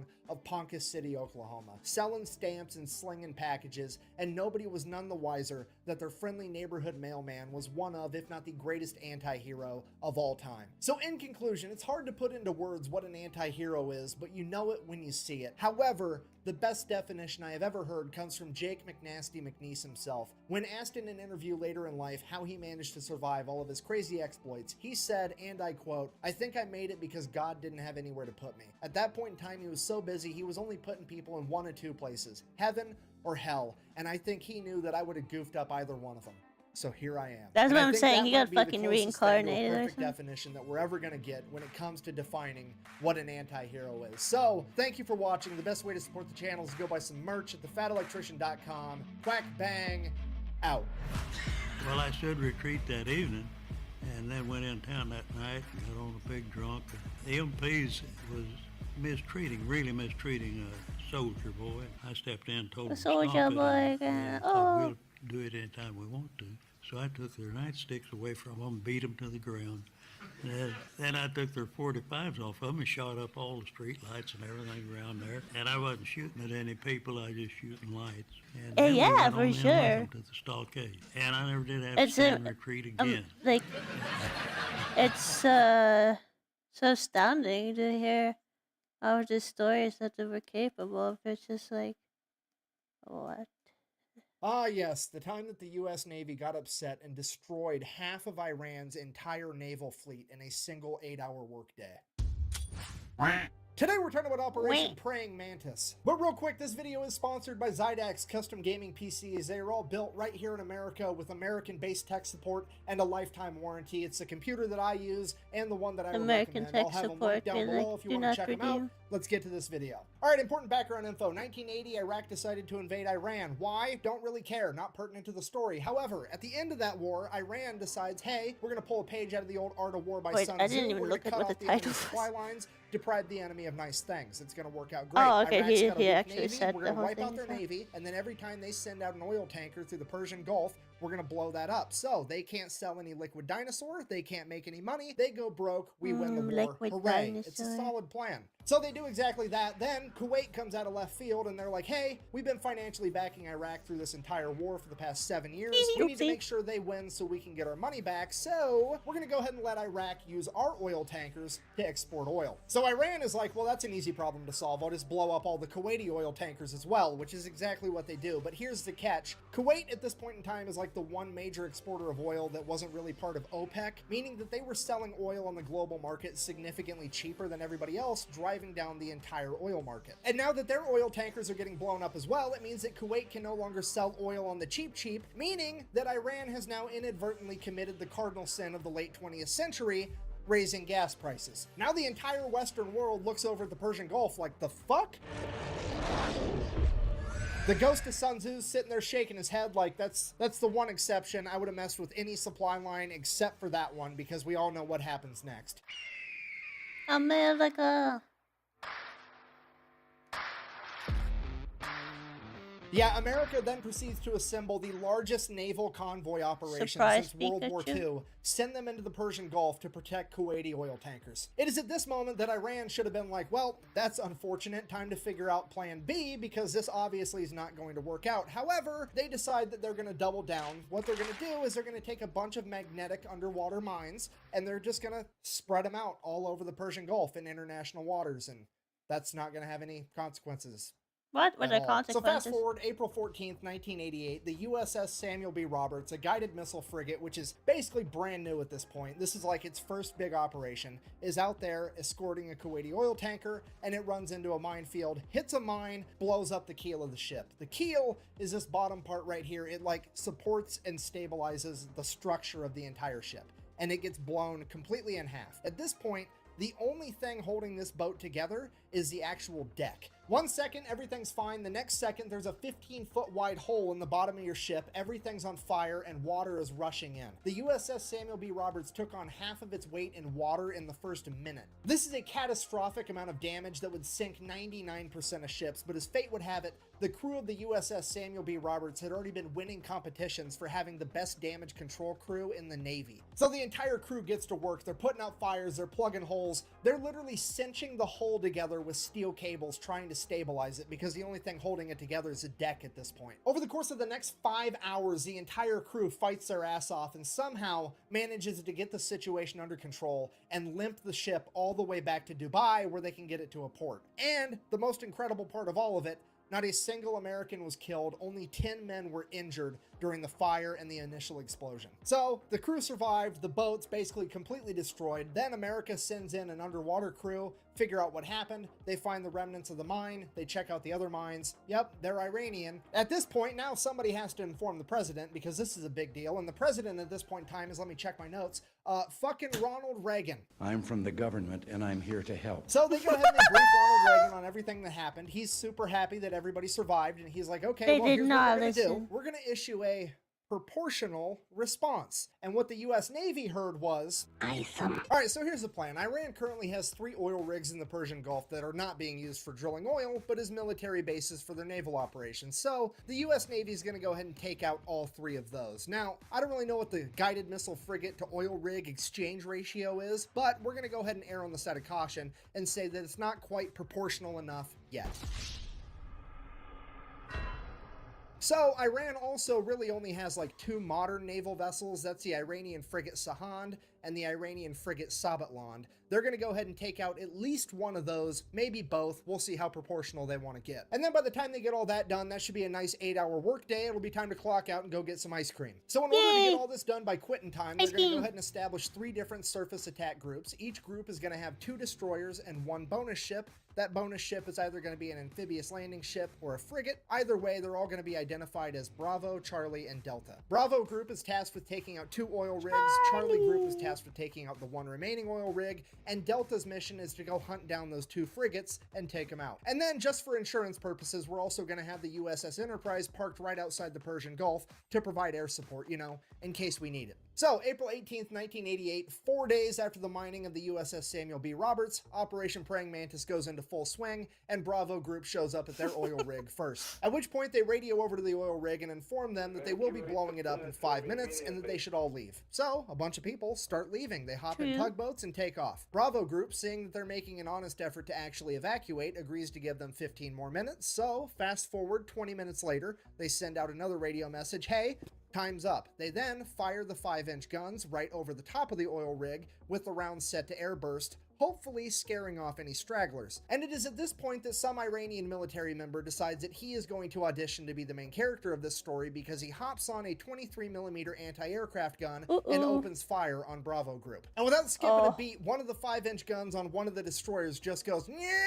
poof, and just fucking direct hit smokes this dude. Barely touches the rest of the oil rig. This guy, definitely not the main character, but the silver lining, he at least made it into the credits as Baloney Miss Cloud #1. Now, obviously, I'm paraphrasing here, but at this point, Bravo Group radios over to the oil rig one last time, something along the lines of, hey, does anybody else need to find out what it's like to chew 5 gum? Or you fuckers ready to quit? The oil rig finally radios back and is like, yeah, please cease fire. We're gonna leave. So all the Iranian military members leave. Bravo Group decides to open up on it for a little bit with the 5-inch guns before sending over a couple of Hueys full of Marines. The Marines hop out, place some demo charges, hop back on the helicopters, take off. The entire oil rig blows up, and already things are getting more proportional.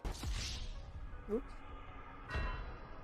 And while all that was happening, Charlie Group made it to their first oil rig as well, and pretty much the exact same thing played out. The only differences were Charlie Group didn't have Marines to place the demo charges, they had Navy SEALs, and when the Iranians opened up with the 23mm anti-aircraft guns, they just decided to keep firing 5-inch shells at the oil platform until it burst into flames and burnt the entire thing to the ground. At which point, the commander of the destroyer kind of looks over at the Navy SEALs and is like, sorry, I guess you guys get to sit this one out. Oh, mission got canceled? Good. And while all that's going down, Bravo Group's already making their way over to the third oil rig, at which point they pick up something on radar, and it's definitely another enemy ship becoming headed real. right towards them. And at this point, you have to remember, this is the late 1980s. None of the American sailors have seen naval warfare on this scale. might. The pucker factor is on. They are getting harpoon missiles ready. There might not be enough evidence, one though. of the biggest naval fights since World War II. At which point, whoever's in charge of Bravo Group decides to take a deep breath, and they're like, okay, let's send up a helicopter real quick just to verify that it's actually an enemy ship. So the helicopter goes up, radios back to Bravo Group. It's definitely a warship, but it's a Soviet destroyer. At which point everybody's like, what?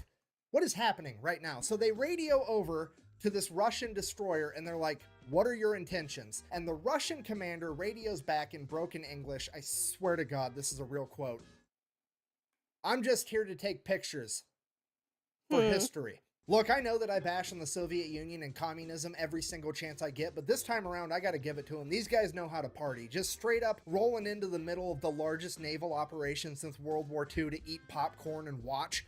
It's incredible. At this point, Iran finally figures out that there's something going on, but they don't really know what, so they just begin attacking any ship they can find, and the first ship they found was a civilian cargo ship I'm called just the here to Willie take some Tide pics. that they begin attacking with Boghammer-style speedboats. So the Willie Tide radios for help. The USS Enterprise responds by sending up a bunch of A-6 intruders, that's as what's well gonna as happen. F-14 Tomcats. The A-6 intruders show up, start dropping cluster bombs. They end up hitting one of the speedboats and scattering the rest. The civilian cargo ship is saved. Hooray! Cutting back to Charlie Group, now there's an Iranian fast attack ship coming right at them. So they radio over like, hey, yeah, we're kind of going around blowing up all your stuff, but also we've got a very specific list. You're not on it, so how about you just go away and we'll You're forget not on we the saw naughty you. list? The Iranian fast attack ship messages back, sounds good, we'll do that. And then they just keep driving right towards them. And then this Iranian fast attack ship gets within like 15 miles of Charlie Group, which is like point blank range for a naval battle. Charlie Group radios again, dude, what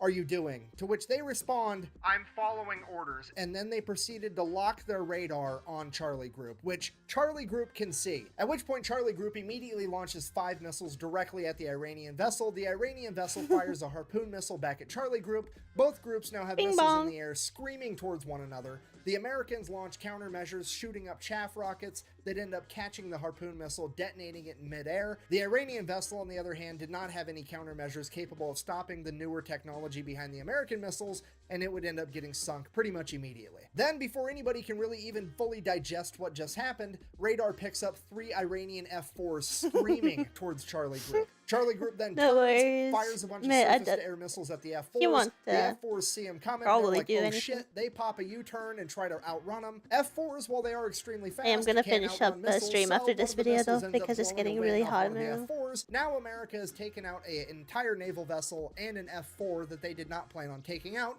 and it's throwing off all of our proportions. And because of that, American leadership orders Bravo Group to stand Don't worry down. about We're it, not buddy. going to go Don't take worry. out that third oil rig. And right as soon as that order gets given out, Delta Group chimes in, is like, hey, we found that frigate we were looking for. So now nobody knows what to do, because on one hand, things are already getting out of control, but on the other hand, we really want to take out these frigates. So American leadership decides, well, we might not even have to make a hard decision. Maybe that's not even the frigate and the radar's wrong. Why don't you go ahead and send a couple A-6 intruders over, do a flyby. They can verify that it's actually this new modern frigate, and if it is, we'll make a decision from there. Or so they thought, because the A-6 pilots are about to decide that they are, in fact, the main characters of this story. You see, the USS Enterprise and its aircraft aren't really supposed to be doing a whole lot. They're more or less just there for insurance. In fact, they're only allowed to engage the enemy under one of 2 conditions. One, the President of the United States signs off on it, which is actually what happened with the speedboats earlier. Or 2, they get fired upon first. So they got told to go fly by this boat to verify that it is in fact the new modern frigate, but they didn't get told how to fly by the boat, so they drop down 50 feet above the water and just gun it, and they buzz the entire ship. So the ship opens fire with its AA guns, but these planes are so low to the water, the AA guns can't actually aim down low enough, so all the anti-aircraft fire goes right over the top of them. Whoopsie. They continue to stay low enough till they get out of anti-aircraft gun range, and then they pull up, at which point the ship launches a bunch of surface-to-air missiles at them. They drop chaff as a countermeasure, takes care of those, no big deal. They then go around, do a U-turn, send a radio message to this frigate, "I'm going to sink you now," which they can now legally do. Sink because about remember, what? the ship fired on them first. Victim to one of the classic blunders. So the A6 fires an anti-ship harpoon missile, and the second they pull the trigger on that, the fire control team from the USS Enterprise is like, "What the fuck are you doing? We're not supposed to be killing things yet." And the A6s are like, "Look, they fired at us first. Them's the rules." And the USS Enterprise is like, "Holy shit, okay, I guess. Let them have it." Then the harpoon missile finally makes impact. It's a bullseye. The A6s do a U-turn, go, drop another 500-pound laser-guided bomb right through the deck of this frigate, fly past it, do another U-turn, come back, drop a 1,000-pound bomb on it. Then they radio over to the Enterprise and like, "Yeah, it's definitely gonna sink. We're gonna head back." So the A6s take off, headed back to the Enterprise, and like 5 minutes later, Delta Group shows up with their warships and begin firing on the already sinking frigate. They hit the magazine, the frigate explodes, rapidly sinks to the ocean floor. At this point, naval leadership is like, "Okay, Jesus Christ, everybody stop killing things. We need to figure out what all happened. We got to keep this proportional, remember." My teammates be like, So they start radioing back and forth. Everybody's figuring out what everybody did, if anybody's hurt, what's going on, the whole story. And then as the A6s are making their way back to the USS Enterprise, guess what they happen to fly past? The other modern frigate. So now the entire US Navy's looking at this last frigate like SpongeBob looking at a jug of water. I don't need it. But also, like, realistically speaking, the A6s are pretty much out of ammunition. The only thing they have left are 2,000-pound bombs, and those just aren't going to be enough by themselves without a harpoon missile to take down this ship anyways, so they really are just going to fly by and verify that it's the modern frigate. So the A6 intruders go ahead, they do their flyby. It is in fact the new frigate that they thought it was, and it does in fact open fire on the A6s. A6s make it out completely unscathed, at which point they pop a U-turn, and one of the A6 pilots is like, It's the bullseye womp rats in my T-16 back. They're touching so the their A6 woman. pulls up, gaining altitude, and then dives down, aims its nose right at the frigate at like a 35-degree angle. They're doing a good old-fashioned dive bombing run like it's fucking World War II. The AA guns start firing, there's bullets whizzing past the plane, but they're committed now. They're closing in, closing in. The bombardier behind the pilot lets the pilot know, "Hey, I'm locked on." At which point, bombs away, the pilot pulls up, and the bomb goes right down the fucking smokestack of this boat. Blows up, completely destroying the entire engine room. That frigate is now dead in the water with no power. The A6s go ahead and radio in that they have completely disabled this frigate, at which point the American leadership calls a complete ceasefire. They're gonna go ahead and let that frigate survive, get towed off, potentially be repaired. With the US Navy having effectively disabled or destroyed over half of Iran's functioning navy, the US military decides to call it a good day, ends Operation Praying Mantis. We all get to live happily ever after. Except, later that night, Iran decided that they wanted to fight a little bit more, and they launched a bunch of Silkworm anti-ship missiles at American vessels. Luckily, no American vessels were actually hit. However, this is now a huge political problem because America has been mad at the fact that Iran even had Silkworm missiles for years at this point, and the American government has made it very clear to Iran that if they ever used them, they would be going to war with America. Period. That's set in stone. Yeah, what so you the doing Reagan with them? administration, not wanting to kick off World War Just III in 'cause the they 1980s, look reaches out to funny? the Iranian government and is like, "Here's what's going to happen. You're going to go ahead and admit that that was an accident. I'm going to sweep it under the rug, and we're never going to talk about it again, because if this makes headline news and the American people find out, I'm going to have to get real proportional around here." So Iran's like, "Okay, fine, whatever. It was an accident. Let's sweep that whole thing under the rug. But I am still going to take America to international court to try to prove that it was a war crime to take out my oil rigs. That way I can get reparations and make America pay for it." So they go to international court. They lay out the case. The international court is looking at America like, "Okay, well, first of all, you're the fraction people. I don't know how you think that this is proportional, but it definitely wasn't. Second of all, according to the Amity Act, you absolutely should not have attacked their oil rigs. This is probably a war crime." At which point the representative for America is like, "Well, actually, if you read the Amity Treaty between Iran and the United States, it only talks about ships and boats. It don't say shit about oil rigs, meaning I wasn't obligated to not attack those oil rigs, at which point the court is like, hold on. Hold up. Fucking, he's right, son of a bitch. Okay, well, I guess America's innocent, because I've said it once and I'll say it again. It's never a war crime the first time. And now for the best part of the entire story. America now proceeds to go over to Dubai, pick up what's left of the USS Samuel B. Roberts, tow it all the way back to Maine, then take the ship out of the water, get it in dry dock, cut out the entire damaged section of the ship, including the engine compartment, build another module to fit in its place. This thing weighs like 300 tons. They jack it up, weld it right where it's at, get everything rehooked up, reconnected. And this boat is back out on the ocean 1 year later on April 1st, 1989. It then goes on to get recommissioned and serves in the Navy until 2015. I mean, playing Battleship against America's gotta suck, right? Like, haha, I've sunk your frigate, and America's like, first of all, no you didn't. Second of all, fuck your entire Navy as it picks up your board and just throws it at the wall. So in conclusion, if you do ever find yourself being the leader of a foreign nation one day, the best advice that I can possibly give you is A, do whatever you can to not raise gas prices, and B, whatever you do not fuck with America's boats. We do not like that shit. Thank you for watching. Best way to support the channel is like, comment, subscribe. Maybe go buy some merch at thefatelectrician.com. Quack, bang, out. Yeah. This is where I'm gonna finish it off. I need to say him first. Today's Friday, yeah. Okay. I thought it was about to show my folder. Okay, but yeah, thank you guys for watching. It was a lot of fun just drawing around and watching videos.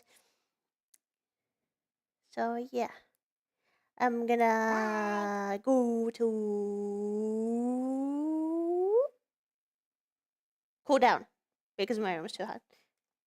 But soon enough, it won't be so hot during the night. So it's just my computer is a powerhouse of a cook. It's like a grill in my room, so.